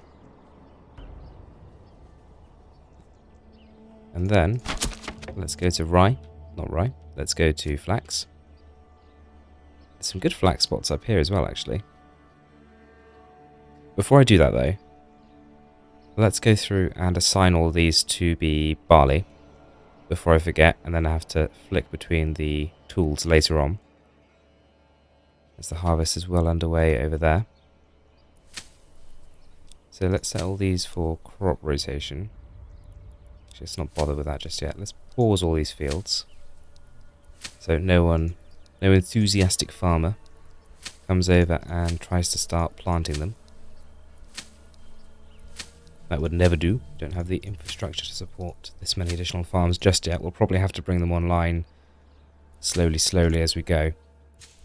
But these are all going to be for barley. And we'll sort out the crop rotations later on when we get a little bit closer to actually activating the fields.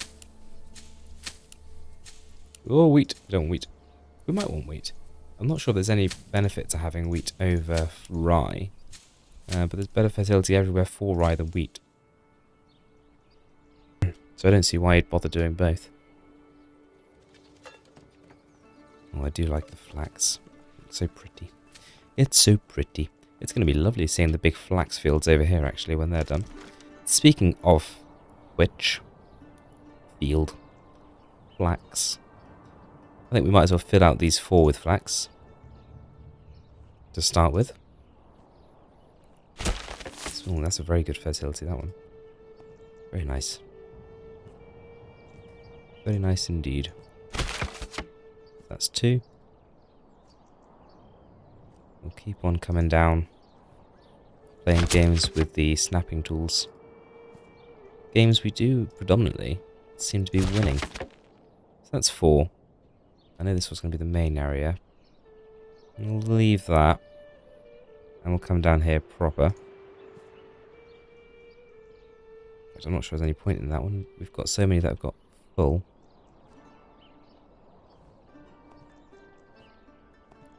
5,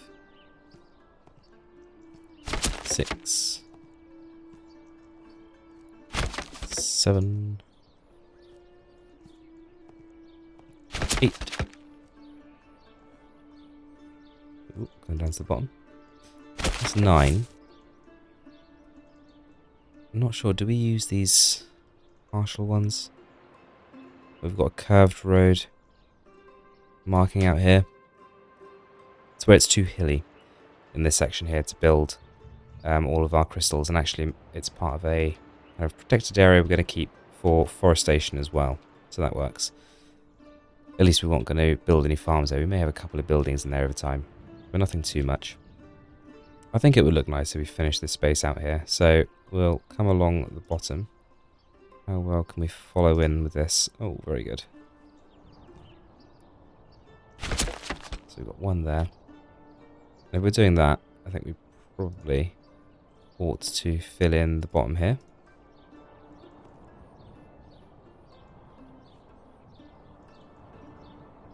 It's a very large field compared to the others that we've built so far. Do we split that into 2? 1.2, 0.6, these are about 0.7, I believe. Yeah, so it might make sense to... indecision. I guess we would come down like that to split it into 2. No, I think we just go and fill the whole thing. Like that. So we've got some up there. I've already forgotten which ones.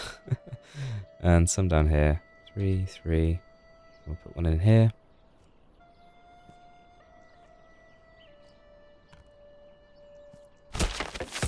And we might as well fill out these spaces here as well. Because they've still got, even though they haven't got perfect fertility, they've got very good fertility. So we'll just flesh this out. Goodness, we're going to have so many farms. I mean, that's tripled the number of farms we have already, nearly. Do we go this side? No, I think we'll leave that alone. There's another patch of good fertility there. But I quite like the idea of having this predominantly as accommodation, and then the fields are split up on either side. So over here, let's pause. Let's not demolish. Let's pause these 4 fields here and set these to flax, so we know that their dominant purpose is for producing us flax and not the good drinks. And we'll do the same over here. We'll go through and pause everything before going through and assigning flax to all the fields. Lovely. And how have we got on with the harvest? Is something ready for upgrading there? Still got 6 living spaces as well, so we're okay. We've been playing on a slow speed, so we've still got a fair bit left to do by the looks. Let's see if we can't free up a few extra people. Foragers are done for the year, so we can get them working at a farm.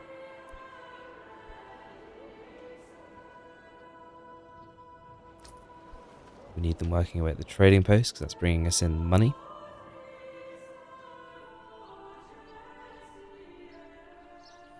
And there's still plenty of fields here that need to be harvested.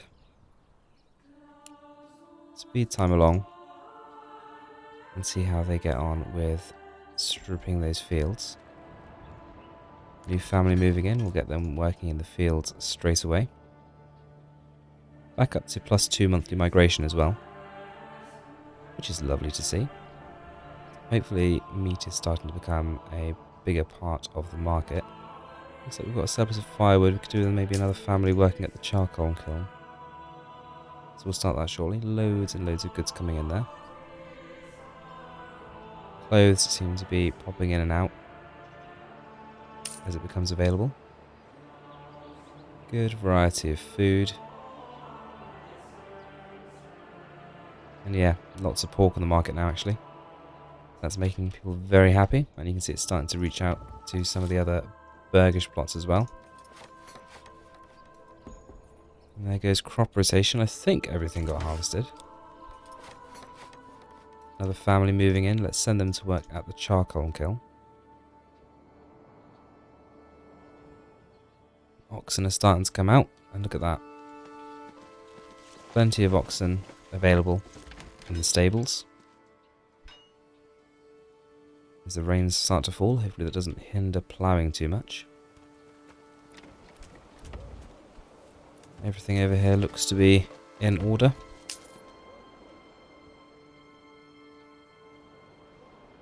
We are going to need more orchards. I know we've not long planted them. We'll have to wait and see as they get filled up with people and planted. Yeah, some aren't even planted yet. If we need to build some larger orchards that aren't necessarily part of the crystal structure, I suppose if we didn't rebuild this as a forestry area and we did focus more over here, then potentially, and over here, we could fill this with orchards up to the edge of the map. But I do prefer to not have a straight line finish, so maybe orchards. Orchard Road, along the King's Road maybe. Going all the way along. That could be quite nice. Time will tell. So we need to just get through the farming season before we start thinking too much about construction.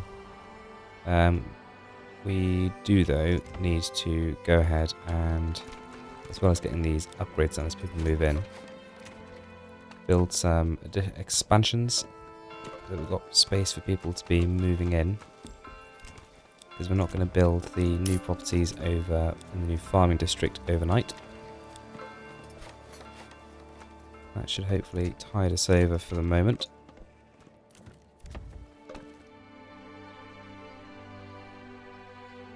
Veritable army of people sowing. Oh, look at the seeds flying out of people's hands.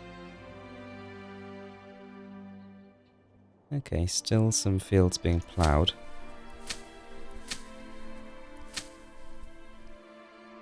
How are we getting on over on this side? A couple of them in rotation anyway. Why is that only set up for one thing?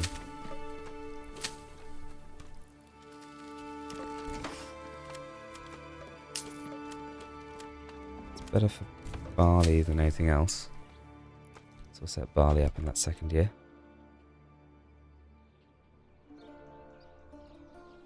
And the sowers going home. I take it that means everything has been sown. And indeed, grains are starting to be produced from the harvest, so we'll reduce the number of workers to no more than is necessary. And then we'll get some workers at the windmill and at the communal oven. And let's get over here and start some... Ooh, pardon me. Start some building. So how do we want to set this up? Obviously, we've got a church there. We have got a tavern on this side, so that could allow for a bit of expansion directly out the side here, actually, without going and plonking ourselves right in the middle. We're going to need quite a few farms to service all of this land, and obviously the more farms we have, the more oxen we have available for ploughing. So let's go and look at the farmhouse. One option would be on the other side of the King's Road here, but I'm not a fan of that. And although, if we could, though we can't everywhere because of how steep it is, put some farmers along that point there, they'd be quite far away from where people's homes are. So there's a bit of an enclave here. Perhaps we can get a couple of farms in here.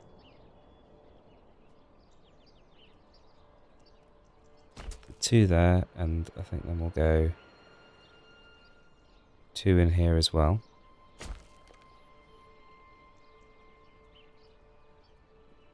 If it wants to spin around, might have to do that manually.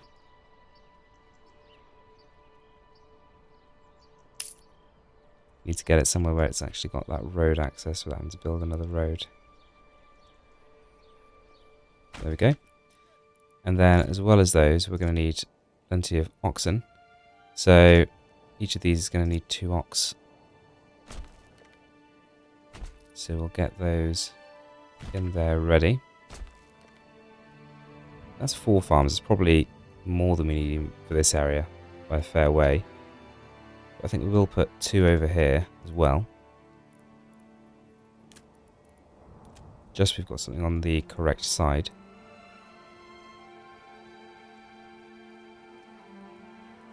And yeah, we need to place these manually again.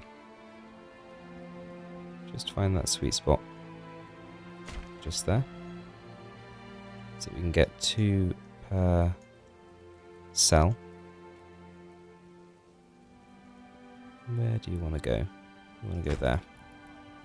And we'll repeat the process with a couple of stables. As well as those, we're then going to need to get ourselves a water supply for the local residents. Ooh. It's a shame. Would have been a nice spot there. Can we get one up here? We can. Lovely. Let's put one here, where we have the space in the farm cell. And then we might put another one over here next to the tavern. And hopefully between the 2 of those, everything here will be serviced. Put that one just there. Granary and storehouse. Ideally fairly central. The nearest market, we've still just got the 2 markets, one here and one here, so we don't have anything over on this side. So perhaps something about here might be a good place. Not enough goods. Not enough goods, you tell me. I suppose building all these farmhouses has taken up a lot of our available lumber. We're not currently logging on this side. Let's get the logging camp over here active. And to be fair, a few hitching posts over here wouldn't go amiss. The woodcutters' lodges are well subscribed. We'll want to make sure we've got plenty of foresters working next year. How are we doing at the farms? Have we stamped everything into grain yet? Not just yet. Nearly though. So we'll strip a few more families from here. How are we doing for grain? Lots of grain. Still got a lot of rice sheaves to work our way through as well, though. Flour's being used up pretty quickly. And hopefully the farms are starting to go down as winter descends upon us.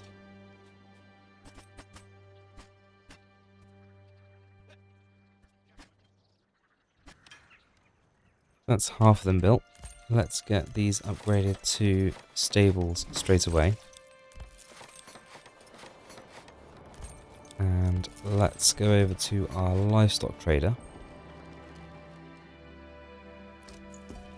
And we want to get an additional 10 mules. So let's move that up to 26. In fact, we'll go to 30 because we've got plenty of stalls that need filling. Plenty enough people working there. We might need to strip some of them next year. And really doesn't take long, does it, to cut into these forests. Or woodland, rather. It's being chopped down at an alarming rate. We may have to stop logging over here. I think just with the woodcutters, they're making swaths enough into the woodland. That's a bunch of new farms. Down to 3 available living spaces as more people have moved in. I think there were a couple down here, yeah, where we can put expansions on. We'll get an upgrade there as well. Oh, and one there as well. The others seem to have their expansions. So we're also going to need potentially some religious buildings. And of course by religious buildings, I mean a tavern. And I mean a church. They're next to each other. Religious buildings. Still don't have enough goods for a church. What are we short on? Little stones. We need to buy in some little stones. Trade. Little stones. Import. So I'll pay your little importy tax. And I would like to have 20 little stones at any given time, please. We'll get that imported. I think as for where the church will go, this might be a good spot. Just here. Pop that there. Yeah, that's going to be nice. And then do we put the tavern here? Probably not. There's one just there. The tavern probably wants to be over at the other end. Having said that, I wonder if that tavern is close enough to supply over here. Probably not. We could always put some accommodation in here. Just feels wasted right on the edge of the map. Well, let's put one in here. Like so. And then actually if we're using this as a bit of a service tile, service cell, then we can get a well built in there as well. And let's get those other wells upgraded. Oh, we need little stones for those too. So many little stones. We wouldn't have thought we'd be able to, surely we could find our own little stones, but apparently not. We've got to import them. Obviously something special about those particular little stones.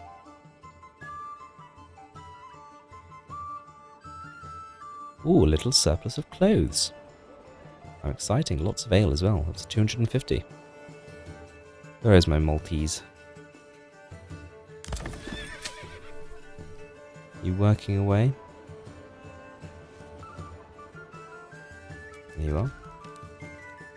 Have you worked your way through all the barley already? No, 62 barley left, so, keep at it. I don't think we need to employ anyone else there just yet, but we may want to have another one over here. So, back on track of what we were meant to be doing, which was a granary and a storehouse. Oh, I need little stones for that too. Let's speed time up. And let's buy in some little stones. Who'd have thought?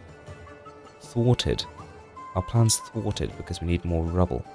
Should we just knock something down? That makes rubble, right? Take the dressed stone we've got and chip it away until you've got rubble left. Just hit it with a hammer. Honestly. I think maybe this would be a good time as well, though. in this little lull while we wait for our rebel to arrive, to go and find our clay furnace and set the limit of tiles up to 220. A reasonable amount of money coming in. Is that our little stones arriving? Yes. So we have more tiles available when it comes to upgrading to level 3. Church. Where to church? Where to church? I've already said where we're going to church, haven't I? I'm sure nobody at all finds it frustrating that I seem to forget what I say about 30 milliseconds after I say it. No? No one at all? Good. Glad to hear it. One church. Let's upgrade that to a large tavern. Why have a small tavern when you can have a large tavern? It's a question no one will ever be able to answer me. And do you think fairly central is going to be a good idea for the granaries? Maybe if we choose this tile here, and that can supply food out this way. How close is the markets there?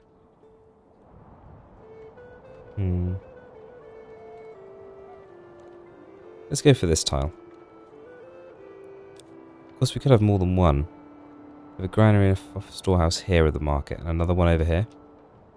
And that might reduce the amount of walking people have to do, because it's quite far to that one there. I mean, even they're closer than that. Yeah, let's do that.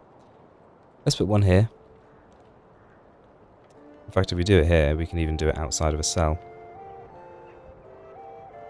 which leaves more space for our accommodation. Granary. And storehouse. And marketplace.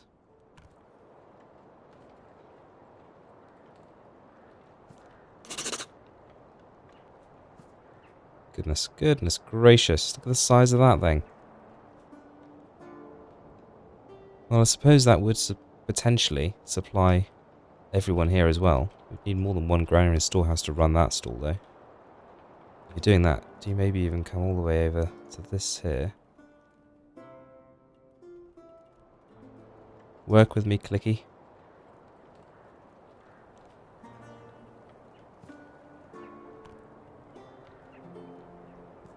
Oh, I really like that. Stop! Storehouse. There.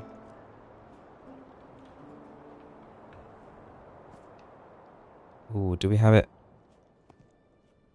on the angle like that? Yeah, that's nice, because then as you're walking along the King's Road, you could go down different aisles. Very nice. So, storehouse. And granary. And, yeah, I'm tempted straight away. Oh dear. Stop. Think. Manor. Completely forgot. That's where our manor is. So, I quite like that still though, because that means our market can come up to the outside of the wall, because I'm thinking the wall will probably come across here with a gate here.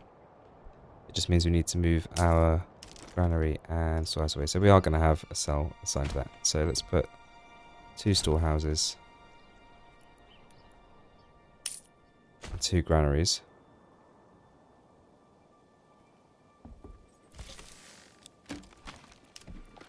And then we've got plenty of capacity to expand that in the future.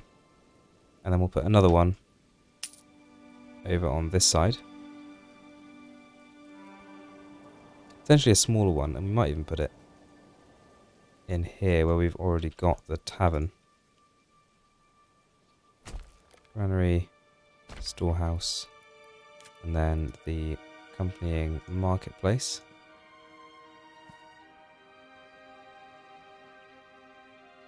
Maybe we'll snap us to the lineths.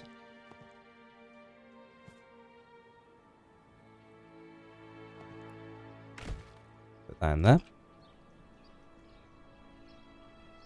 And we're very nearly out of accommodation space. Food is good, fuel is good. Let's set a lot of these additional workers we have to work in the foresters' huts. We've got ages until harvest time. So they can work hard on getting our rather ruined local woodlands re-established. We have stripped them bare. A couple of workers at the foragers' hut as well. And I think we might as well pop down some foresters here, whose job it will be to repopulate this area with trees. I don't think it ever was in our time, but wouldn't hurt to get some more pot down. So 2 fully occupied there. A couple over here working away, and then we'll put some down there. Yeah. So, accommodation space. All these new buildings we've got here. People to work in them. As those storehouses start to come together, we'll want to get those upgraded straight away as well to be large storehouses. But what I'm thinking is primarily dense population over here. We may end up with some lighter population around this side perhaps. It might be quite nice, but I think here it's going to be dense, and that's going to, justify the size of the market we have here, and its own church, and the nearby tavern, etc. Actually, we probably could have put all those in there. I'm not sure they all would have fitted. It wouldn't have been next to the market. Well, the market could have gone there, but I like the market there. Does anybody know? Not me. I know not. All I know is that I'm not sure what I know. You know? For example, I used to know that worked, but we only have 4 lumber available, so that'll be why it's not working. It might be time, friends, for a memory test now. It is time, though, for additional logging camps. And those additional logging camps may have to go on the other side of the King's Road. We've got a fresh market in there, and this really is the only other big area of trees open to us at the moment. And we're about to start building housing in here. So just as a temporary facility, I'm going to build a road up here, build across here,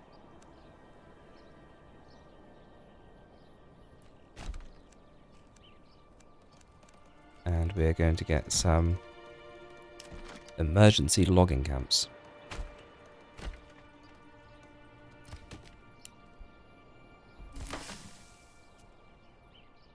So that we can start bringing in the lumber we need for our extensive building projects that we want to be getting on with. What's our population up to? 294. We can get higher than that. As the last accommodation spot gets filled.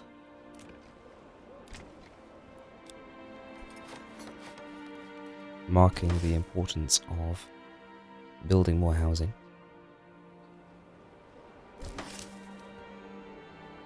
It's really starting to come together though. It does remind me of a slightly stretched Catan. Now those foresters' huts have been completed. Let's get some workers in those. And then we'll get some workers at these logging camps just as soon as they've been constructed. We're up to on our way to our 30 oxen. We've still got 4 stable spaces left. Yeah, in fact some of these have started to be used. But we'll need additional stable space in any event for our new logging camps. So we'll build those there. And we'll get a couple of workers in each of these. A couple of families. And that hopefully will address our log problem. Stable, stable, stable, oxen stable. Right, we'll hold off on upgrading the church because the important thing is housing.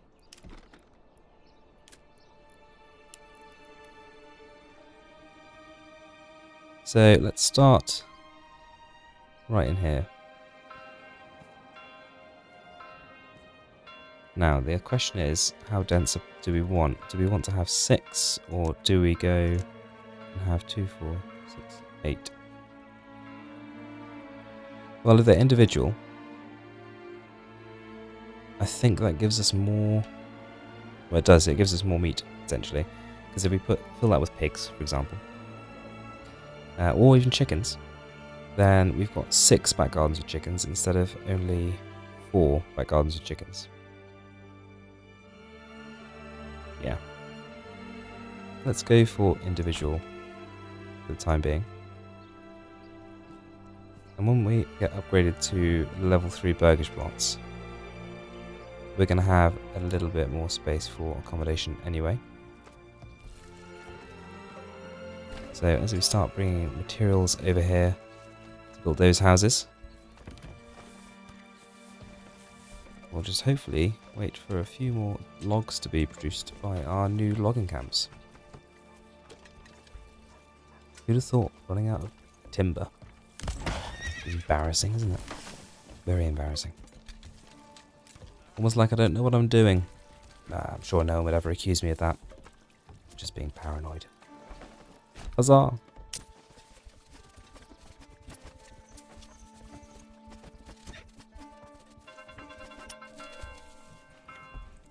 That's those almost built. Still got plenty of time until harvest. And we've made accommodation space, but already it's starting to fill up. We could upgrade those, but I think let's push in. Oh, storehouse capacity. There's no one here, but they're pushed. Let's get some local families and set them to work at the storehouse and at the granary. And let's upgrade both of those buildings as well as this well. Well, I think that's a fine idea. Well, well, well. Might as well upgrade these as well. Didn't see it. I do like this layout for houses. It's very nice. Still got a lumber problem. We're building as fast as we can chop. See, it is fairly densely packed, but it does feel like it's not as densely packed as if it wasn't on a cell structure. And I guess that's just because it doesn't feel right as the edge of the map. And it's kind of... It's not random. It is random, but there's an ordered road system to it, so nothing ends up completely too crammed and close together, I suppose.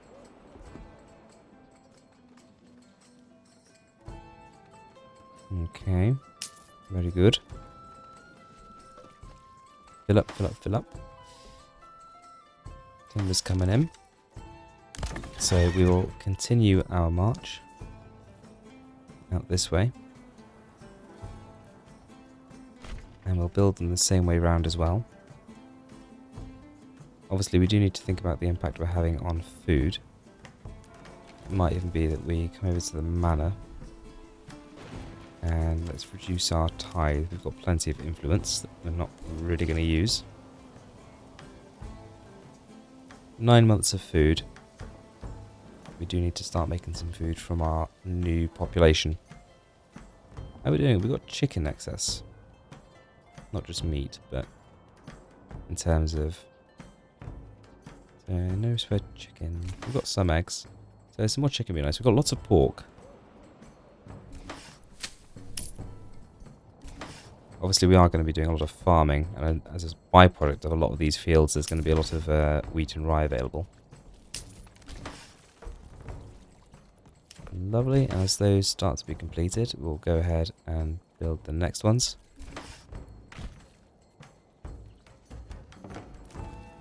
And let's go through and start building some extensions. So we'll go for chickens.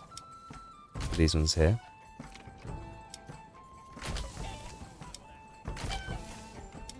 Block of chickens.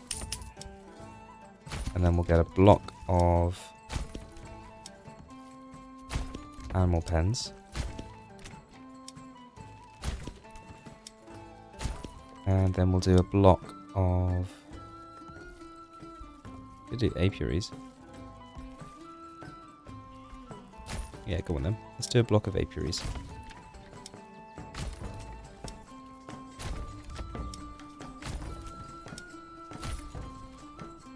Okay, spending lots of money. I imagine it's on all the clay we're bringing in. Getting those storehouses upgraded, etc. And let's, as we get people moving in, start making sure we've got enough supply from the marketplaces here. 2 in the very corner over there, look. Order on the ox because we can. And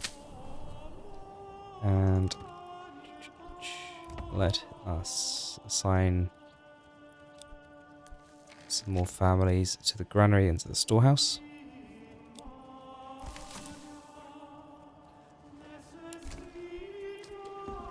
That's helped.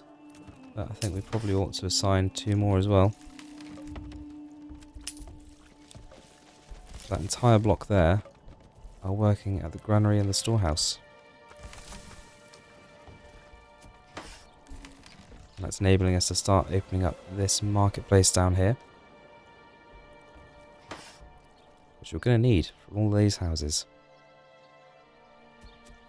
Keeping an eye on when the harvest is going to start, because obviously when that happens, we need to redistribute our workforce and send them into the fields.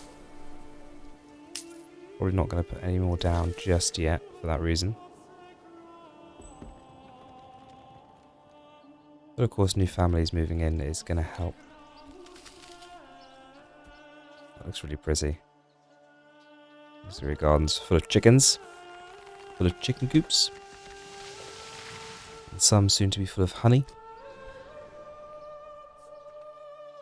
And the manor's going to be nicely situated here on the crossroads.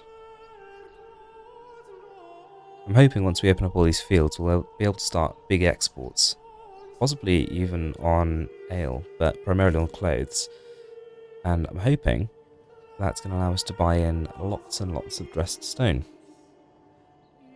So that we can build a lovely looking manor in the centre of our little paradise. And there's harvest season. So we've got a bit of timber stocked up. I'm going to take away these chaps here. I'm going to bring all of these foresters in. We've still got some mushrooms, but I don't suppose we need those foresters. And take those as well. Go down to 1 forager. It's freed up a lot of hands. Let's go and move them over into the farmhouse. One thing I am still yearning for in this game is seasonal hiring. It's something that a game called Ostriv does quite nicely. And you can set different buildings to have different employment requirements in different months. So for example, you could have a bunch of workers in your forester's huts, but you could set them to not work during the month of September. And you could set the farms to employ a full number of families in September. So you end up with jobs being vacated and others being filled on a seasonal basis. It means you don't have to wander around unassigning and assigning people all the time. Which is just a nice quality of life feature. Let's take 1 lad out of the windmill and the communal oven and commit them over here as well. And let's see the fields be stripped clean.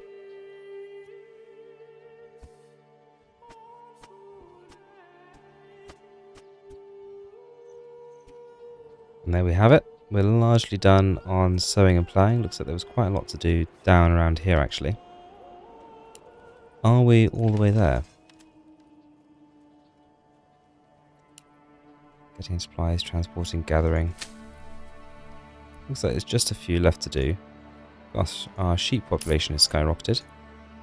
We're going to need to get a butchery set up at some point before too long. We've got a nice little stockpile of lumber we've started to build up.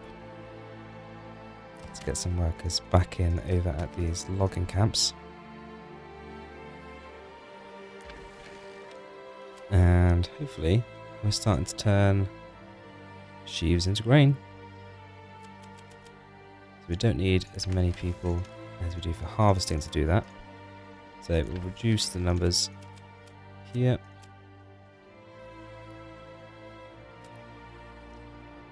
And got an extra lad working at the windmill. So I imagine there's quite a lot to work his way through. Yeah, 278 sheaves. Lots of barley. May even need to get an additional worker at the malt house, which we will do. Flax should be processed pretty quickly. Look at that, 90 clothes excess. We're definitely going to be able to sell clothes. Oh, is it time? It's very nearly time for level 3.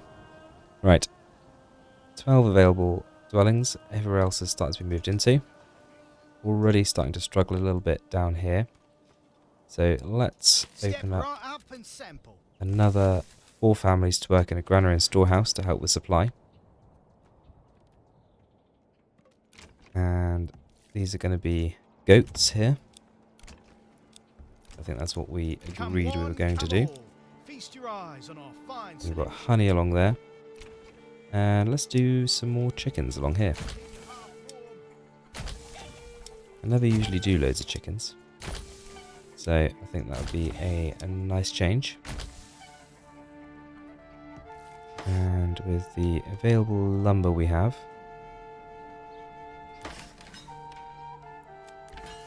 gather a few additional families for construction. And let's fill out another 2, or maybe more, dense accommodation cells. That doesn't sound very appealing, does it? A dense accommodation cell. Where are you moving? Oh yeah, this new village. They've got loads of dense accommodation cells going. So I thought I'd buy one of those. Maybe not. Right, well that has certainly added more housing. That will double us again.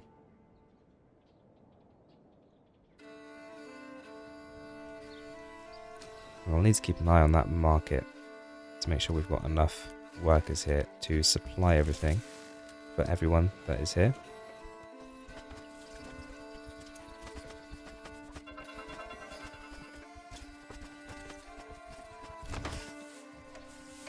Buildings flying up well into the winter.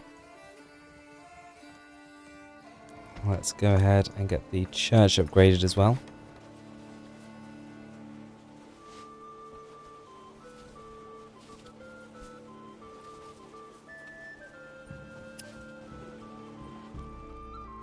Looks like we're running into a few problems with getting the last bits of that finished. I wonder if we've run out of mortar. It would be mortifying.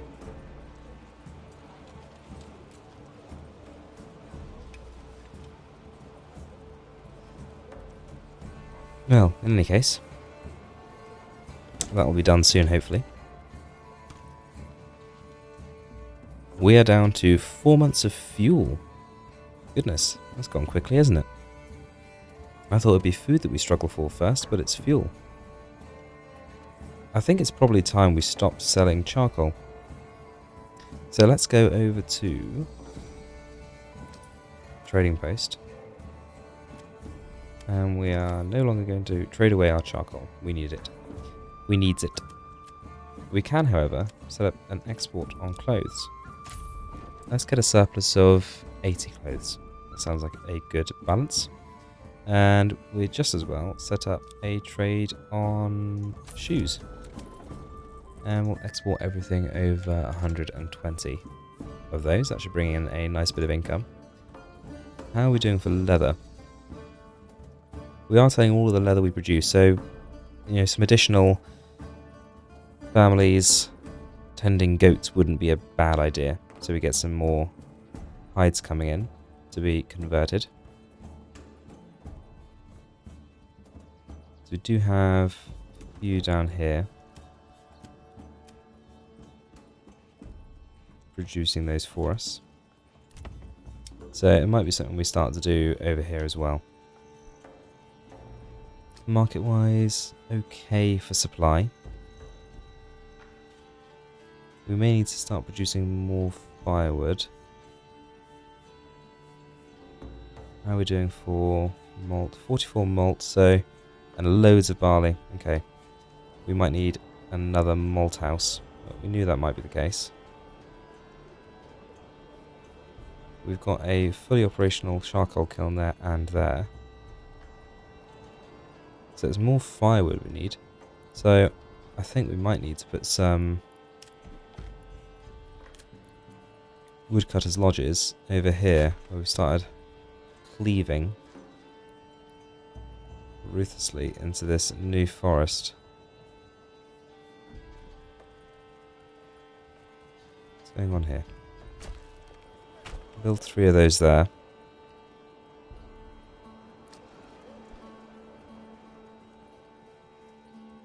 And hopefully we'll get on top of this before it becomes too much of an issue. We'll get down an additional charcoal kiln as well. And it's going to be important to reforest this area. We've got these chaps over here which we'll re-employ next year, which have started, made a good start on planting up that area there. But we'll quickly strip this bare if we're not careful as well. So this temporary road is quite quickly becoming quite busy. It's not something I want to have long term over here.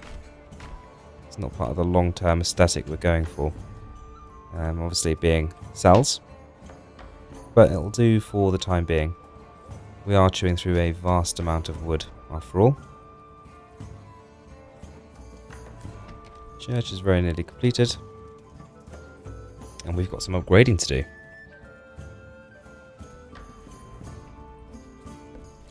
So without further ado, let's upgrade some Burgage Plots to level 2. We've got plenty of people available and free to do the construction. Once we've got these upgraded, I know we've set out a lot of food production at the moment, and honey and other such goods, chickens. But we are also going to need additional brewers, the amount of hops that we have. We've got 48 malt at the moment. Malt rather, not hops, sorry. Lots of barley, so we need to get another malt house as well. But we need to be able to turn all of that into delicious beer. Or in this case, ale. I'd love to make some cider.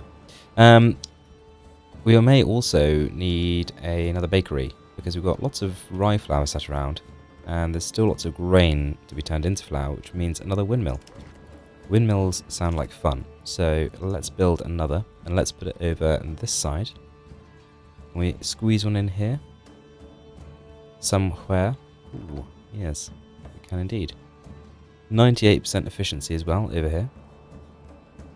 I think that's perfect. That's right next to a bunch of the farms. So we'll put that down there.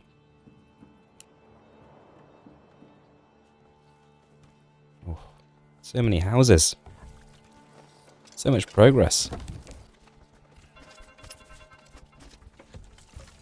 While that's going on as well, let's make sure that we keep addressing the fuel situation.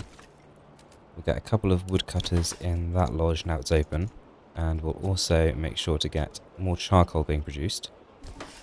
Having said that, there's not very much firewood left lying around, so I wonder if we've got plenty of charcoal production, and we're just lacking a little bit on the woodcutters' lodges, which is quite possible. Lots of skeleton roofs. I wonder if they'll ever do an update where you can't do building works in the winter. That'd be interesting. Not sure I'd be a fan of the update, but I suppose it'd probably be more realistic. I can't imagine anyone is upgrading their home during winter. Prying snow off the roof to build a new one. So we've got some unassigned properties up here, so maybe a row of these can be artisans. That might be a good option. And we've got space next to this tavern actually, so that might be a good location to get down another malt house, which we'll tuck in over on that end, and that's right near the granaries then as well. Do we put another bakery down? Again, I'm not 100% sure if the bakeries are less efficient anymore than doing it in their own homes. I think we'll put one down. Just because it makes life easier with the number of people you employ. We can, you know, up and down it depending on what we need. Ooh, and we're into March. Is there anything that was left to be done on the farms? Doesn't look like it. So they're out doing their own thing. 179 days to go until the harvest. So let's free up a number of peoples. And let's get them right back out on tree planting duty. Can't stress it enough. No trees, no bees, no life. Pretty straightforward, eh? So we've kind of left this side of the town alone, to be honest, but it's, you know, if we take out these logging camps, we might have some additional space. Do we have enough stable space these days? We do. But, to be perfectly honest, kind of filled it out. Quite happy with how it is.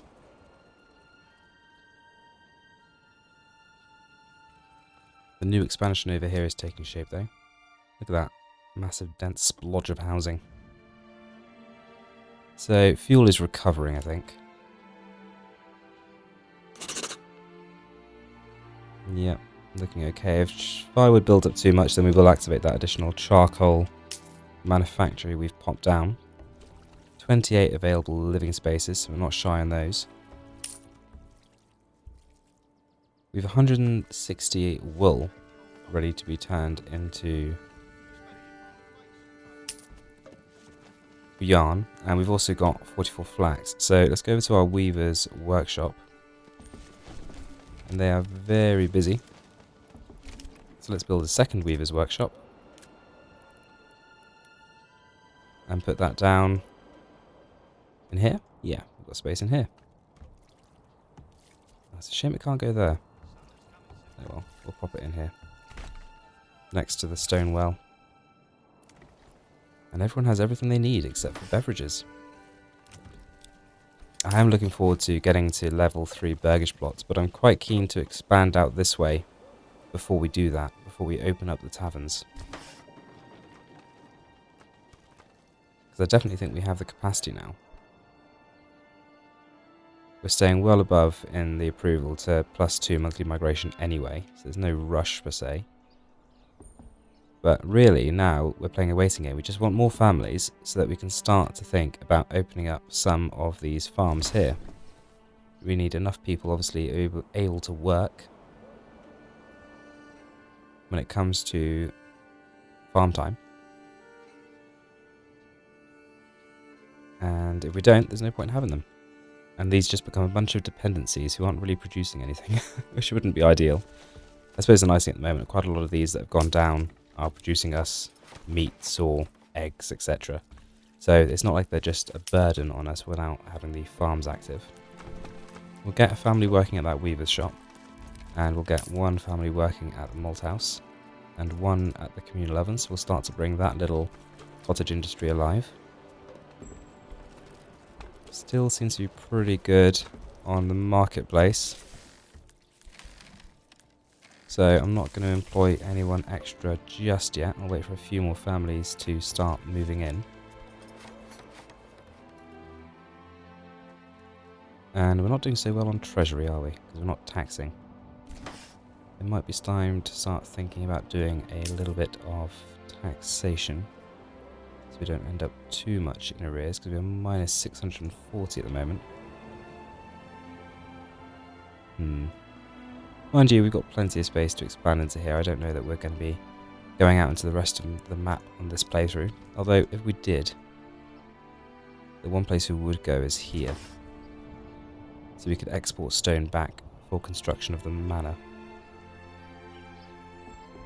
What do they have here in terms of food? A couple of regular deposits. We can grow plenty of rye here though. What do you think? Maybe a little colony over there. Maybe that wouldn't be a bad shout. Let's do that. We're going to need some tax though. Let's put a 5% land tax on. Ah, and stable space. We've finally run out.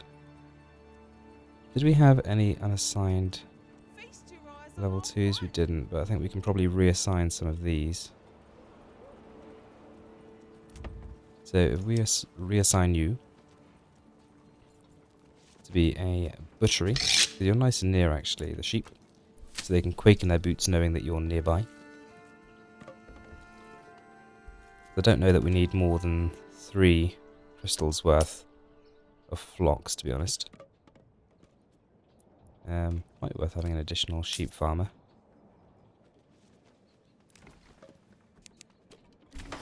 There we go. And I want a reserve. What do we have? 60 and 60. I think that sounds good. Now remember, let's go 50 of each as a reserve.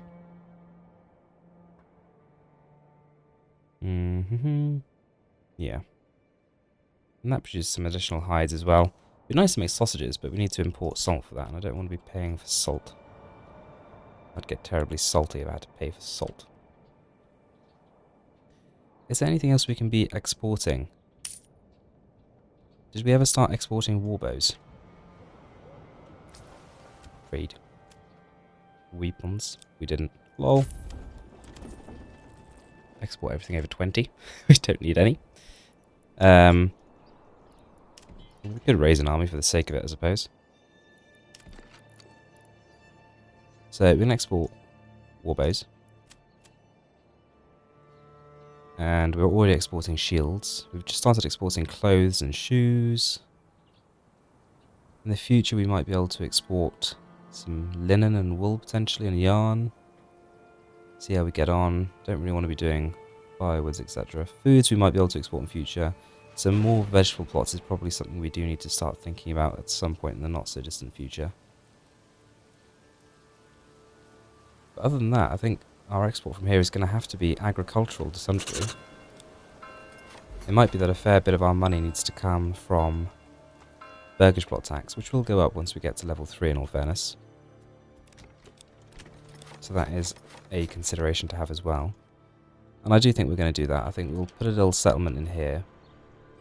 Maybe we'll put a settlement on this side. Some crystals. Do we line up with these? I think we... So we could go in opposing direction. Go vertical in here. They don't need to match. And actually, if we put them vertically in there, it kind of breaks it up a little bit. It's not too uniform, because it's going to be quite hard to perfectly carry it over the roads anyway. So I think I'd rather it was just a different angle as opposed to the same angle, but doesn't line up. So we could put a little colony in here, with food supply down here, and then we can get the stone mined and exported over here, and possibly some food can go from Hagastig over to Lindenfield. It's probably time we renamed this region here, isn't it?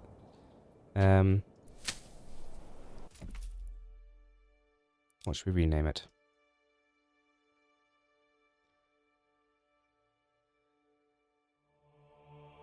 Crystal Home. Crystal Home.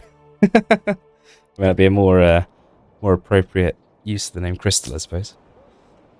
Terribly sorry, everyone. Letting myself get away.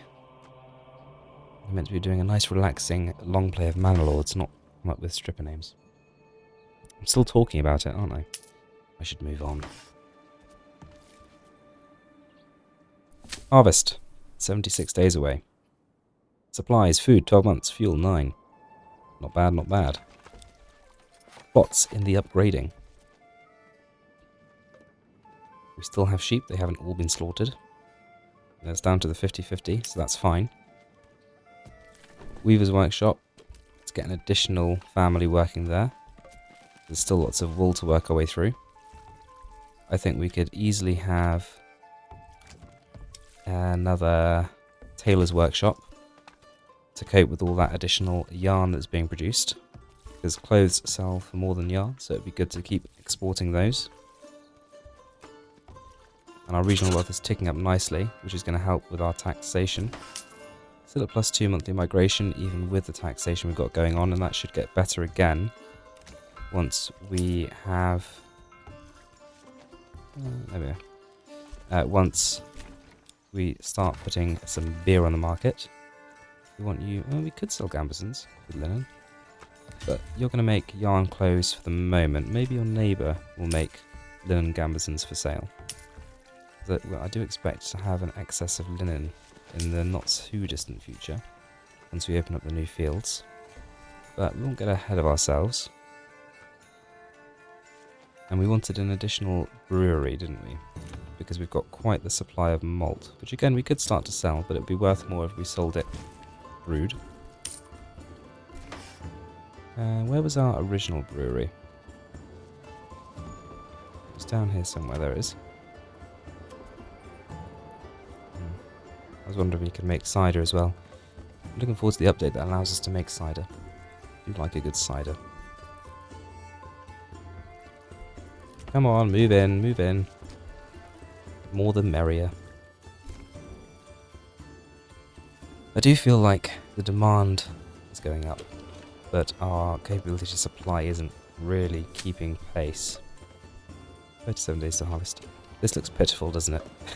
Compared to the size of the space available, all just in one corner. But that might expand over time, especially if we do something on this side, because that market could quite easily serve us both.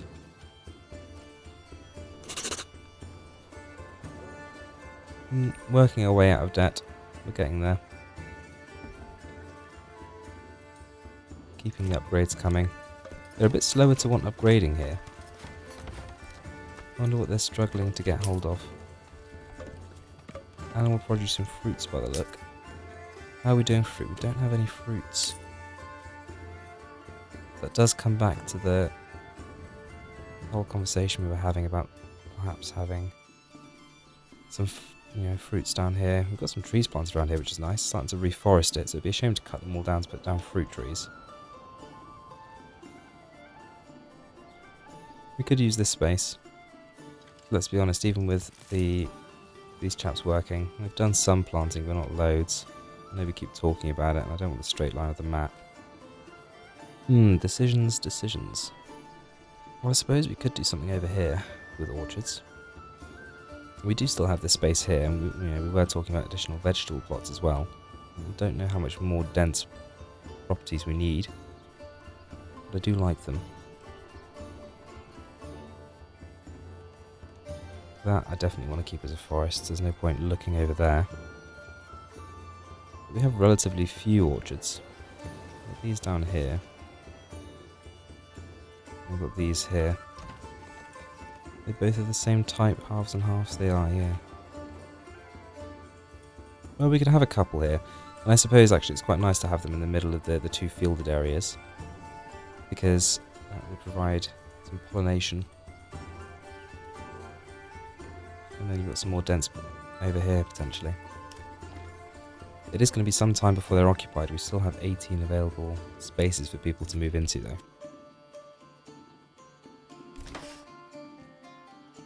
Okay, well, let's get them down in any case.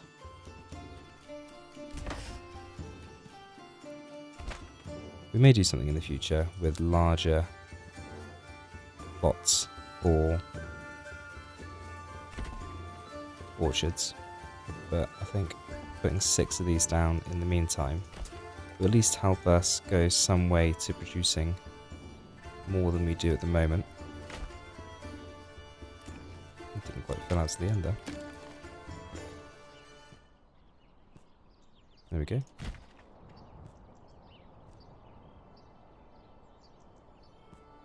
So that's 4, 5, and 6. Maybe we'll go one more.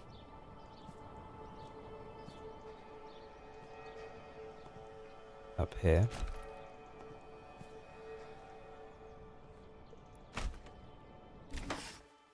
Roll tax going up again. Gosh, lots going on.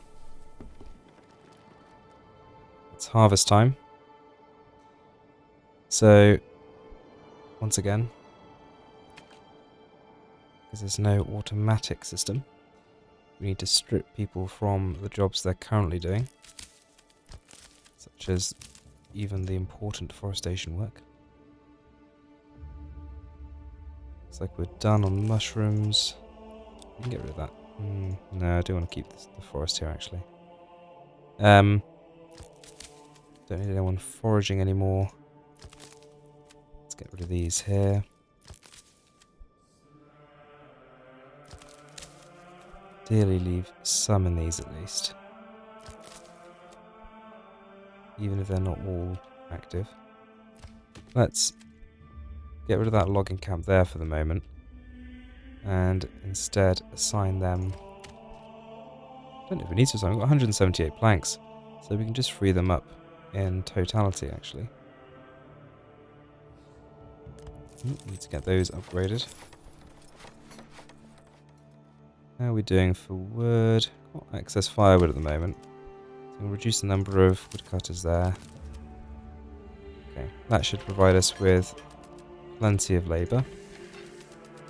Descend into the fields. Look at that, there's still 6 left over.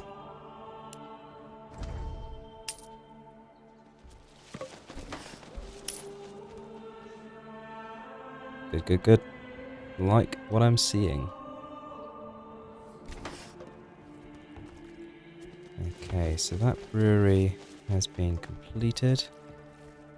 Got a few more properties ready for upgrading as well. We're starting to make our way through that yarn. Not really.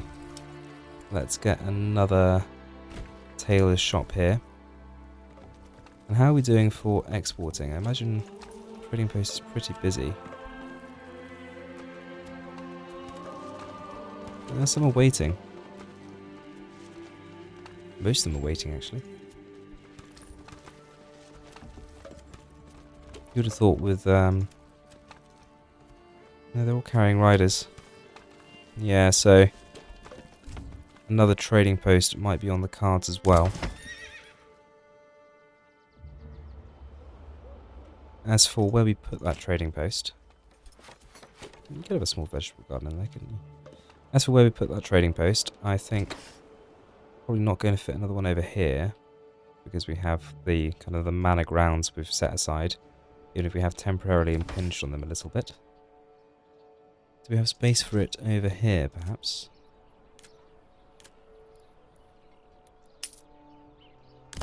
I don't want to go into that square there. Over here seems a bit far detached from where most of our goods will be.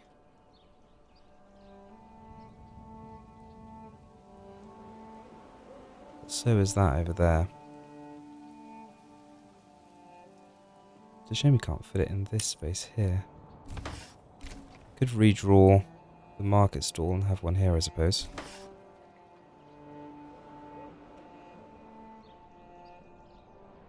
Okay, well, perhaps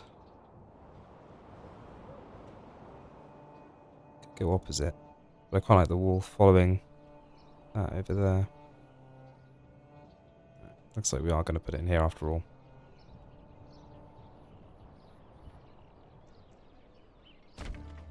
It's done. We've done it. Let's not dwell on it. I always hear the ding ding as someone moving in. I'm over here hunting that upgrade. You're going to make woolen clothes. Plenty of wool. Lots of spare wool. And as our population jumped up nicely, Regional wealth certainly has. Yeah, up to 401 people now.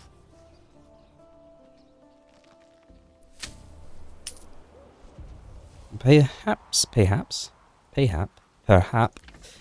maybe next year, we'll be able to activate some of our new fields. An exciting prospect. And look at that. We are nicely out of our overdraft. So I think next spring we will establish Stonehaven. Tell you what, best claim the thing first, didn't we? Stonehaven will be ours.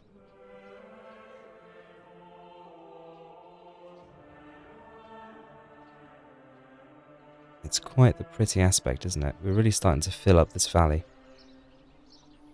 Oxen everywhere. May even need to get a few more.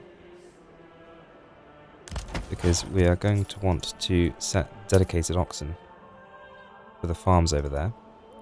But talking of oxen, we're going to need to put a few stables here for some horses. And there's going to be a permanent... Oh, we've actually already got two. And there's a region claimed to be ours.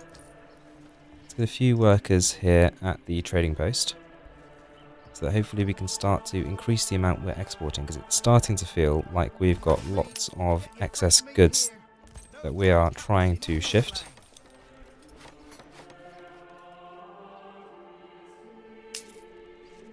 And some additional hands to do that would not go amiss. Quickly pop into the livestock trading post and up the number of horses to 8 to service our needs. Let's pop over and rename this. What are we going to call it? Stonehold.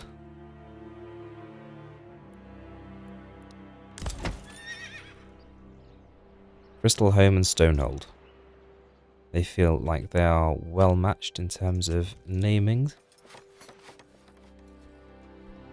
We'll get the relevant orchard extensions put in the back over here ready. Snows are starting to fall, which means we definitely need to free up all of those people and families we currently have working on the farms, because their work for the winter is done. They can go and do other things elsewhere. Looks like they've made their way through turning everything into rain as well. As usual, we'll just leave one placeholder in those. And so that they're ready come next year, we'll make sure we've got foresters' huts full of workers all the way along, and on this side too. May even need an additional worker there, although we do seem to be making some progress perhaps on a bit of reforestation. Fill these up. Grand. Get one family working at that charcoal kiln.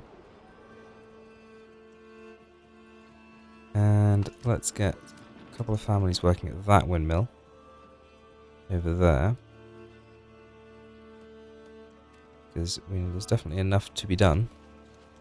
Oh dear, people haven't been moving in a linear manner. Ever will I do. I'm most distressed.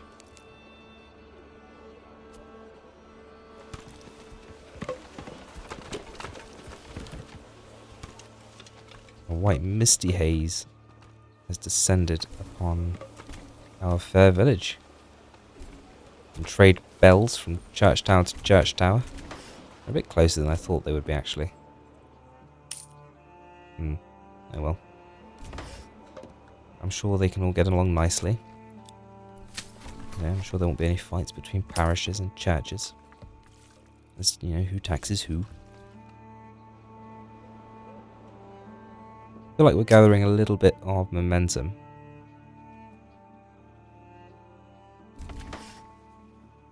$413. People are still pretty happy. Wealth is definitely spiking.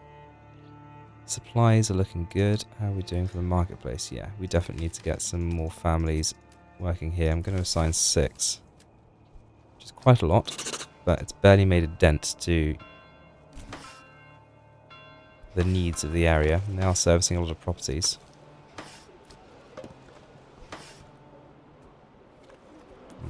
Maybe even get a few more. It's 8 families we just assigned to work in the markets. And it's still looking, you know, like they're going to struggle a little bit. How are the other markets doing? Yeah, again, pretty pressed. 22 and 18. Just a general figure across everywhere, isn't it?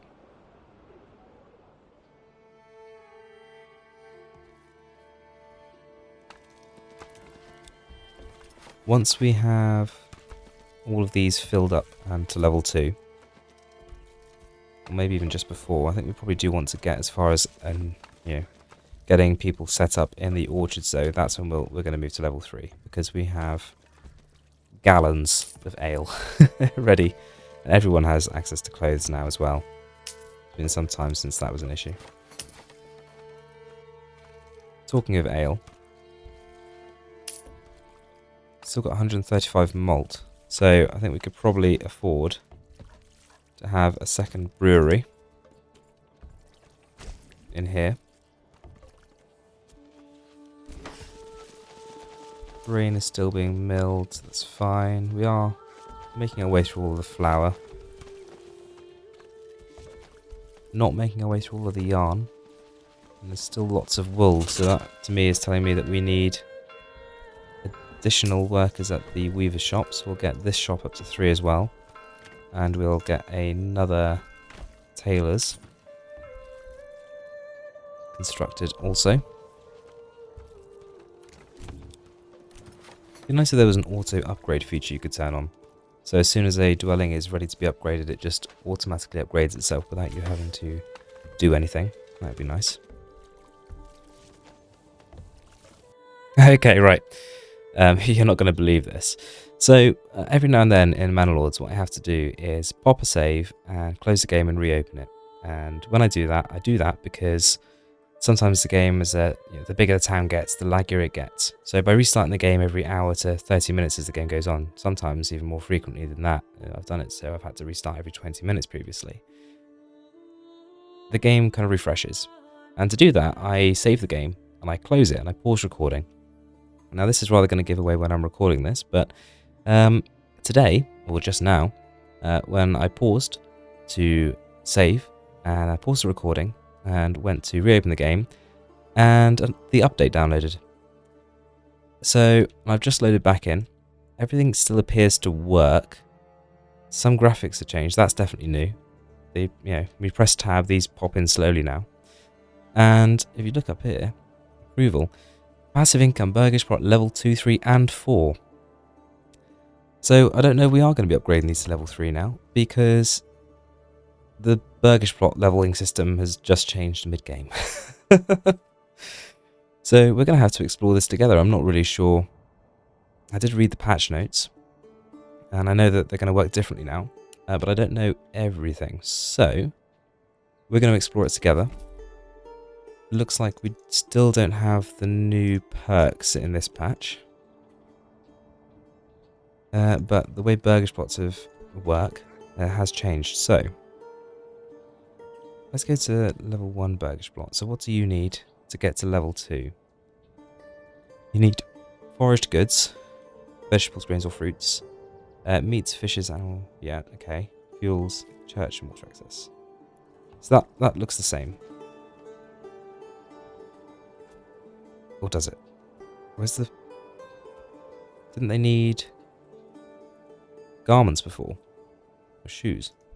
And then to get to level 3, requirements not met. So we need church, beverage, Beverage to get to level 3 still, okay. Garments, fuels, meats, fishes. Okay. And then what is it to get to level 4? Is that when you need... I don't know. I don't know what it's going to need. I also don't know what it means for upgrading our buildings or building new ones. Presumably we'll start to see some new styles of building pop in. Was that gradient like that before? I don't think it was. Well, this is all terribly exciting, isn't it? Okay. That's rather sad, isn't it? I'm very excited about an update that happened mid-game. Anyway, there's meant to be some optimization benefits as well, so maybe I won't need to restart every half an hour now. So that would be pleasant as well. Into the unknown together. Hopefully the save doesn't completely break. I kind of like they appear slowly. I'm not sure I like that if I'm far away I can't see them. I guess it encourages you to play a little closer to the ground. I have no idea what it's going to do for our requirements. I don't know if they've changed some of the balancing of everything. So I don't know all of a sudden we're not going to have enough food, for example. Or fuel, but only time will tell. Well, it doesn't look like the requirements to upgrade to level 3 have changed all of that much. As we come through to February and then into March. We've got that additional tailor here making woolen clothes. That's fine. Making a good number of clothes. Okay. Speed. Slow down time a little bit for a second. I think we'll stick to the same plan in terms of when we're going to upgrade the stuff. Tempted to open a few farms. Let's get that upgrading. But I did say in March what we were going to do is settle in Stonehold. And I want to stick by that. So let's pause time. And go down to administration, settlers camp. And let's put this maybe halfway between our different food supplies. Let's just check the fertility again. Growing on this side mostly.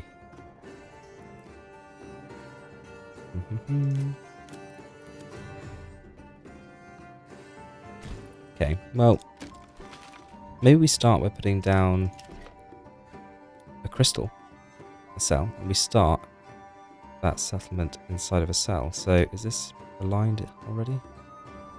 Looks like it. Yep, so we'll take that. Actually. Okay, so we run into this question we had earlier. Okay, so because I can line that up, it can be aligned perfectly, but I think what we'll do is we will align it our own way. Vertically. So let's rotate this. Ooh, as it pops out, let's rotate this way. Line up with the edge of that field there. And that is the orientation we will use for here. And we don't want to get any of those berry bushes. It's too steep there in any case, apparently. So, is there a cliff there? No, it's just a bit of a dip on that edge. So let's start here then. So 2 corpse bits and do our measuring out to the sides, across the top. Snap that down to there. Get rid of that. Snap that down to there. Get rid of that. Bring that across. Bring that up. Get rid of that. Bring that one down. Delete that one. Bring that one down. And delete that one. And finally, connect the ends up. Oop, haven't deleted a road there. Delete that. Connect that. Delete those pits. And then I'm going to pop down settlers camp in there. We've got the money, so let's go for plentiful. Okay. And let's then extend that crystal a few times over to here, just to get a connection back to the King's Road.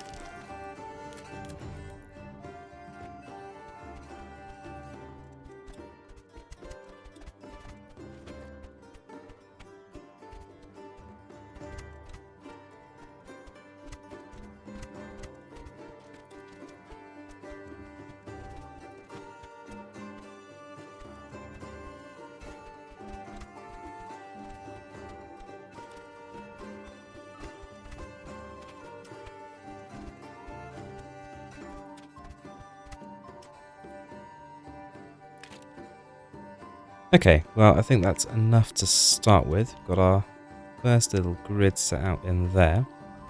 We've got our settlers just in here. So normal protocol applies. That protocol being getting down a granary and a storehouse fairly sharpish. Both of which we can fit nicely into the starting area right here, so there's very little to move around. Let's relocate the hitching post to snap onto the side there, lay things along, and then right away we're going to get that foraging hut, which we're going to pop inside here as well. And then it'll be the logging camp, which for the moment we'll pop on here, which can become the basis for its own cell anyway, once it's not cut down a few trees.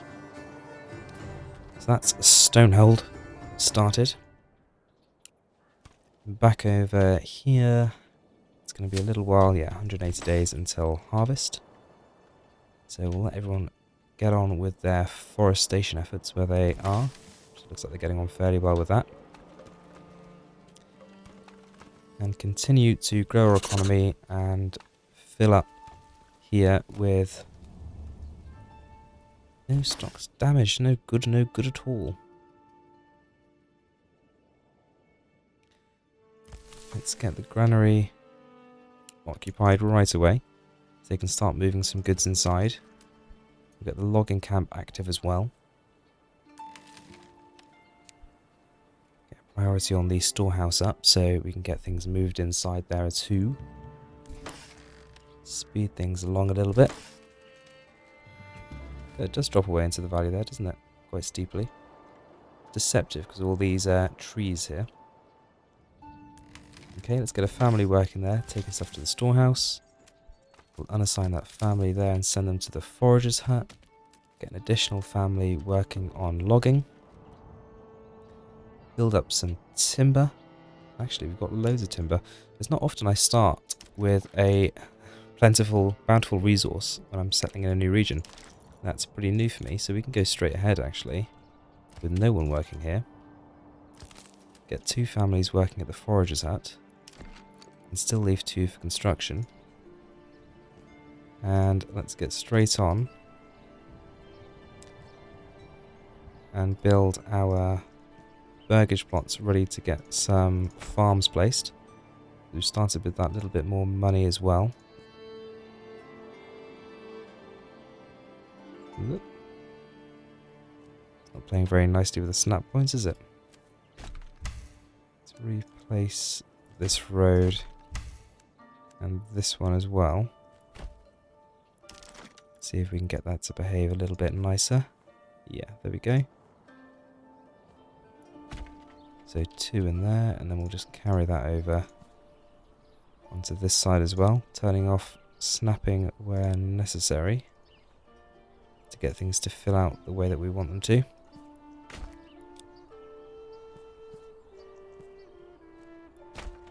And we'll do the same with these 2 spaces here as well.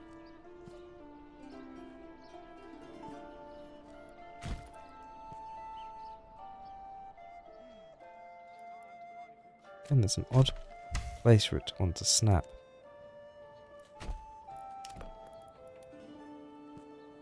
It does seem that replacing the road covers a multitude of sins in this game.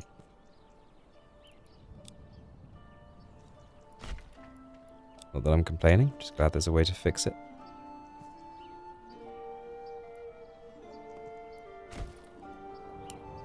Lovely, well that's plenty of work for them to be getting on with.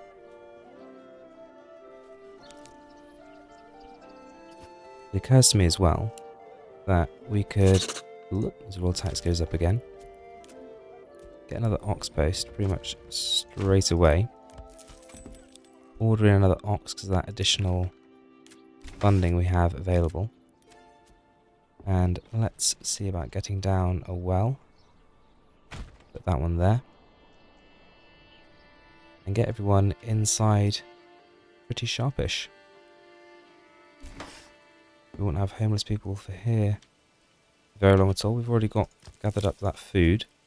So let's get a family instead working at the logging camp so that we can get enough put together so that we can open up a hunting camp, which we'll put in here as well probably. Yeah, build that there. And then let's get a small marketplace set up in here as well. I think that'll do to start. Small village already.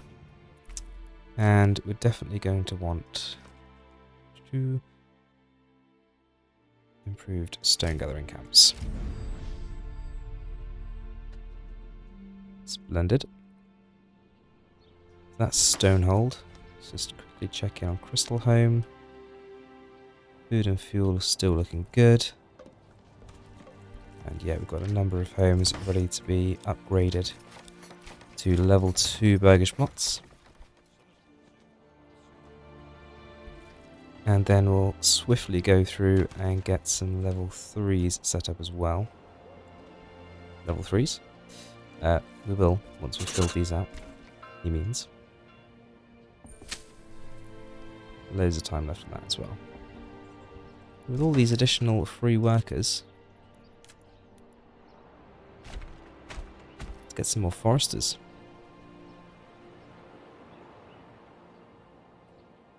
Really help with that reforestation effort we're making. How are you guys doing? You're all looking for planting spots.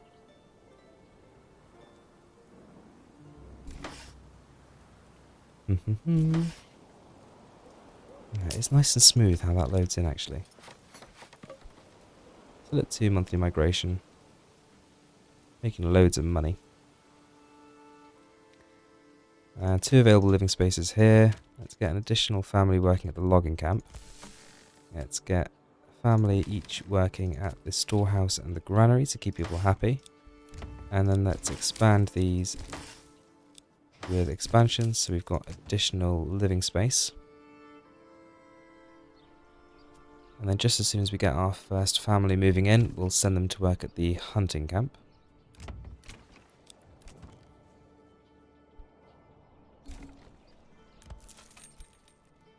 And then we'll start to get some additional buildings set up as well. I do like how quickly this kind of cell crystal setup looks, you know, not professional, that's not the word I'm looking for, but looks tidy almost straight away. Even for a small village, it looks nice. And there we have got someone moving in so they can go and work at the hunter's camp. And already they should be pretty well tended to in terms of their needs. And we're going to need to get a road. That road hang over from the settlers camp, get down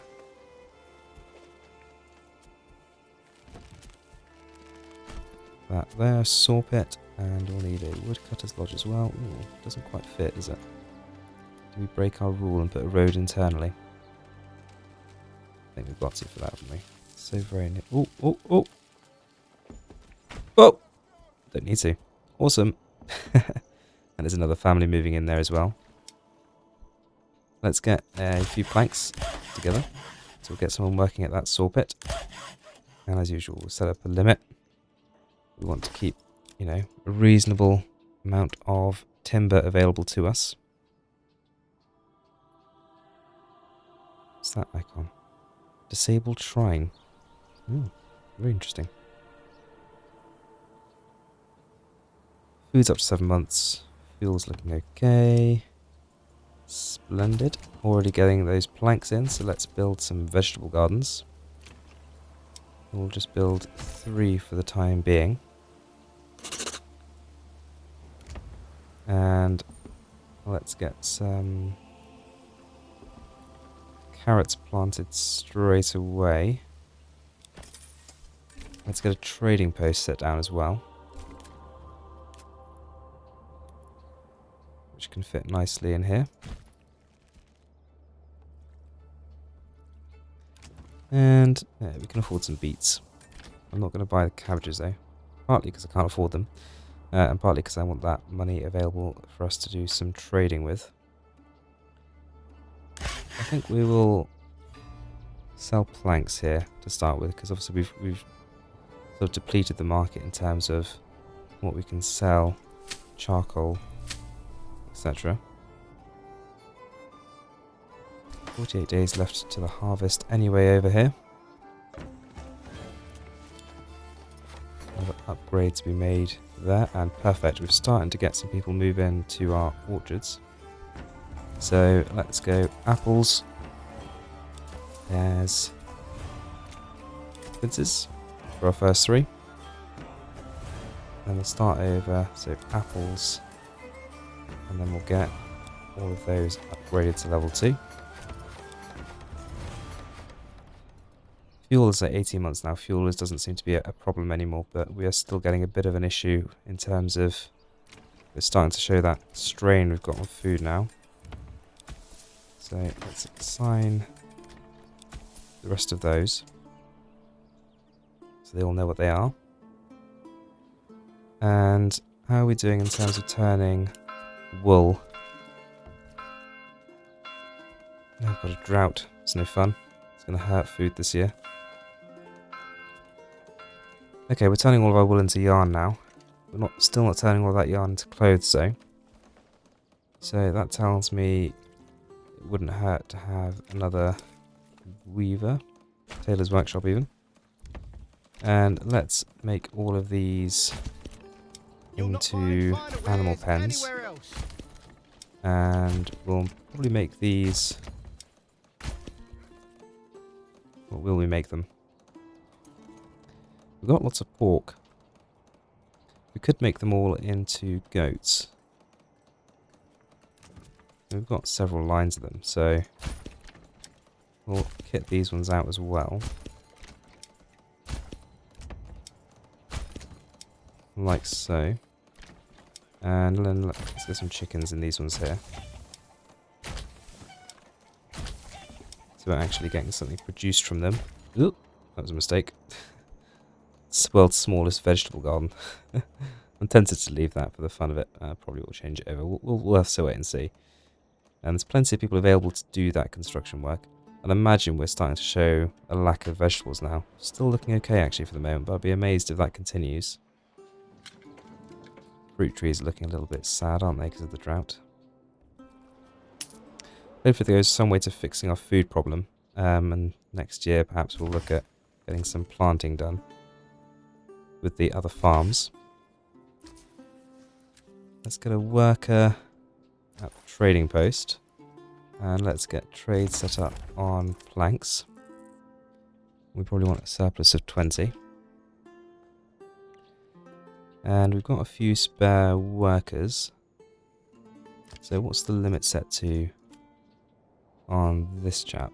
12. Let's set that to 10. Otherwise it's not going to ever really kill many animals. And straight away, let's get down a stone gathering camp. When I say straight away, maybe we should expand out towards that with our format first. Get 2 workers at the trading post to start with. And let's get a number of hitching posts set up here along the King's Road, which can be used for stable space. And let's get some expanded space up here, so we can get a little bit closer. It's odd. Course bit doesn't want to snap to that edge. How peculiar. Let's line this up. That's too steep. That's why. Let's see how close we can get anyway with our little structure, because we're not going to have it around the stone camps. We want to make that as dense as we possibly can. I don't want to be wasting stone we could otherwise be exporting via pack stations to our other region or to the market, just so it fits into our main grid system. Delete those. Can't do that, it's too steep anyway, so it would be continuing up here in any case, and then maybe wrapping around over the top there. This is on the side of a hill, isn't it, that one there? Okay. This is where my wrist starts to wish that there was some kind of copy and paste tool. This is a lot of fine mouse movement and clicking. But you know, it's to be expected, I suppose. But if there was a blueprint tool, I could copy and paste this stuff, it'd be done much, much quicker.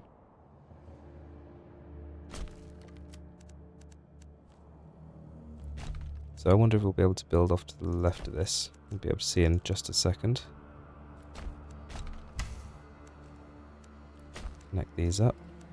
At least as time goes on, I'm getting a little bit faster at doing these. I still don't do all the roads in the right order. I don't even do it the same way every time. But I suppose that doesn't matter so long as we get the same end result. I was wrong. He says, you know, I'm getting the hang of this. I really am getting the hang of this. Immediately makes a mistake. Okay. And then, can we get up here, or is it too steep down that hill still? Well, we can use this.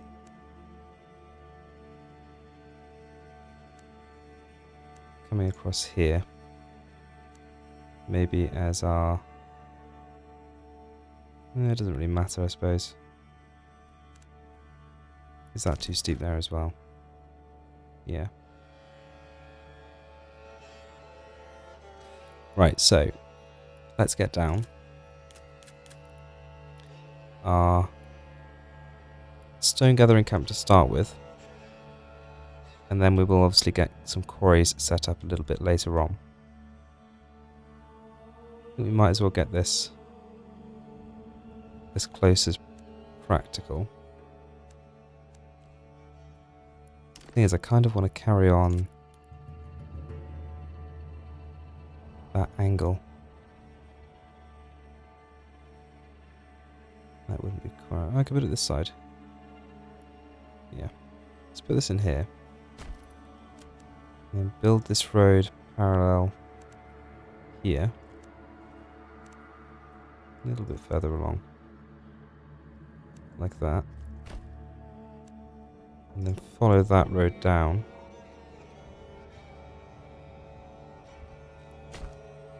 Like so. And then just copy this here. Get rid of that road. Perfect. And that's where we can build our stone mining camp.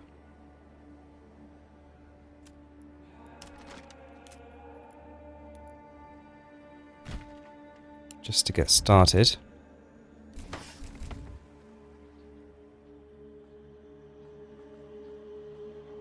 I wonder how the drought's going to affect us over here. At least we're not getting all of our resources from a pond, I suppose. And Got a spare worker, so we'll get them at the woodcutter's lodge for the time being. Shrine's going to annoy me. That big square there. Oh well. It's nearly harvest time over at Crystal Home as well. 17 days left. Getting there though. Once the last couple of Burgage Plots, only 3 to go, are filled up. In fact, now is probably a good time to start distributing some ale. Because, you know, there's a drought going on. Let's start by opening up just one of our taverns. And let's open up this one here. So we're going to employ 3 people. Overstock to 20. Workers will deliver extra resources as if they were supplying more Burgage Plots. Yeah, that's fine. I mean, maybe 15 is fine. And as we start to see that come into the market, there'll be lots of upgrades to do.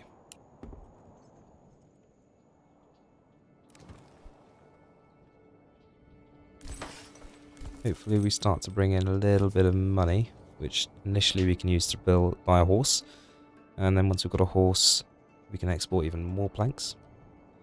And then once we've exported more planks, we'll have more money. Let's get a worker at the stone gathering camp, because that's something else we can be selling. Probably is what we should have sold from the get-go, to be honest. So export everything over 60 of that. And then, yeah, we'll just wait for a little bit of money to come in over here now. Hopefully we're okay for food for the winter. That's harvest season started. And look, big line of green. First though, let's go through and free up a large workforce for the farming.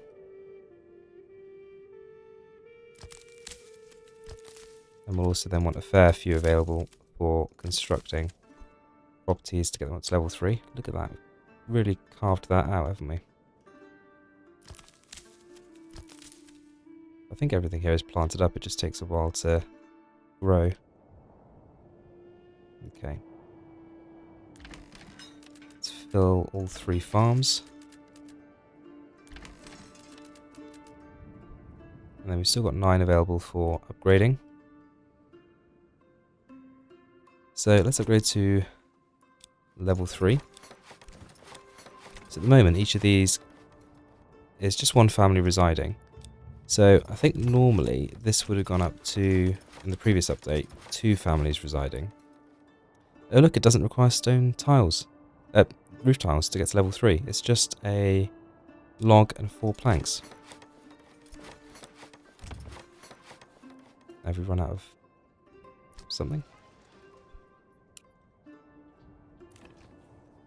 No, they've run out of beverages temporarily. Let's upgrade these here as well.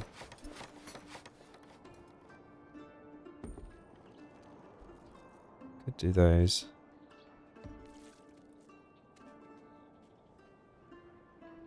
Just want to see how those go first, really. Don't really want vegetables here, do I?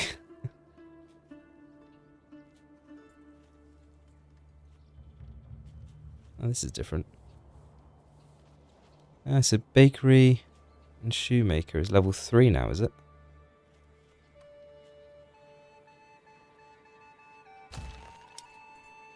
Ah.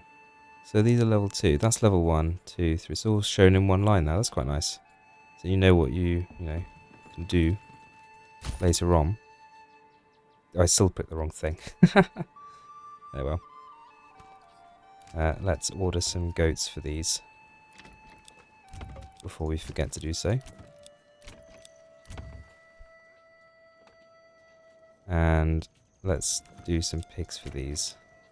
We'll split this, pigs and goats. Still okay for food. Let's just do a quick check over here. Make sure we've got enough living space. Let's put down a few extra Burgage Plots in the space we do have. Because what I want to do really is follow the construction of our first fresh update of Manor Lords' new level 3 Burgage Plots. Quite excited to see what they look like. Don't really want to miss it. They might be different. Pretty sure they will be in some regard. I think a little bit of money coming in now. Ox used to be 20. Has that changed? I'm questioning myself now. What's different? What's the same? I don't know. I just don't know. Okay, well, you know what? There's not much else I can do here really for a minute. They've got food and fuel. They should be fine. We're exporting. Let's get an extra family working on that. And go and watch some construction.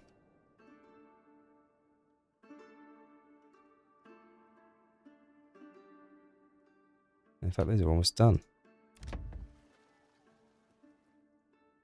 Burgage Plot level 3. And there you go, would you look at that? So that, yeah, it's quite small, looks nice. This is definitely one of the new buildings. It's got kind of a lime wash on it, and lime washed timber as well. Guttering going on the outside there. Another one of the new ones there. Going up with whitewashed timbers inside. That's really nice. So they're interesting. So they're still nice and tall. Now what I want to know is... It has, okay, so that has increased the number of families who can live in it to 2. So that's going to massively increase the amount of space we have in terms of dwellings. And then what is your requirement to go up to level 4? So the level 4 does require roof tiles, but not many, only 2. And they need to buy grain. And that's the only thing you need to get up to level 4. So I suppose what that means is we don't want to be milling all of our grain into flour. Because we are going to need rye grain to sell on the market. So does that mean there's now, yeah, you can set reserves. So I guess we probably want a reserve of grains of like 200 to be able to supply the market. The reason that's interesting is, let's just double check that applies to both, has applied rather to both of our windmills. Yeah, is because that's normally, you know, food stuff you'd be using to provide your population with bread. So that might have an impact on our food stock. Because we're not going to be making nearly so much bread. Fortunately, we're not massively reliant on bread. I say that, 145 bread. That probably is most of our food resources, food stocks. It's going to be interesting. In the meantime, I think we should keep upgrading. So again, this is residing families 2 of 2. I'd be interested to see what these look like upgraded. And how many families will be able to live in it. Will it be 4 doubled, or will it be 3? Has that really been without... Shh. Nobody needs to know. Nobody needs to know. Okay? Shh. It's okay. Let's watch that come together. You see, with that many additional families living here, it might actually be prudent to fill up this marketplace. And with that in mind, let's get an additional granary and storehouse in this cell here to help fill up over there. How are these going to look?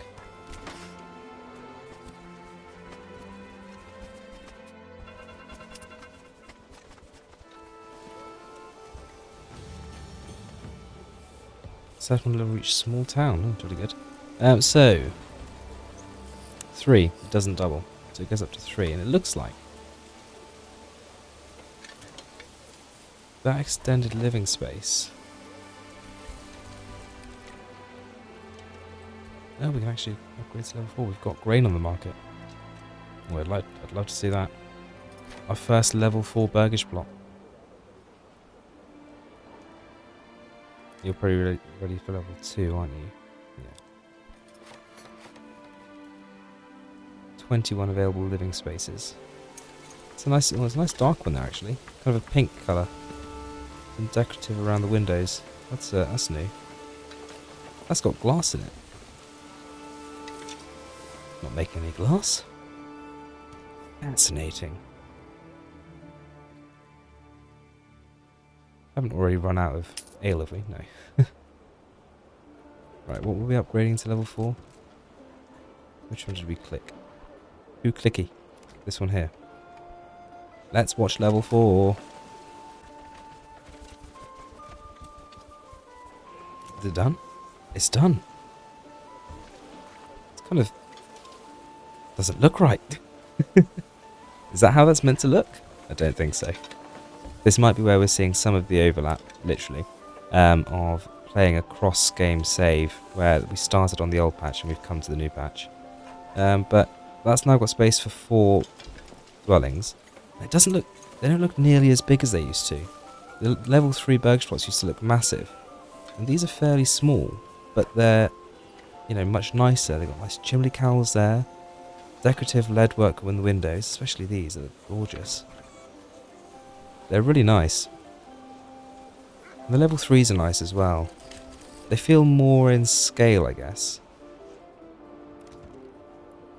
I've got a few more raids to go up to level 3 here as well. We're not going to have a shortage of living space in this region, that's for sure. I don't see us needing to expand to the other side of the King's Road particularly soon. I take it we're still getting on with planting and ploughing, etc. Yeah. Okay. Wow.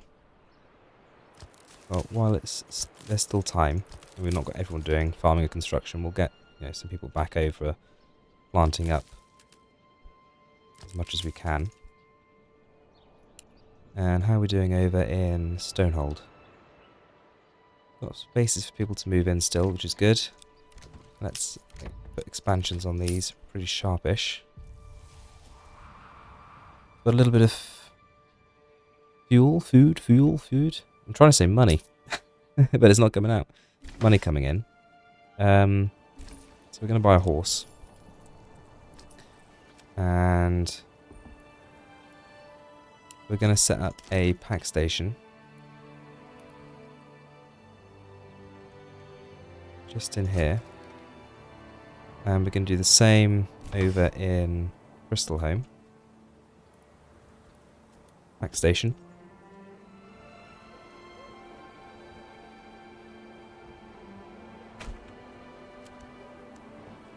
Might still a tiny little road.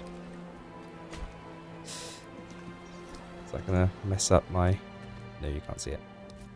It's fine. It's fine. Put that down. Because I think, although we might be struggling with food here soon, we definitely need to send some food over to Stonehold. So I don't really want to import it yet. Let's upgrade these to hitching posts, to small stables rather, from hitching posts. Oh, well then put the awning up. What are you doing? What are you doing? This is the priority. And same down here as well.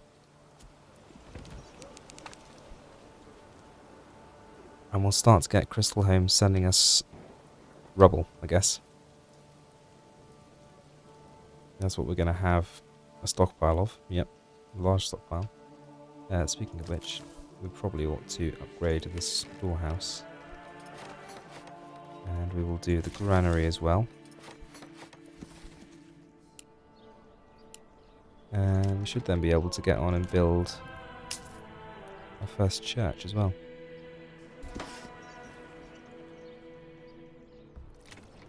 More dwellings for the upgrading.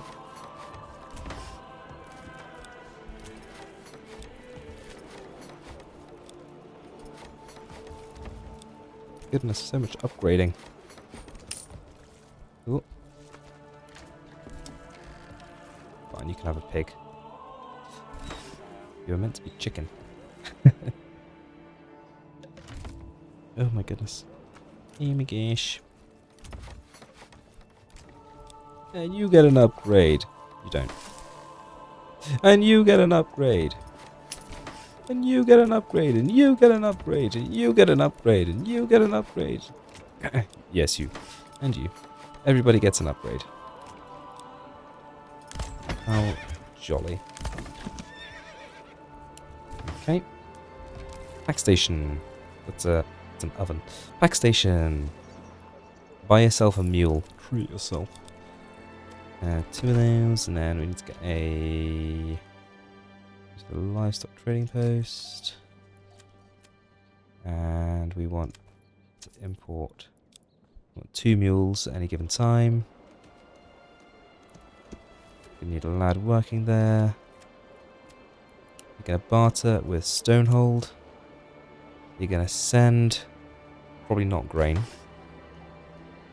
What are we going to send? Meat? Send pork, couldn't we? Yeah, let's send pork.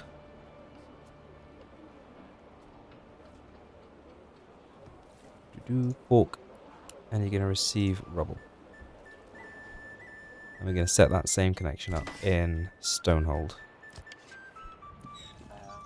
Order a mule, get someone working here. Advance, crystal home. You're going to send rubble stone and receive pork. And you're going to mutually benefit. That's an order. Okay, church time. Put that in here. I think that's as good a place as any. Got a little bit of money, so we can plant some cabbageables. Some cabbageables. Still making that dough from tax.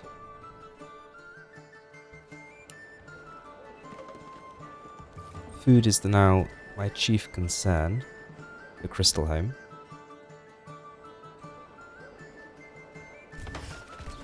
You see more beautiful new level 3 burgage plots going up. Farmers are done. Cheers lads, go home. All of yous. How much grain did we end up with? Out of interest. We're not milling any of that this year, are we?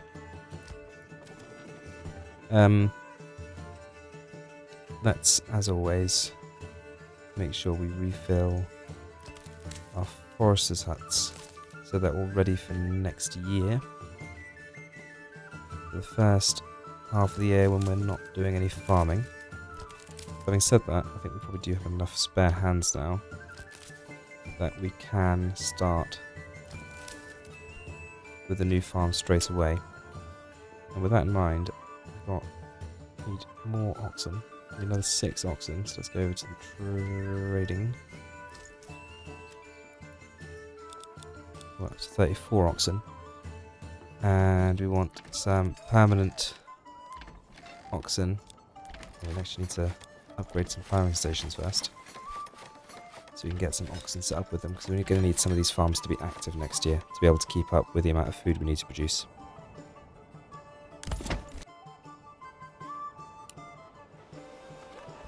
So let's get through this winter. And once we're through the winter, we can really start to push towards, hopefully over here, getting set up with some proper stone production. And we're sending that over from Stonehold to Crystal Home. To do that, we need a really strong economy in Crystal Home for producing food, which is why we're going to expand over here with our farms.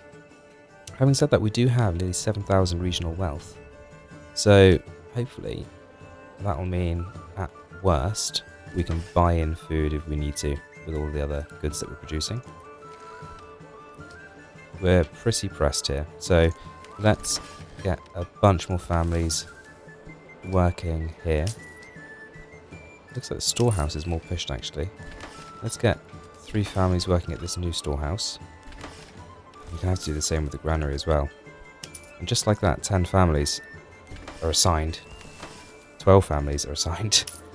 It's go and help with supplying the market so that we can actually look after everyone's needs. Certainly taking up a lot of people. But we're going to have more people settling, and I'm starting to feel more justified with the size of our camp here. Doesn't look like we can upgrade those anymore. Were there any new buildings? I didn't think to check that. These all look the same. Everything looks the same there. That all looks the same. Nothing's changed there. Don't see anything new there.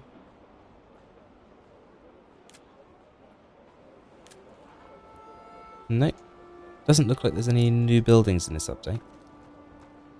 None that are immediately obvious to me in any case. Has anything changed with the castle planner? No, tax office is still only cosmetic. Okay. Doesn't look like a lot has changed in that regard. But the whole Burgage Plot rework is certainly enough of a change, to be honest. Poor quality, he said. Impossible. It's lovely that, you know, 2 years after the game's been released, we're still going through some really big upgrades and big changes to how the game works. So we should now have everything we need with the plows to assign some permanent livestock to these farms. And the fact that all these are transporting makes me think that we need even more space. So we've got 25, we've got space for 35. So I think that means we should have 35. I think it just takes them a while to bring in the oxen. We'll get another family working there just to try and speed things along. Obviously, a little while ago we opened up the second trading post. So we could always get a couple of additional families working here, so we can export even more goods. Fuel will not be a problem for a long time now, I don't think. Alright. No shortage of Burgage Plots either, with 34 available over there. And we're ready for upgrades over here as well, up to level 2. So let's go ahead and get those upgraded. We are down to 3 months of food, which is a little bit concerning. Are we going to be able to bring in any through trade? Don't really realistically think we'd be able to afford anything for any reasonable length of time. Once again though, what we can do is, at the hunting camp, let's reduce the number of beasts we're allowing to survive down to 4. And that at least is going to mean that we've got some meat on our tables to hopefully help tide us through the winter here, before the berry plot becomes available to us for once more. And we'll continue to pop upgrades. I imagine we're a little short. Actually, I'm short on timber, not planks. We've got loads of free hands. So let's get a few more workers at the trading post. Let's order another horse. Pack station is doing its thing. They're on their way. And the surface deposit here, we are well and truly working towards stripping at least.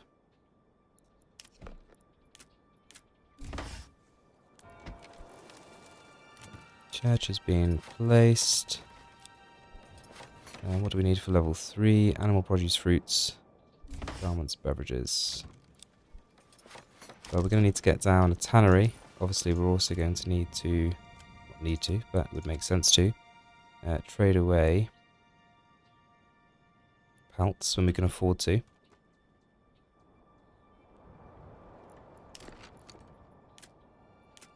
But that doesn't stop us from getting a tannery set up. When we have enough timber, that is. Used up all our planks by the looks. I might be able to fit that Nah, maybe not. Seems an odd thing to put next to the church. But, you know, if it works, it works. And it does indeed look like it will work. Pounds 2 months on food. As we come into March, but the berries are starting to grow now. So let's get an additional worker in the forager hut and also order in some herbs. With that additional cash, we can also get some more extensions. Let's do some gardens first, and then we'll look to get some orchard space. And we'll also change the hunting camp back to 10, because the mushrooms should see us over. Over in Crystal Home, let's get 2 workers in each of those farmhouses, and here as well. And then let's also free up some workers. Maybe we'll take them from these for the moment.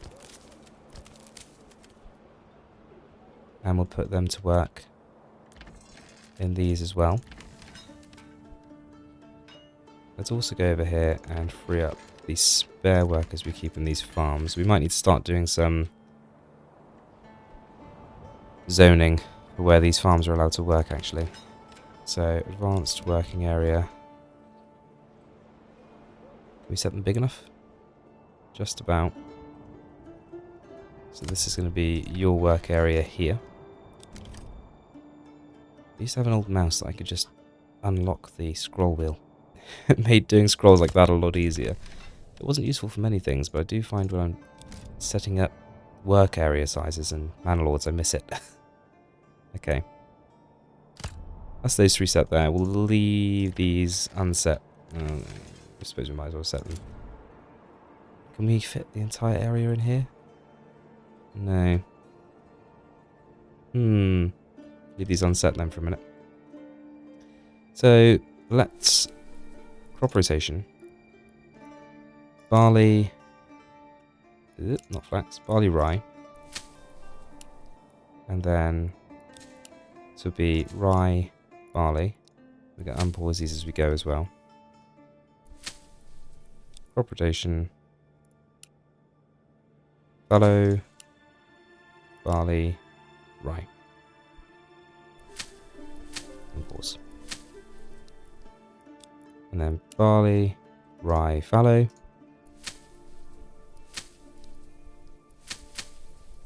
And then rye, barley, fallow. And then we need some fallows in the middle. So, fallow, rye, barley. Fallow, barley, rye. And then let's open up a few flax fields as well. So flax, rye, rye, flax. All scintillating stuff here, I assure you. And then fallow, flax, rye. Right, I think that's more than enough to get us going. So everyone should get to work on these farms down here. They each have enough workers to operate the ploughs at the very least. And we'll get a few more workers free as people move in as well. So let's upgrade a couple more Burgage Plots to level 3. How are we doing on the old ale front? We really are down to 91, so I'm not looking at this moment in time to open up any more of the wholly large taverns we have around, because there isn't the supply for them anyway. How many are we actually holding in our tavern over here? It's only 18, yeah. They've drunk us dry already. Wow, okay, yeah. Fields are cracking on. No problem at all. With all those oxen from all those different farms we've got. And yeah, we've weathered the food storm we had over here briefly, but we are down to no available living spaces. So, can any of these have expansions, or have we already... Looks like we've already expanded everything as far as we can. Which means we need more burgage plots. And I think at the moment it would still be smart to be building kind of low density burgage plots with reasonable sized extensions. So we'll do a couple more of those for farms and for orchards.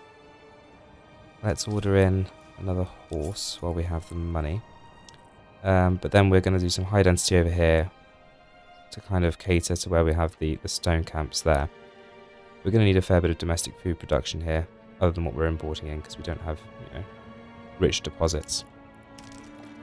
So, if you will excuse me just for a moment, I'm going to once again go into buildy mode.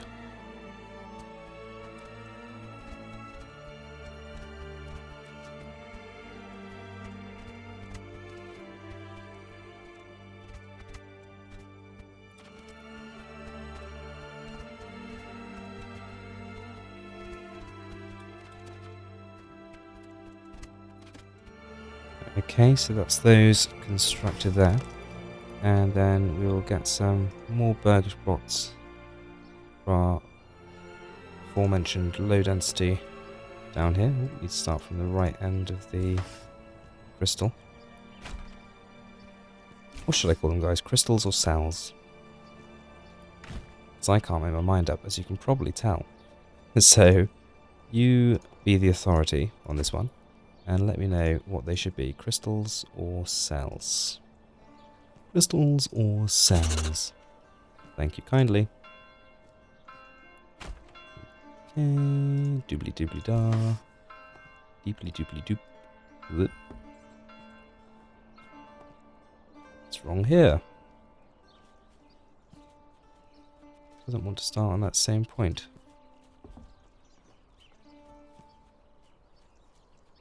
Oh, not enough goods. Lol. Level of attention being paid. Low. It's very low. More dollar coming in. Much handy. So, we shall use said dollar to plant more carrots, amongst other vegetation. So we will get some vegetable extensions popped on. And hopefully... Looks like farming over here's gone pretty well. The new fields seem full. Yep, they're sowing still, but that's fine. It's quite a long time till harvest, so they should have plenty of time to grow. Chomped our way through all of our ale, by the looks.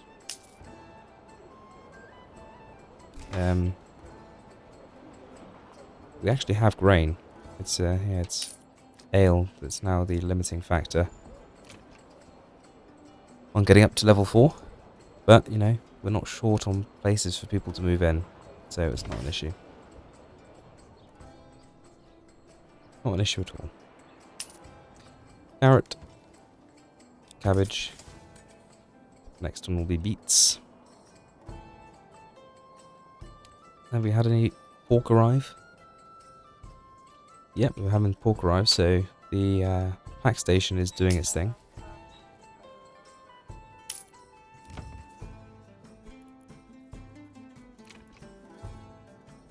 So, garments. That's what we were doing, wasn't it? We were building a tannery. The church tannery, in this case. Not that that really matters. I wonder if we can get up to level +2 migration pretty quickly here. That would be good. Beets. And then start again. Carrots, cabbage and beets down here.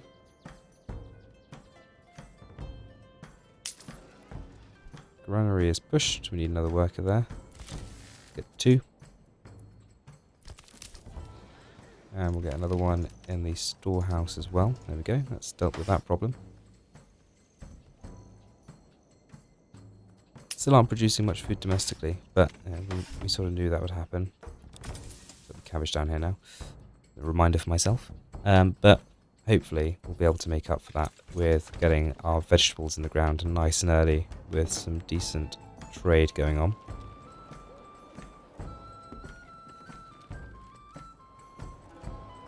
We're plenty okay for firewood. Let's get down the charcoal kiln there. Get a worker in the tannery so we can start to produce some leather.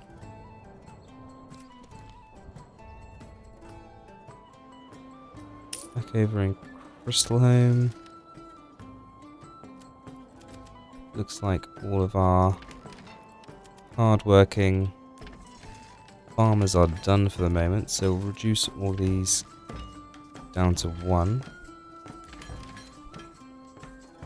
And we will get those workers back on the forestation job. There isn't much you can be doing in this age, but isn't some form of agriculture, let's be honest. There's too much to be done. Oh, goodness. Haven't started foraging anything. Quite the oversight. 96 days till harvest. Plenty of time. Gambesons, eh? You've even made a few. You focus on woolen clothes, please. We still have plenty of yarn to work through. Looks like we are on top of the sheep, though. I wonder if we should add another pasture to get more wool up the limit. Might be a good shout. Could put some in here. Not actually got any trees in it. That never really worked. Let's do that. So, farming, pasture space. Give us an extra 36. So then let's go to the butchers. And you make shields. And let's set the limit to... what have we got now? Got 100 at the moment. Let's go to 140. Hopefully we'll just about have enough space for that.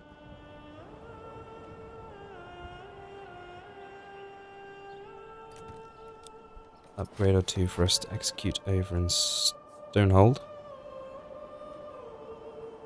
And let's buy those cabbages. Using up all of our money thick and fast here. And we'll want that 4th horse as soon as we can as well.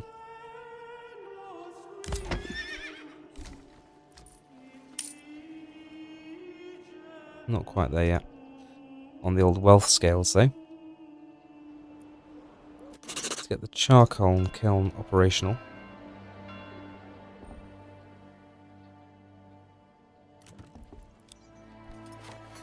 And we need to start putting on some expansions here as well.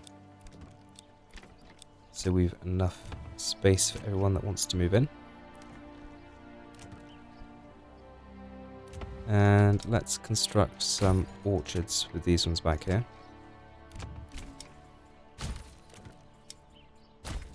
That's 3. We might as well do all these as orchards. Oh yes. Never did finish building them.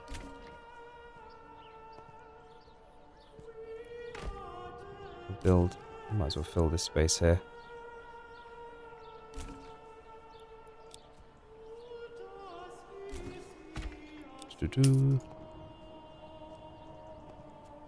Oh, right to the end. And each of you shall also be orchards. And then we've got a few spaces here to start with our denser population. And we could even start to afford planting some nice fruits. Which is nice and quick. Keep an eye on harvest time. 35 days, yeah, that's fine. Good, so +2 monthly migration.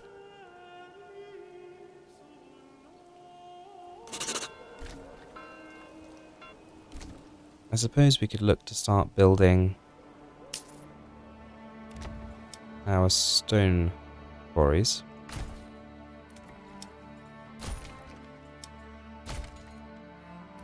Ready. Lots of orchards. There might be as many orchards as we've got over in Crystal Heart.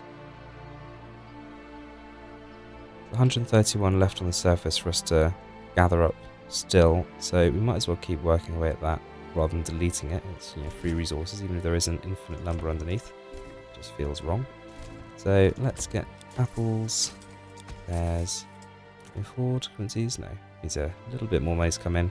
I doubt that'll take very long at all though. And then, you know, it's only our second year, and we'll have orchards planted up, which, you know, feels nice and quick. Certainly a quicker start than we had over in Crystal Heart. But we've made a few improvements to things since then. And we did have the barter connection to allow us to start getting some additional food over here to support a fledgling population. And we started with a lot more resources as well, as we were able to afford so. It's ease. Wonderful. And that's our first 3 orchards placed.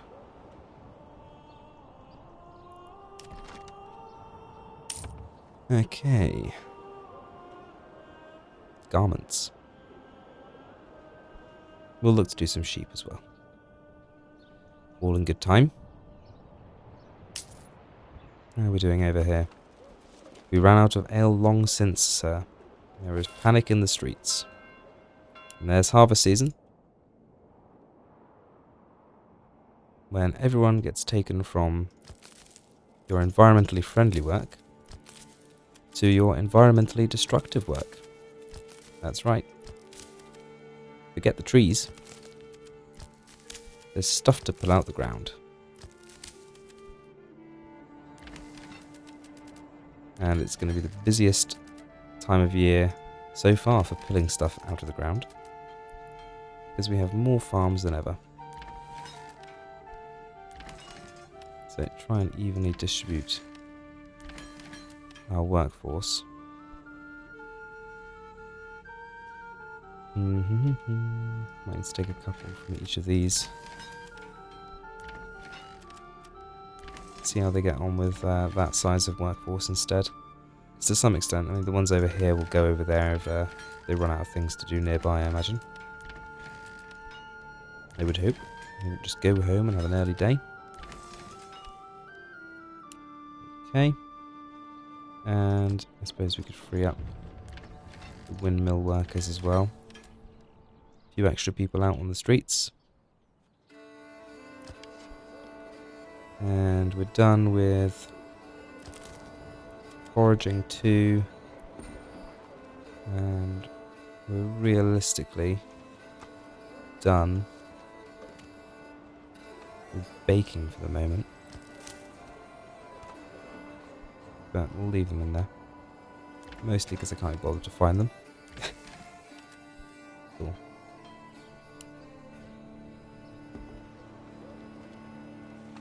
Is it harvest season for your vegetables as well?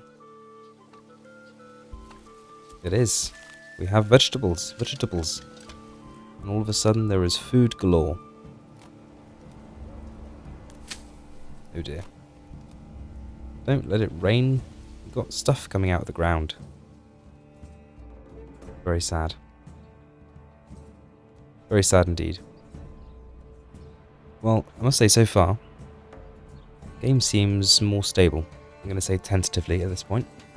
I feel like I would normally be experiencing a lot of lag by this point, and I'm not experiencing vast swaths of it. So there's that. Are we making any leather? We are not.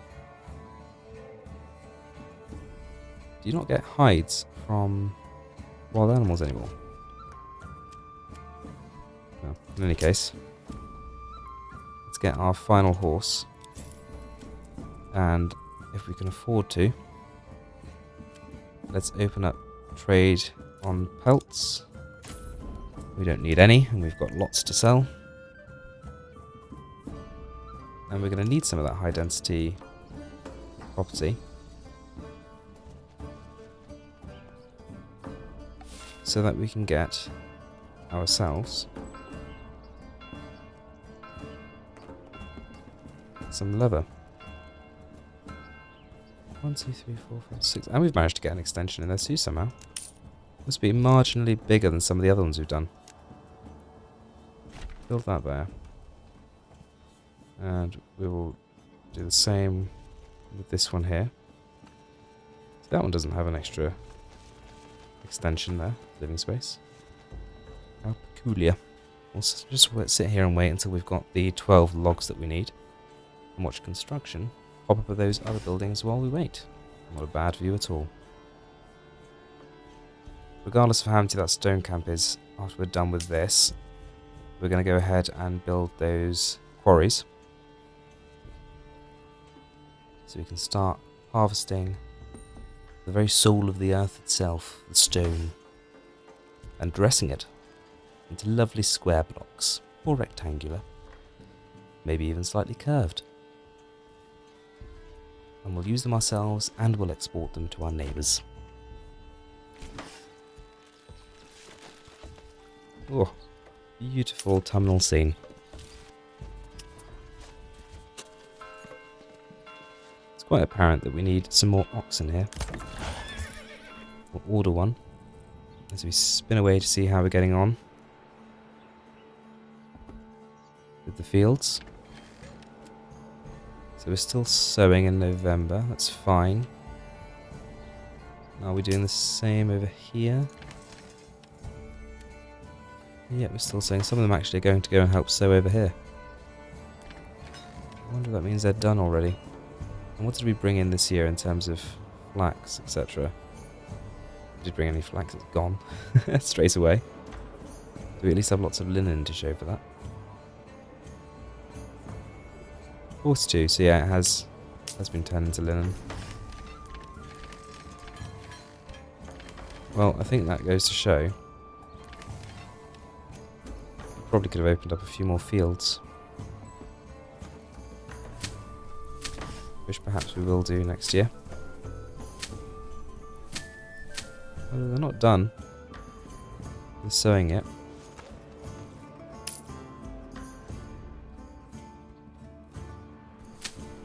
They do appear to be done over here though.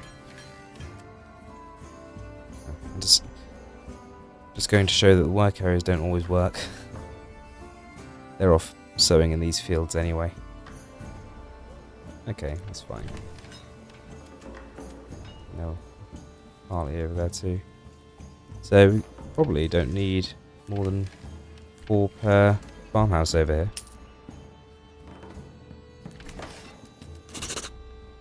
Got some additional people, so we'll fill up on that farmhouse. Upgrade there. Order another ox. The buildings over here are nearly complete. And we've got lots and lots of food, and we're almost done with the stone surface deposit. Just 5 more to take out. Just 4 more to take out. Now I'm going to leave the farmers in the farms because there's definitely more to be done. I don't think. I say that. Looks like they did just about get finished. In any case, I think I'll probably open some more fields. More barley, for instance. So, we've just opened up this bottom row so far. So let's open up this middle row, not top row. So barley, rye, fallow. Barley, rye, fallow. barley, rye, fallow. We'll just keep following that process. Oops, that one's been done. Don't break it. Barley, rye, fallow. Barley, rye, fallow. Sounds like a nice chap, doesn't he? Barley, rye, fallow. Don't know him personally. Okay.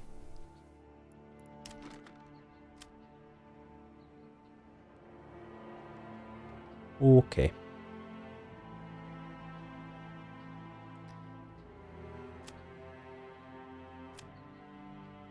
Would be nice to put barley in there, wouldn't it?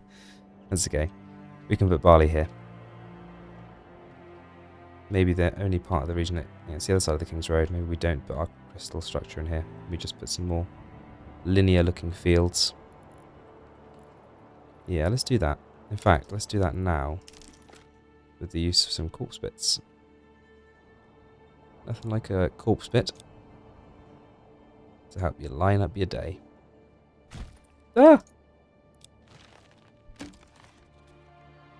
wasn't a field before. No, good. Just planting a corpse bit in the middle of a field. Where's my barley fertility? So all the way across in line with that. Okay. So let's do those there. And carry a straight road down these two.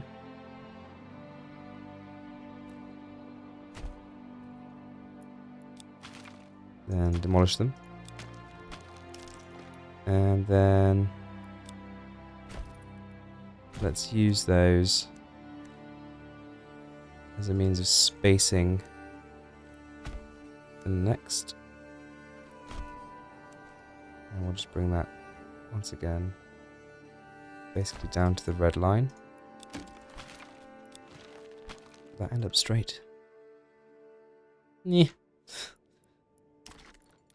More or less. It didn't quite on the end there, did it? Let's do it this way. Demolish that quickly.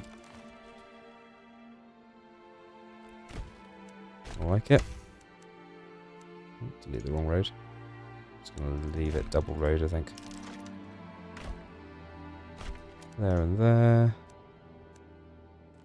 Back up to that. Delete that corpse bit. Bring that one down. Right to there. Don't ask. There. There. And there. And there.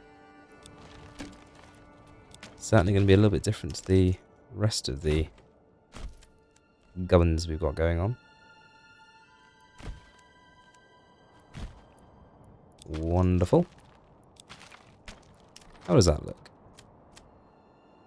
Oh, simply lovely. And then let's take a kind of winding to an extent road. Comes round here.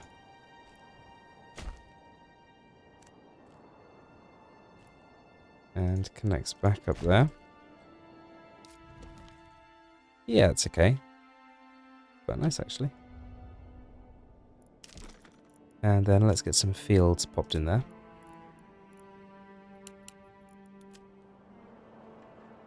And these are for barley. Hang on, need to follow these, finish these roads down to here. Connect them on. Otherwise our tools ain't gonna work.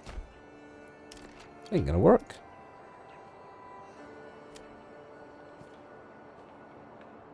So that's 0.6 for small. Well, same size as the others. The others though, I think I'm just gonna make their full size. It's a whole Morgan, that one. Cor blimey, Betsy wouldn't believe it. A whole Morgan. For me barley. I once again implore you not to ask. Let's bring that road down again because it wasn't snapping quite right. I would like to take it across the bottom here. Do that. Oh, wonderful. That's not so wonderful. Follow him round. Lovely. And then we're going to set these up for barley as well. Barley. Rye fallow. Barley rye fallow. Mr. Barley rye fallow.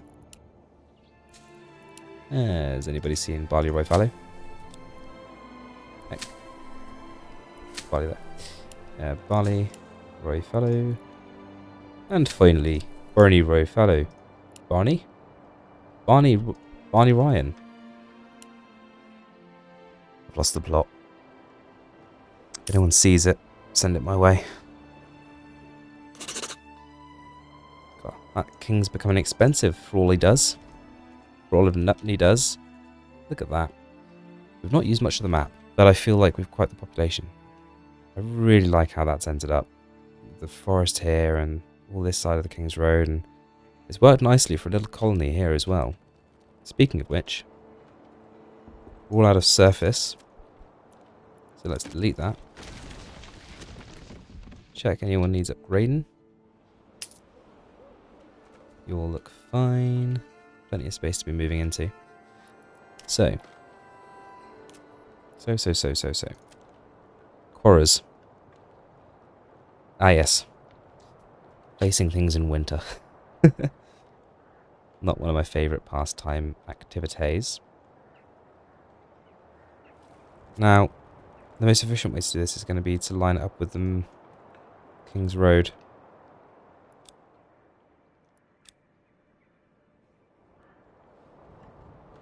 Because we could then put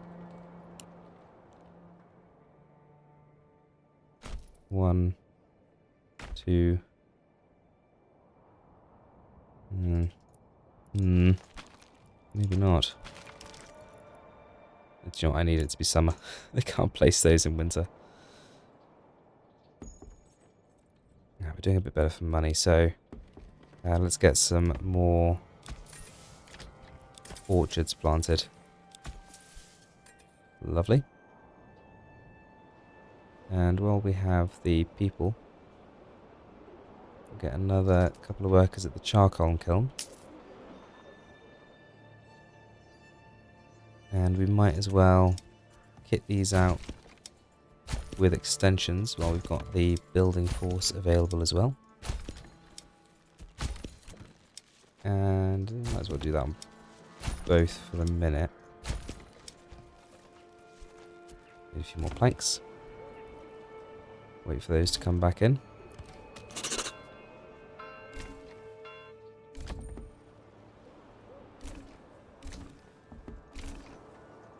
We're working our way through those available lodges. Down to 16 available living spaces. Okay, down to, relative term. That's quite a lot really. But still. It's half what it was. What's our population? 563. And it should go much, much higher.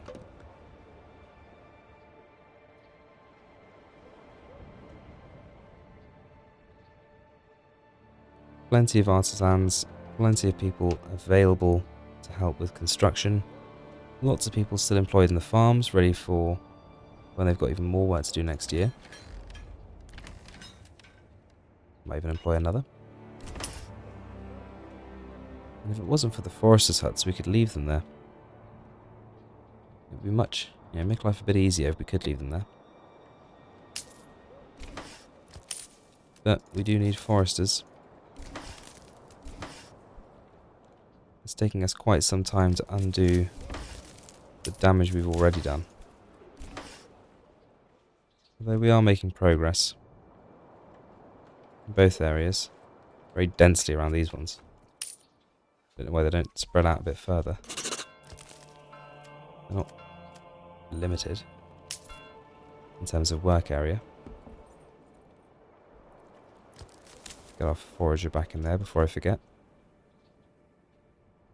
Good. And the ploughs are back out. Working on our new barley fields down there.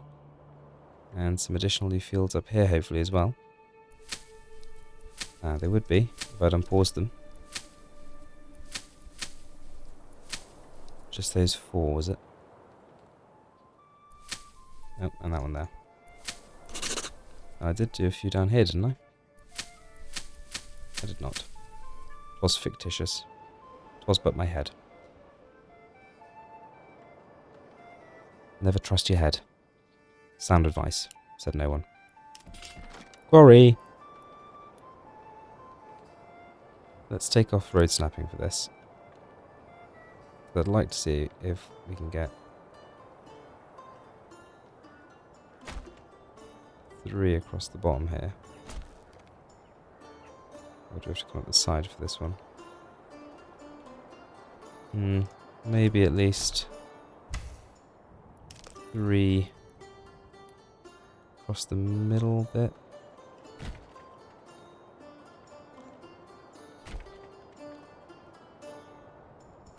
We're not getting one there, are we? Okay. Well, 5 isn't too bad, actually. Let's just connect all these up with their own roads. Keep to that square fashion that we've been doing up to now. It seems to make sense. Why stop it now? Well and truly down that rabbit hole. And then we might connect back up here. Can we continue that angle? Not quite. So probably best to come back on it, really. It's about 90 degrees. We can double check. Yeah, that's good. Finish off building around these. Now, what might look quite good is actually having the stonemasons positioned on the edges of quarries, or even up here. It's pretty square there as well. It's not perfect, but actually, yeah, maybe a little bit further down like that. And then get those built, please. Stonemasons stations. It's going to be too steep here. No, we can build them. I'm going to do them manually though, because I think we could probably fit 3 across the top there. Which I think would look mighty smart.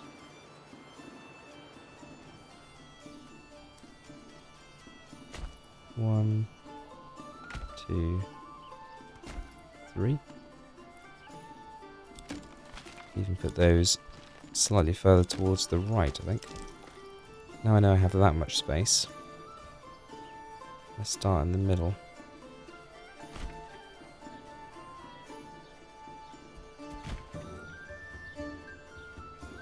Yeah. That's nice. I am a fan. Are we going to need more than 3? I don't know. We'll start with 3 and see how we get on.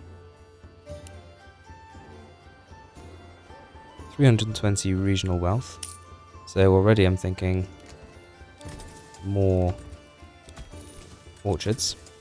Get another 3 of those set up. And as people start to move in here, we'll start to buy the relevant goodies for them.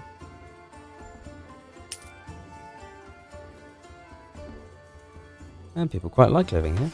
We're starting to... Oh, you can see how much of a hill that is now, look. Look, that's automatically protected these days, that's good to see. You'll have a nice vista when some of those trees are gone. Talking of trees being gone, let's not make the same mistakes of the past. And let's take care of forestation from day 1.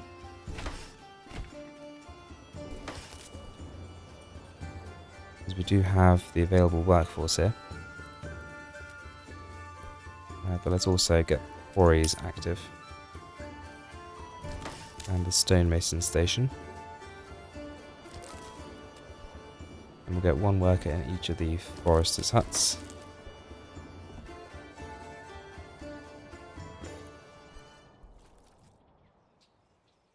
I quite like how those are set into the hillside there. Doesn't make much sense though.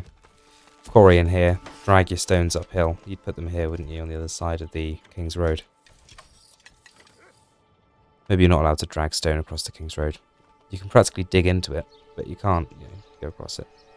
Oh dear. The train hasn't taken kindly there, has it? Oh well. We will kindly gloss over that.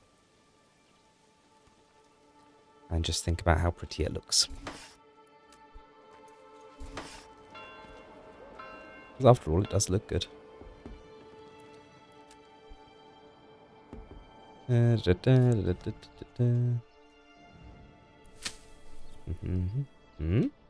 harvest time.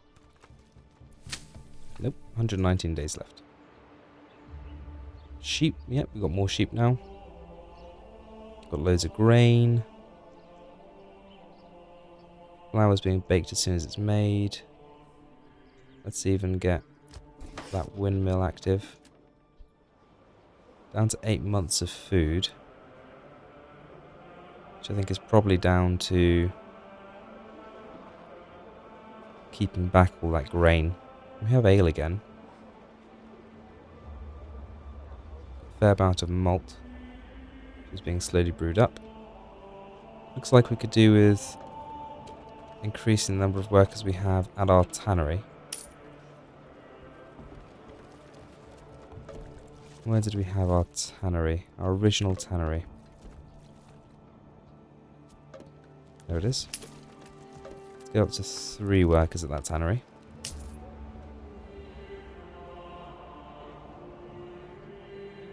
Look at that. It's going to be a mighty additional barley harvest this year. And there's a lot of barley in these fields. Combination of barley and rye actually, but still quite a lot of barley.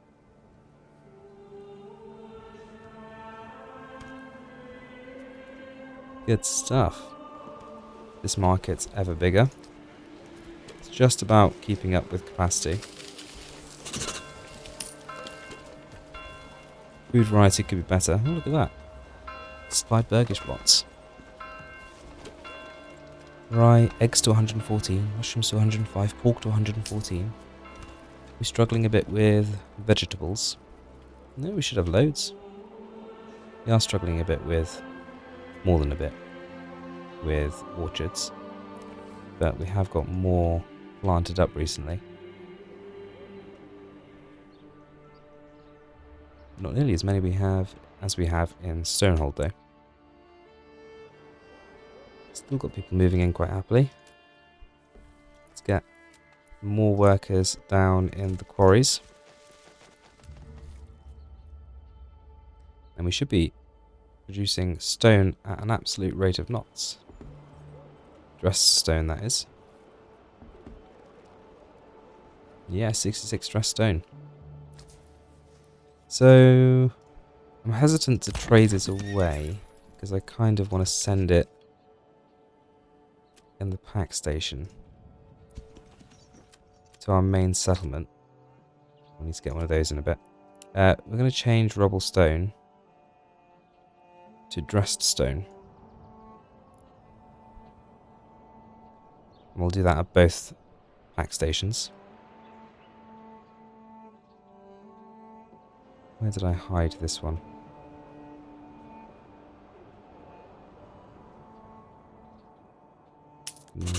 Nope, it's a stone well. The hitching post that should be a stable. I'm sure it was around here somewhere. Aha. That's got 2 livestock, so yeah. Swap over the rubble stone, the dressed stone. Just better looking. And hopefully we'll start to build up a nice surplus of dressed stone.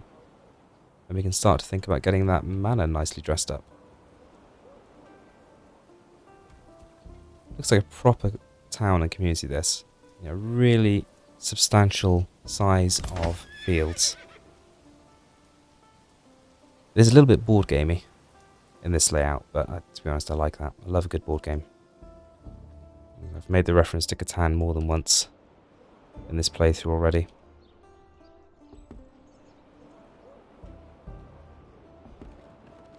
Is that hunting camp doing anything? Just taking the day off, aren't they? Bunch of lazies. Nearly at 600 on the population, though. Oh, got a lot of money. If we do need to buy in food, we'll be fine.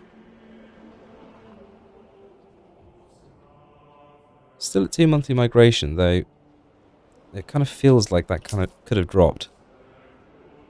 We might as well equip our retinue. You know, there's no reason to, other than why not.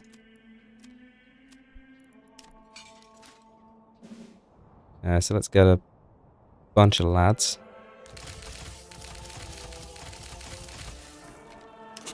And we might as well upgrade all their armor as well. You know, just in case we want to parade them. On the off chance that this update has brought the king's favour, you know, actually invades you now if he's not happy, and no one told us.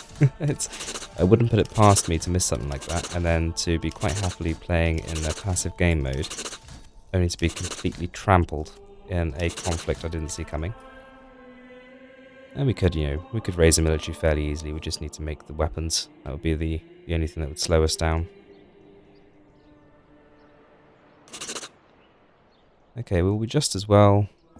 we've got a few people moving in now.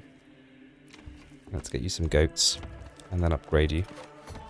You'll get your goat as you're upgraded. That's the deal. We just as well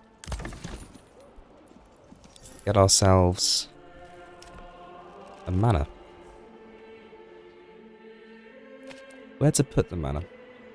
I do like this high ridge here. So we could go kind of here, I suppose, on the top. That might be quite nice.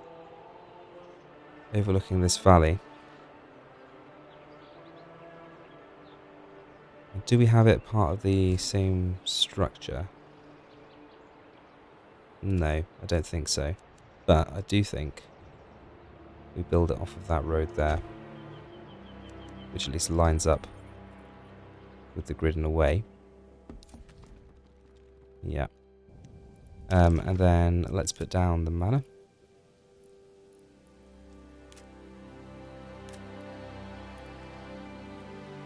End of that road.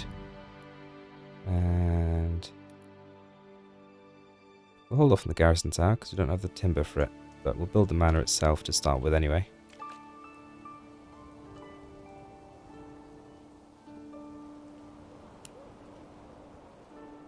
And we might as well upgrade that original hitching post that we never did. And our well, to a stone well. How are we doing with the market store? We could do with an additional couple of workers. The granary and storehouse, so we will provide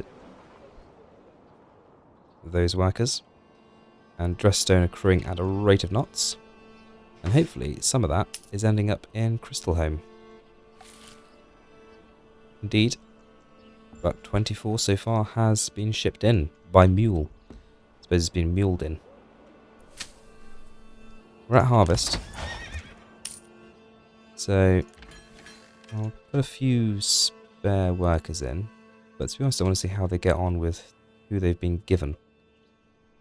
Because if I can avoid constantly stripping the foragers' huts and just let them get on with it, that would be great. Barley coming in, rye coming in, flax coming in. We are getting through the hides now with the additional workers at the tannery. We could do with more sheep, to be honest, to produce more wool, so we can up the number of clothes we're producing and selling.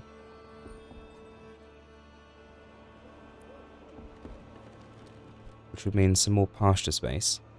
But are we... You know, what is... Never know how many people who need working at this sheep farm. I'll give you an extra one. Why not? Might we put down a second sheep farm over here somewhere? I mean, that's prime sheep space, isn't it? So they actually shear the sheep. That's fine, so we'll pop that down there. We'll extend that road, and then we'll put another pasture in here.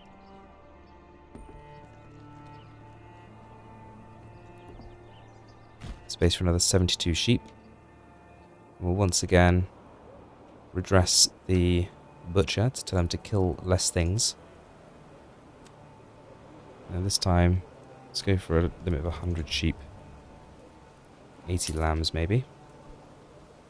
And hopefully we get those goods inside before it's completely ruined by the weather. Yeah, quite a few stone coming in.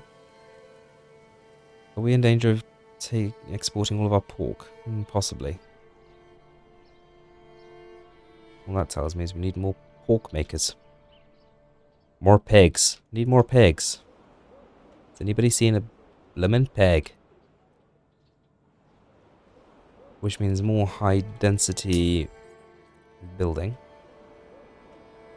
What are we doing for chicken? We've got loads of chickens these days, surely. 12 chicken. Yeah. 55 eggs though.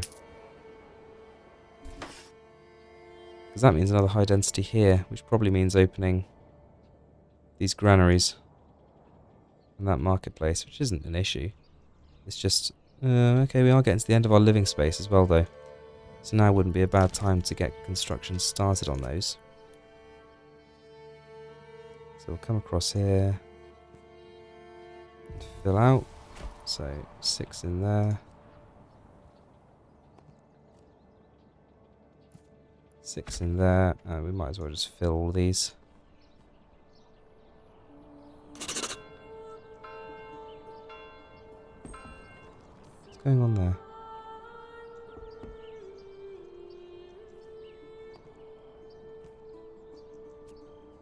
I should be following round. Replace this road.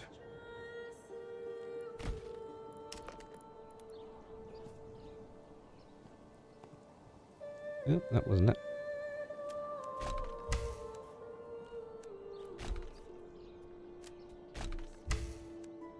This one?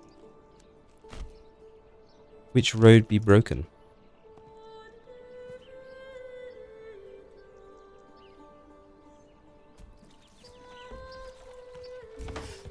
Does want to do it.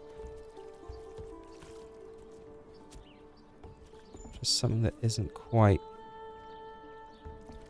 right. Possibly with this road.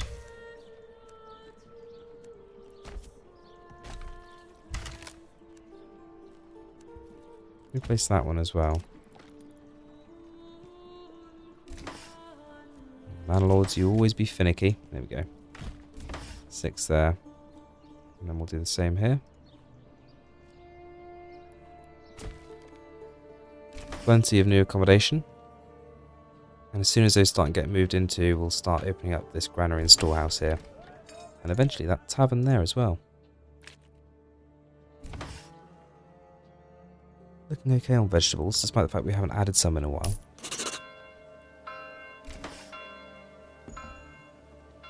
Malt. Loads of grain. So that is being turned into flour. We don't have nearly as much bread as we used to. Get another worker at that windmill. Maybe the other windmill might be better. Get 2 there instead. Because people are buying grain directly. They need 2 types of meat? What? Or fish? I guess we could import fish. We've got plenty of money. So we don't want to just be putting pork down. Imagine the audacity. I demand 2 types of meat. I shall not be happy with just one. Where am I getting beef from? Okay, well. We should be producing a fair amount of mutton at least. And chevron, small game. It's kind of, yeah, so pork plus a little bit of everything else. Hopefully will be enough.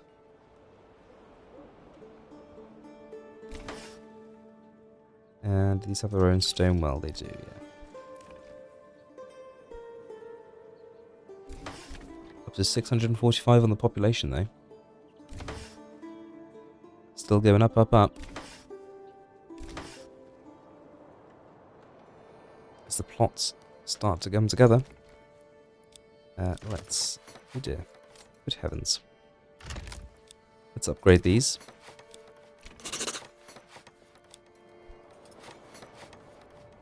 Alright, oh, and lots of upgrades down here as well. So, let's start by ordering you all some lovely goats.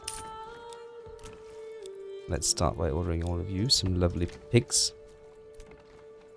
Probably have already filled all of these accommodations. Oh, and there's a couple of animal pens we didn't construct. We need those. And then we shall not upgrade you. So we haven't the planks. We simply haven't the planks. We'll have to wait for more planks. I think probably means we need more trees. Which means another logging camp. Probably need more stables as well. With more oxen. Squeeze any more of these bad boys in?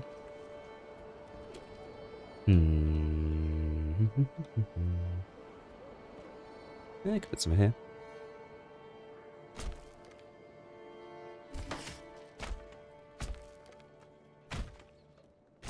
Lovely. Order up an oxen too. And they're quickly becoming quite prosperous here. Got the manor set up.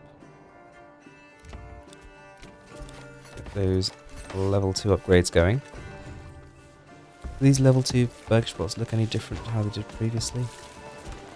Maybe. I feel like that is more old level 3-esque.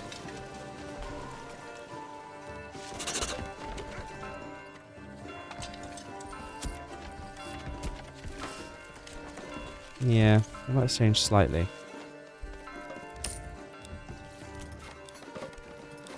Can't say with 100% certainty though. Upgrade all of those and order some pigs for those. Wunderbar. All the dressed stone in the world. Building requires maintenance. How have we run out of tools? We're not keeping up. We've not got any iron. Why haven't we got any iron?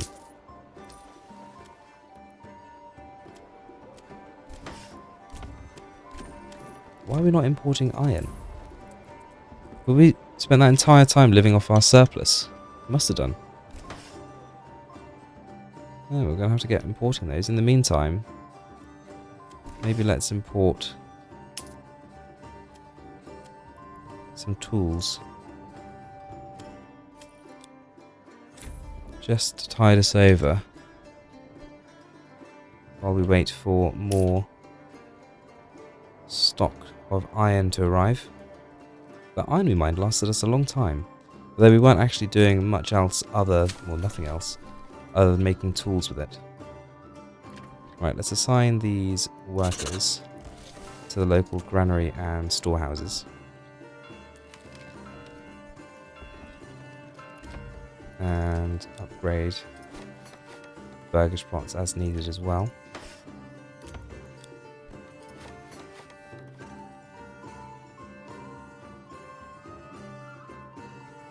So it looks like we're finishing the fields we didn't get around to last year.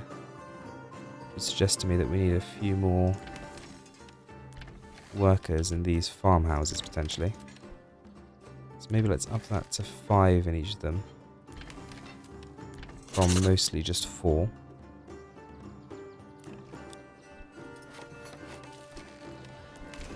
And also, let's just up those to 2 each.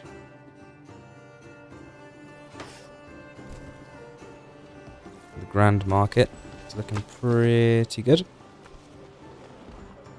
Can't get loads more people in there anyway. Now we only have 15 timber.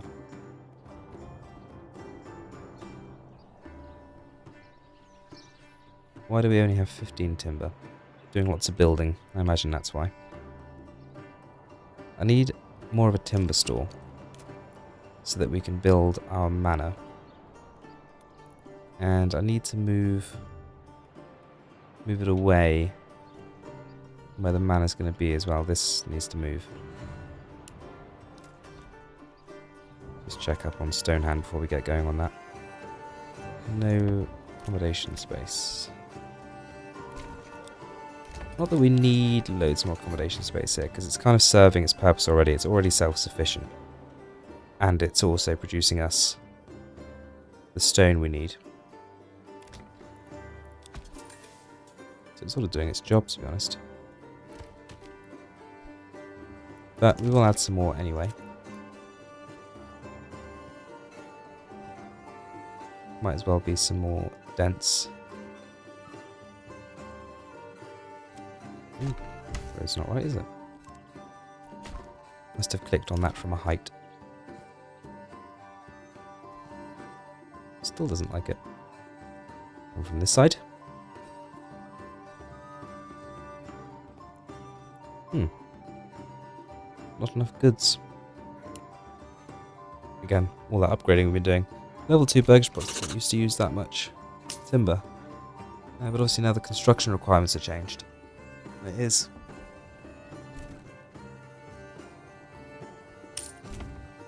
Come on, one extra timber. Someone lob down a tree. Will ya? Please? Pretty please? Thank you. Let's get an additional worker at the foraging hut, one of the logging camps, and increase the number of workers we have working with stone. Are we turning everything? No, we're not. We need more stonemasons. And we need to import tools. Because we are going to go through them very quickly here.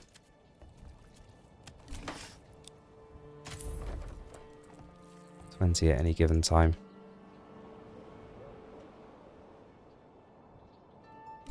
Okay.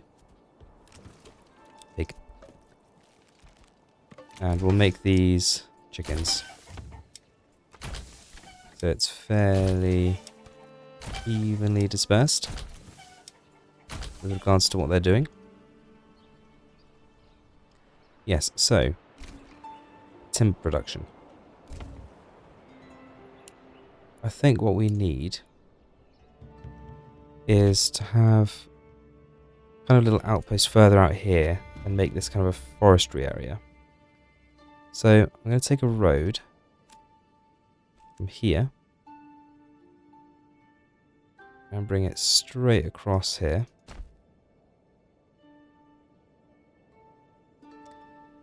And then I'm going to delete it because I think it looks horrible. Let's have a curving road that breaks off from the main... Oops. Actually looks quite nice though. It breaks off from the main road and can kind of become a woodland track spinning out into here. And on that, I don't know if we bother having any crystals, but this might be somewhere where it's a little bit more linear. And out here, we build a bunch of foresters' huts. We build loggers. It's also where our supply of logs will be. So build those, and then we have to wait for more goods to come in here. And then build foresters' huts on the other side. Forest this whole area, turn that into our main lumber production and renewal area and storage area, and it'll kind of be our logging glade, and it's going to be kept away from the main settlement then. It might have a few dwellings, maybe a few individual crystals coming off here. So maybe we delete these. And opposite each of these, we put down the CP. Like so. And then we put down another one. Like so. We do the same here.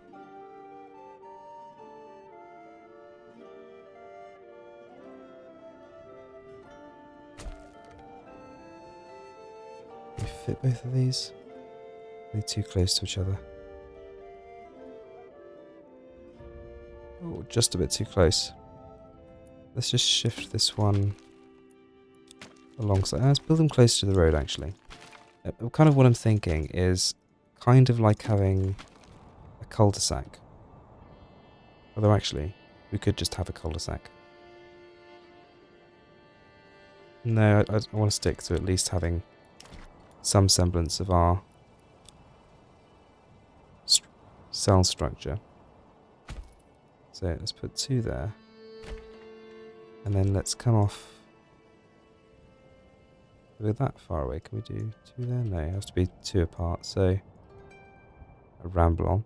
Let's put 2 here. So 1, 2. Let's build these as we normally would.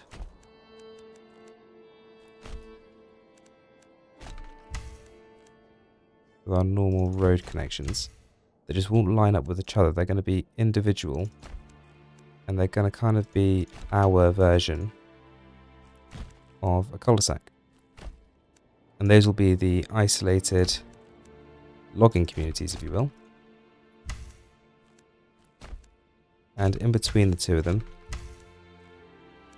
we can have the amenities they're going to need.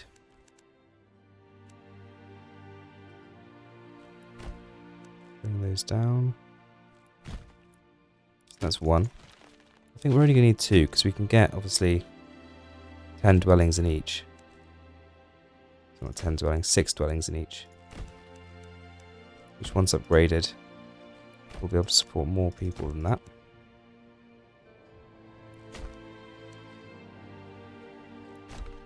We might connect them to the road as well, depending on how it looks. Have to wait and see on that one because I don't want it to look too out of place with what else we've done, but I do want it to be a little bit different. It's a different purpose. It's not the grid of the town, of the city. It's the agricultural, not agricultural, but logging community. Okay. They don't meet perfectly, but that doesn't bother me too much. It does bother me a little bit. I'm not going to lie. I wouldn't lie to you, but it's not too bad. And that's because it's not a perfect curve. How's that? Nope. Yep. And then we'll have a little granary storehouse. We're going to fit both in here? No. Oops. Maybe turn off snapping. Can I be a bit more efficient in how they're placed? Nope. In which case we might need to have a little... We could just put them on the outside, I suppose.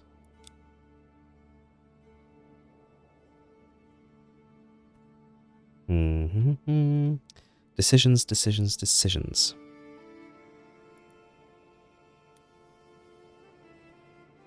Or do we have a third supporting crystal? Maybe it ends in a little circle. Let's take the... Yeah, let's do that. Kind of like it goes to the end of the road and then you can turn around. So I might even take these off like this.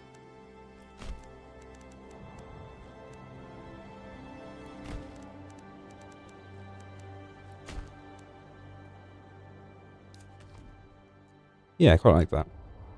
Like little crystal growths. And then we'll take the windmill tool. Windmill tool. We'll take the windmill, which I'm going to use as a tool.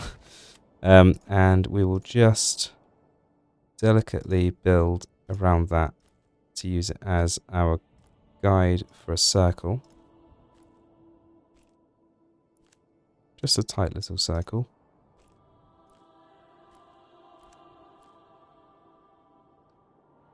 Don't think it's going to make any difference to that scale. Right. It's good enough. Looks like that line writing you get, don't you? The white line writing you see from space. That's going to make me sound crazy. And then we'll put down those there. We'll have... Water's going to be back here, but that's fine. Can we get the marketplace to be inside this?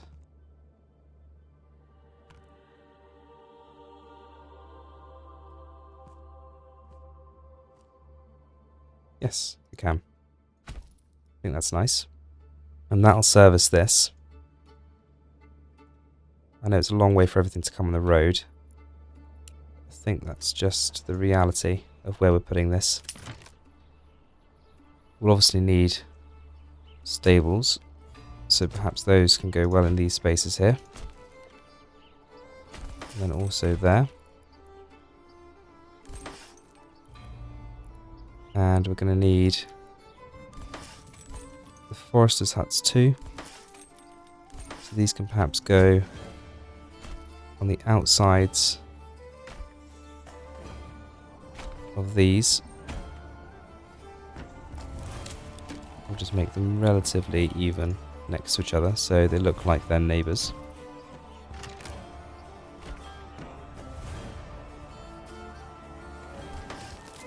And we'll move that one slightly. Yeah, put them on there. Lovely, a little timber community. Some kind of timberborn or something.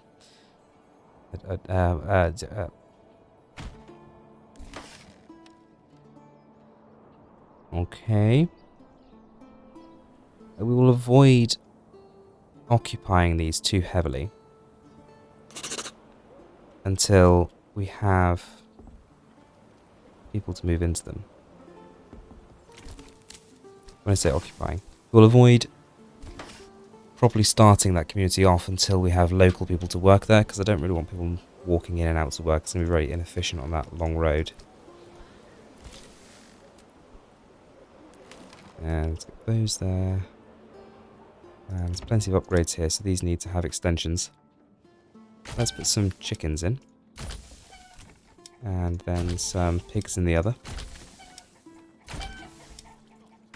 Vegetable. Always the end one, isn't it? I somehow always manage to put vegetables in the end of the chicken runs. It's a chicken run somewhere with a pigsty, isn't it? Because I built the blimmin' veg garden by accident. Did delete it, but then accidentally built a pigsty there instead. Oh dear. Simply won't do. More chickens here. Certainly does chew up the old resources. Nah, see, almost did it again. Stop myself this time. You're meant to be chicken. Me lover. Oh dear. So many injuries. Please do take a care while you're working. It simply wouldn't do for you to become too badly injured that you can't make me money anymore. Proper care there of someone who really does care about their workers. Work harder and stop breaking yourselves. Splendid. Okay. Lots of orchards, which is really nice. Lots of vegetable patches, which is also very nice. Plenty of supplies. And hopefully sending out a decent amount of stressed stone. In fact, it might. Well, let's say I get another pack station active, but I don't think I can afford to send more pork.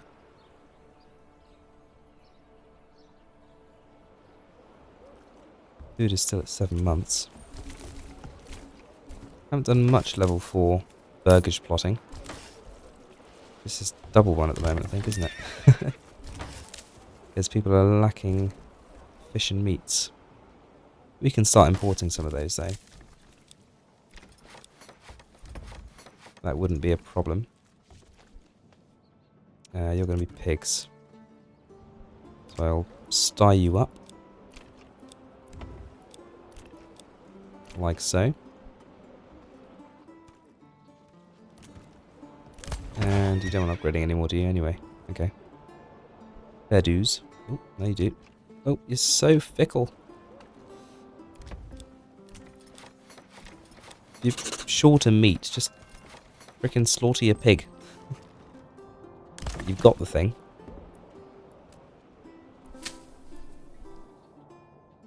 Ugh. See the little upgrades taunting me.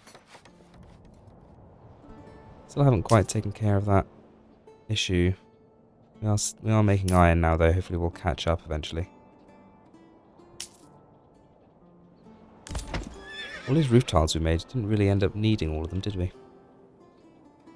Okay. These need to be stables. We are struggling a little bit for timber at the moment. Let's get a few more of these placed.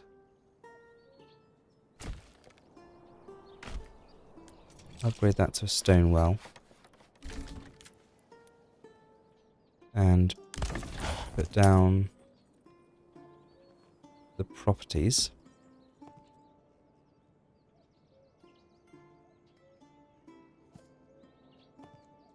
It will deign to allow us to do so.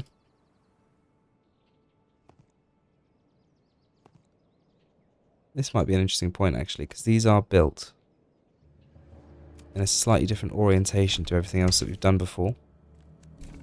So I don't know whether we might actually have problems with these ones.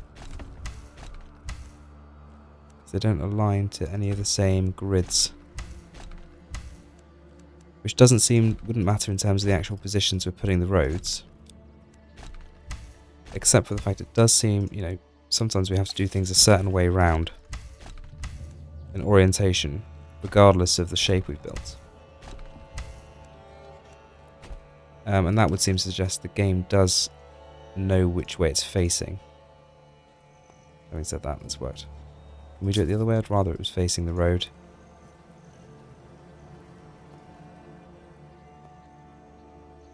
Yeah. Lovely. And this one too.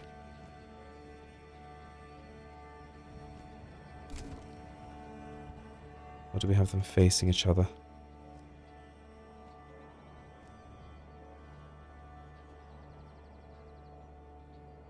Whoop. It still doesn't quite want to do it, does it?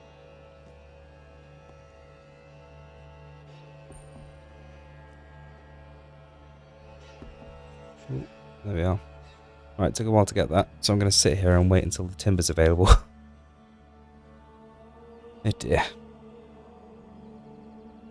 We've got plenty enough spare hands. We've got 16. And here come the oxen with the logs that have been produced already.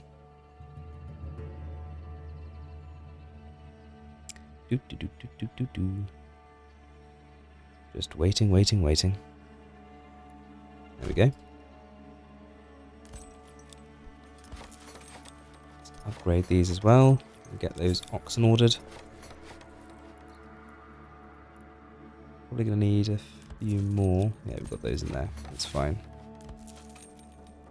Crop rotations going on with the field, so I imagine everyone is hard at work in them. More dwellings ready for upgrading.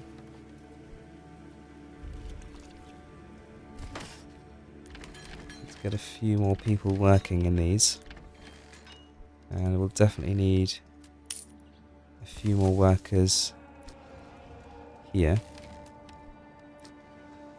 to help keep supply up for these new homes. And look at that stream coming out down here.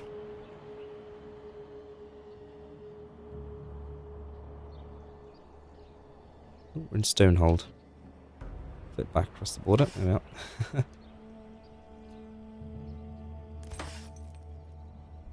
So it would seem to make sense to have a couple of these in here as well.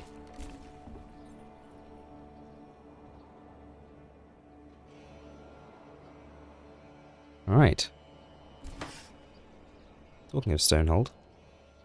Yep, got a couple of upgrades ready.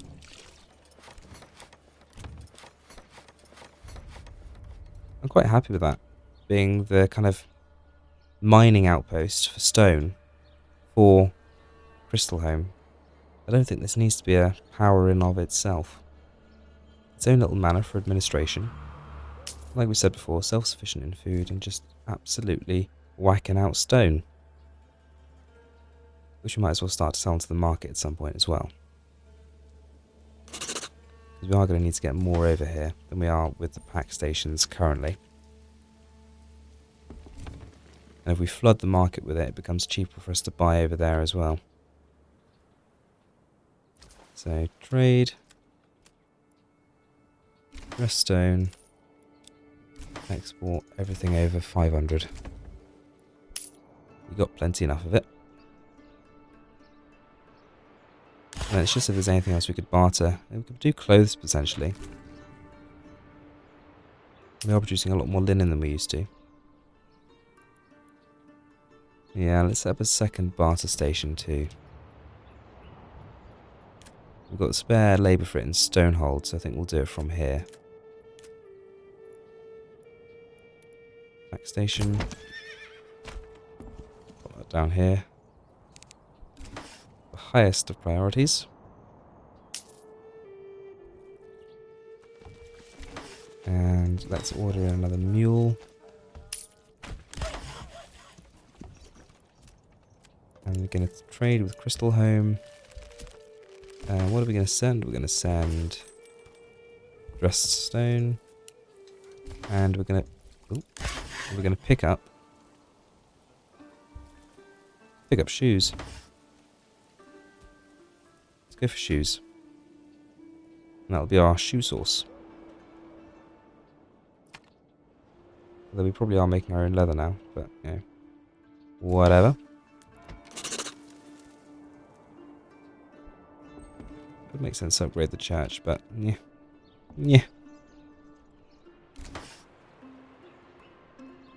Winter settling in. Anything else need doing over here? Yep. More upgrades. I'm really struggling for those planks, aren't we? Has anyone started to move in over here? No, not just yet. That's fine. We knew it would take a minute. I'm starting to wonder if this is enough people for all the jobs we've got here. We might need to do some more. Or just upgrade them. Well, it'll be a start at least. Everyone else will just have to commute. Always add a third crystal here. Or another one here. Doesn't need to match exactly.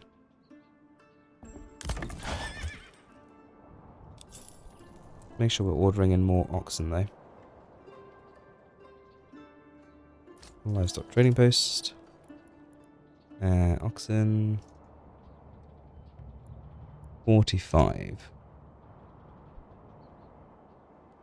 All the oxen. Bring me all of the oxen, please.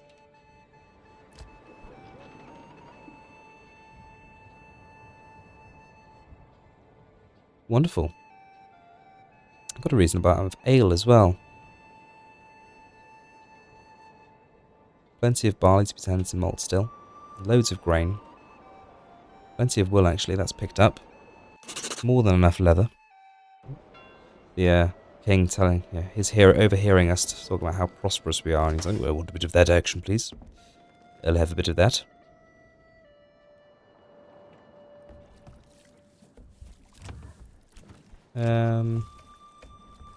Pork, I guess. Chicken. Chicken. Help with that diversity of food we were talking about. Specifically, diversity of meats.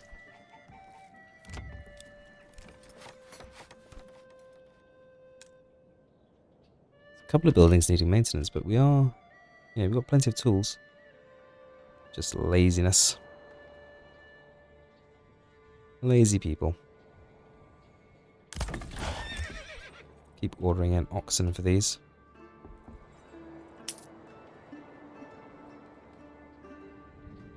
Stonehold becoming very wealthy.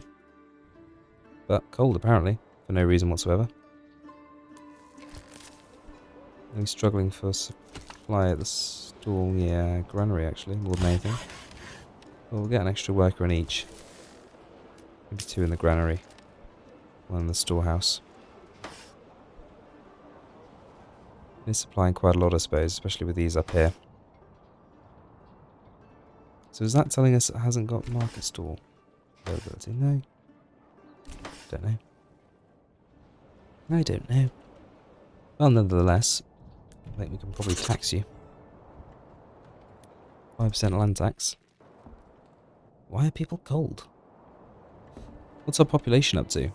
724. The game is not even sniffing. It's absolutely fine. They certainly have done some good work in terms of optimization for that to be the case. Feels almost as smooth as when you first launch it, which is really saying something compared to what it used to be like. Ah, Crystal Home. You're so pretty. It's only at 14 timber. Upgrades are being finished over here.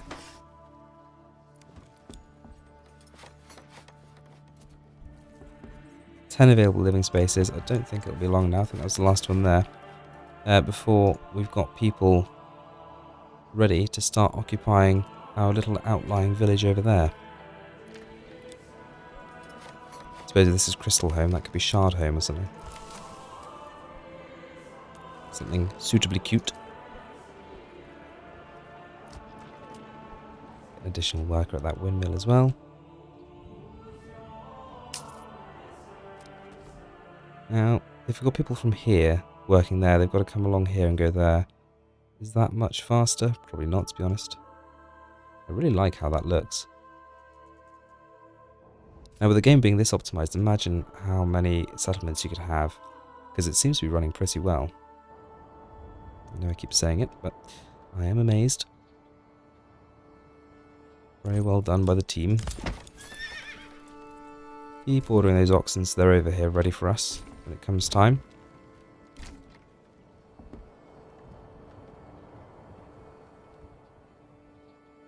That money rolling in from the stone. Let's get an additional mule so we can transport as much of it over the way as we can. Maybe even getting another pack station down.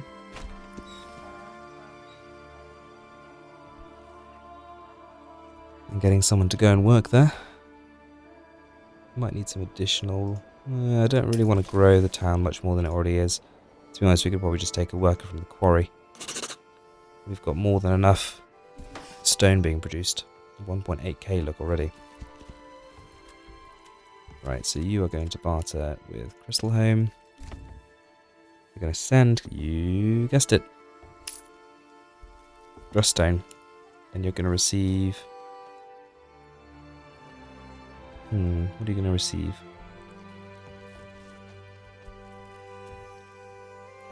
You could do rye grain. Could do malt. Could do eggs. But I think we'll go warbows. And let's set our warbow export limit to be a little bit higher. so that we can hang on to them, so that we can use them for trading. The last couple of upgrades done here. Oh, it looks like we're there with level 2 over here. Just the meats and beverages, because we've not opened up the tavern down here.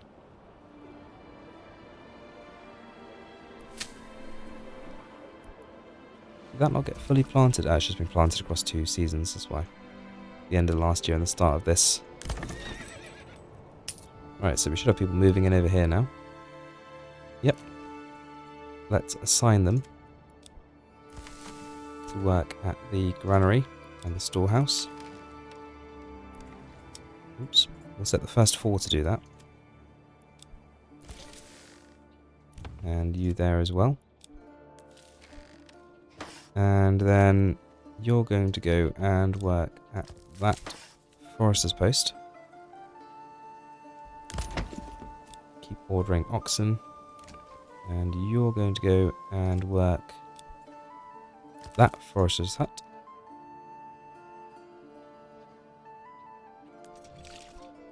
And you should have everything you need here.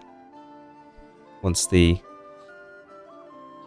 granary and storehouse become active anyway. Take a minute until they're stocked up. Oh no, ready for upgrade already. Tell a lie.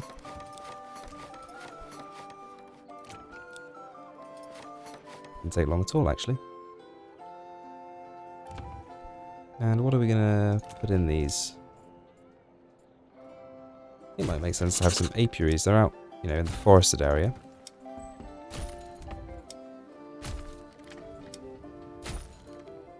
Some apiaries and some pigs, I think.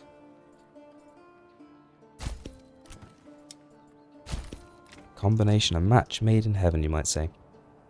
8 pigs. Yes. Ah. Need more storage space. Just put another one opposite. Might need to do the same with the granary. That one there.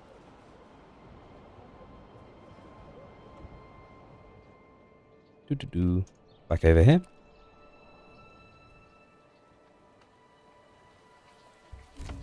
That's coming together quite nicely, this little outpost.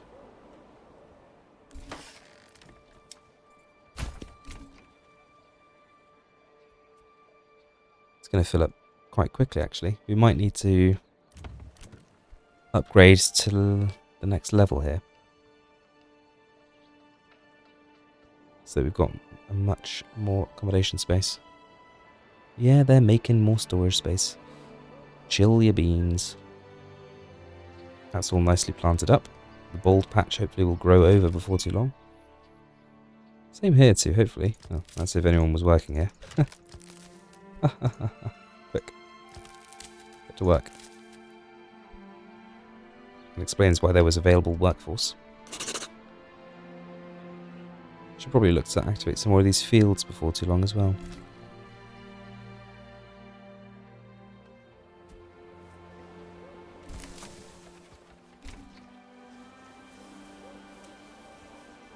Well, let's speed things along a little bit. Wait for construction here to be completed.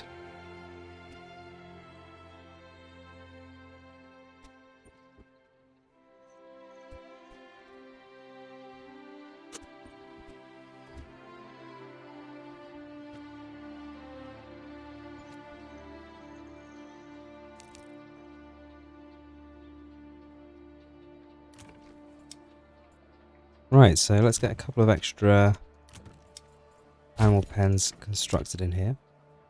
Still really are struggling for the saw pits. Let's get a few extra workers at this logging camp. Continue to upgrade these properties as and when we can, but really it's a bit of a labour shortage over here. It's just about trying to build up some materials. We could import planks if we needed to, but I'd like to avoid that if possible. We'll do a quick check-in on Stonehold. Looks fine. Ridiculous amount of stone. Check. Money, check. And how are we doing for exporting stone? We've got 507 here now already. Okay, I think it's time. We demolish that logging camp. And that logging camp. I think that woodcutter's lodge will probably stay. I'm going to build a road back there. We're just going to replace this one. We'll get rid of that road there. And we'll move... I'll delete that forest as that, to be honest. We'll get a couple of extra workers over here, potentially. Although we could use them for construction at the moment. We flipped over to Stonehold again. I've definitely got more than one available worker. Markets are just about keeping up. It is taking a long time to build everything out here just because it is so far away. What are you doing? Decided it was faster for you to go that way, was it? Fair enough. Could build another road out linking around, but I just don't think it'll look as nice if I do that. I do like things to look nice. I like that it ends in a roundabout, to be honest. Okay, get that upgraded. Only got space for one family each, which is a little bit of a limiting factor. I think I underestimated the number of workmen we would need over here. Oop, don't do that. Working the forestry for us. Having said that, we don't need any of these, apart from just a couple really, to be producing us logs. These are just really for storage of said logs. While they're doing that and gathering resources, let's come over here then and start thinking about our manor. So right from the get-go, I wanted something that was, you know, not ridiculously massive here, but fit well, like it, you know, wasn't here from the very get-go. I think we'll bring this straight out across here, and then we'll come across to this gate at an angle there, come straight across there, and then we'll cut back across here for this gate. Maybe we'll extend that out a little bit further.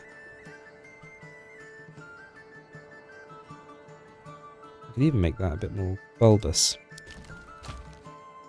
We delete that. Bring this out across here. And then curve back around.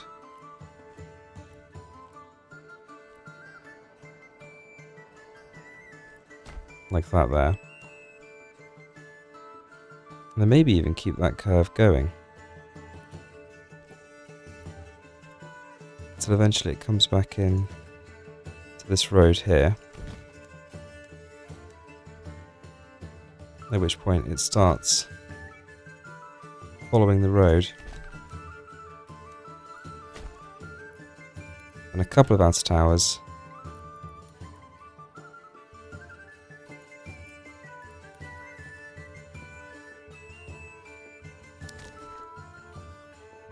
A little less, maybe we're a bit too close to the edge here. Bring that in a little bit. Make sure those walls connect up. Like so. You don't have a kink in the wall.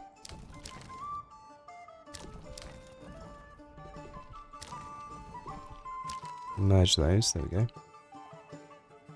Quite happy with that curve.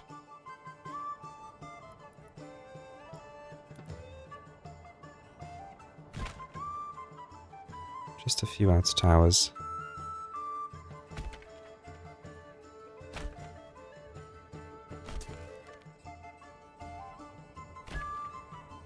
So that's going to need blah blah blah. We'll save that.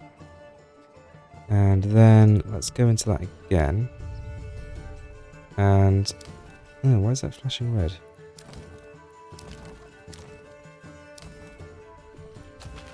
Oops.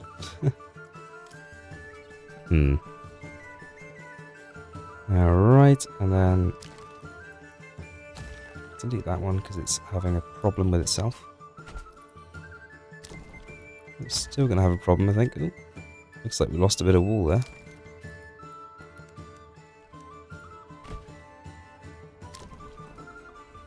Make that a little bit shorter because we do want to maintain that curve.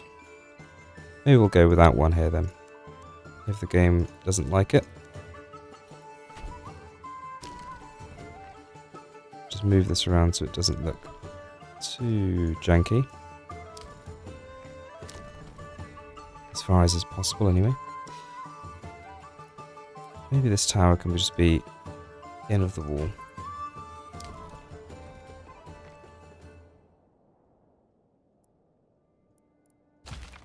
Okay. And then let's go ahead and upgrade everything to stone. Making sure that everything meets while we're at it. And I think this will be more of a manor than it will be a castle. So it's going to have walls, it'll have gates, but we're not going to put any ramparts on. This is more the prestige of the Lord's home, if you will. More like a walled garden than it is a fortress, though it is obviously defendable.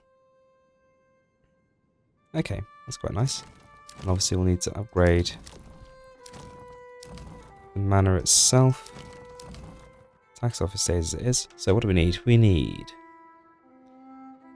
10 more mortar and some more logs, and that's all we need. So let's speed time along, get those logs in, and go to the trading post and increase our mortar import so we get more of that in. And hopefully we'll have that in no time.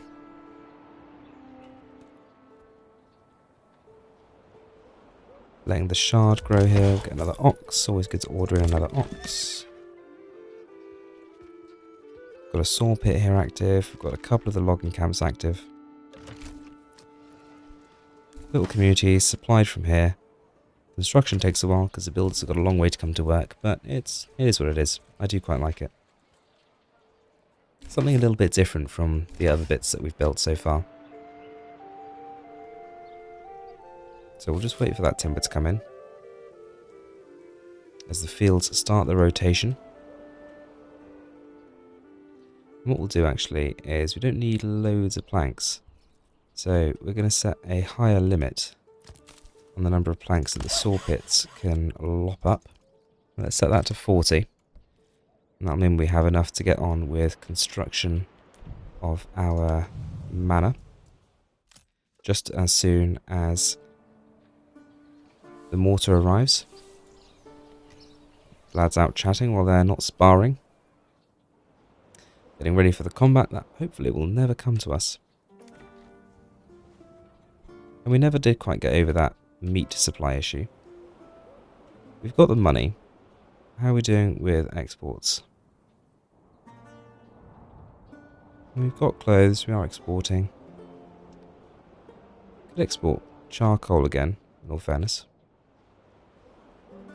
Let's go to the trading post and let's start importing fish.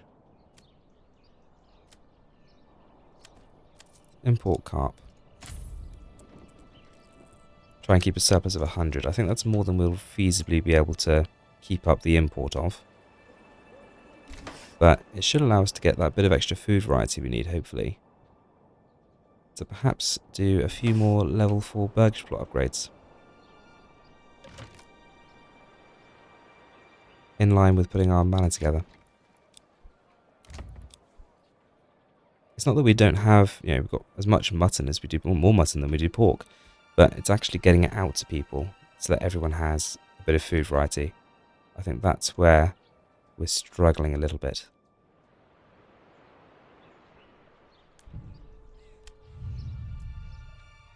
And we're getting there with the logs. And we're getting there with the mortar as well.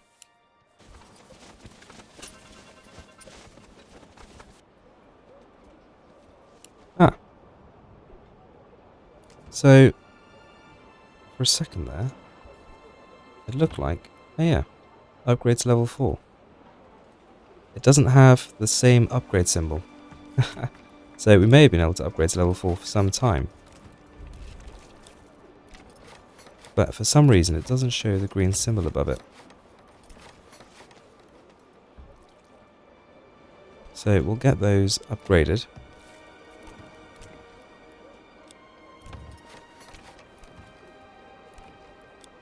As far as we can. Looks like we'll be able to get most of this row. So let's sit back and watch some level 4 Burgage Plot action.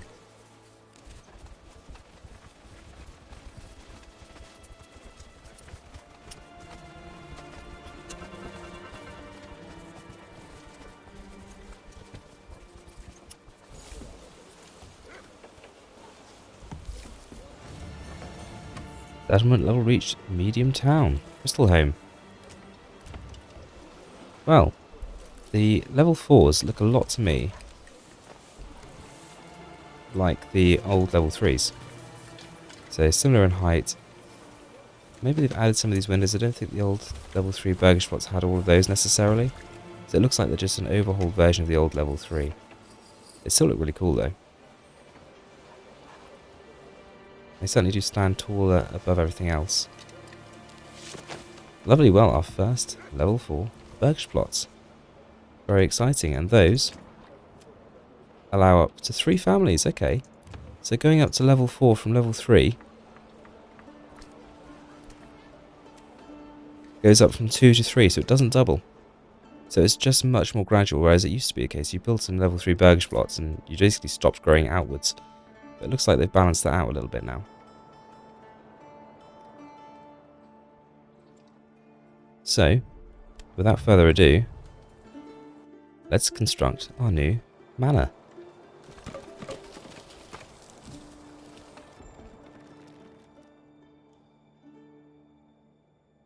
Oh, and we interrupt you for a victory screen. Our gorgeous settlement. Looks like we've reached the requirements for victory. Days past 4,731. Constructions finished 1,039. 936 end population. And somehow we killed 967 enemies. Despite not having fought at all. We lost 323 villagers. How was that? That's just old age, I assume. I think we'll continue. We'll just finish building our manor. We reached the large town settlement with those level 4 Burgage Plots. We'll finish building our manor, and then I think for this playthrough, we'll call it there. Just find a nice view to watch this construction pop to life.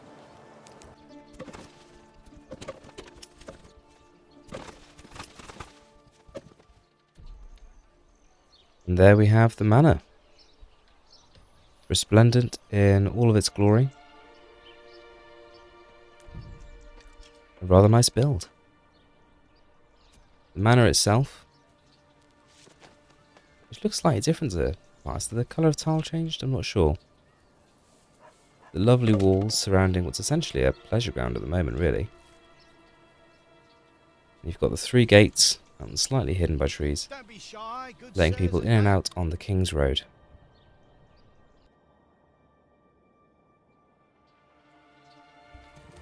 I think a fitting manor in a slightly odd shape, which I quite like, circular, and then fitting into the existing shapes and dimensions of our crystal cell-like layout. It feels like it melds and it's part of our town as opposed to something completely separate, which I really like.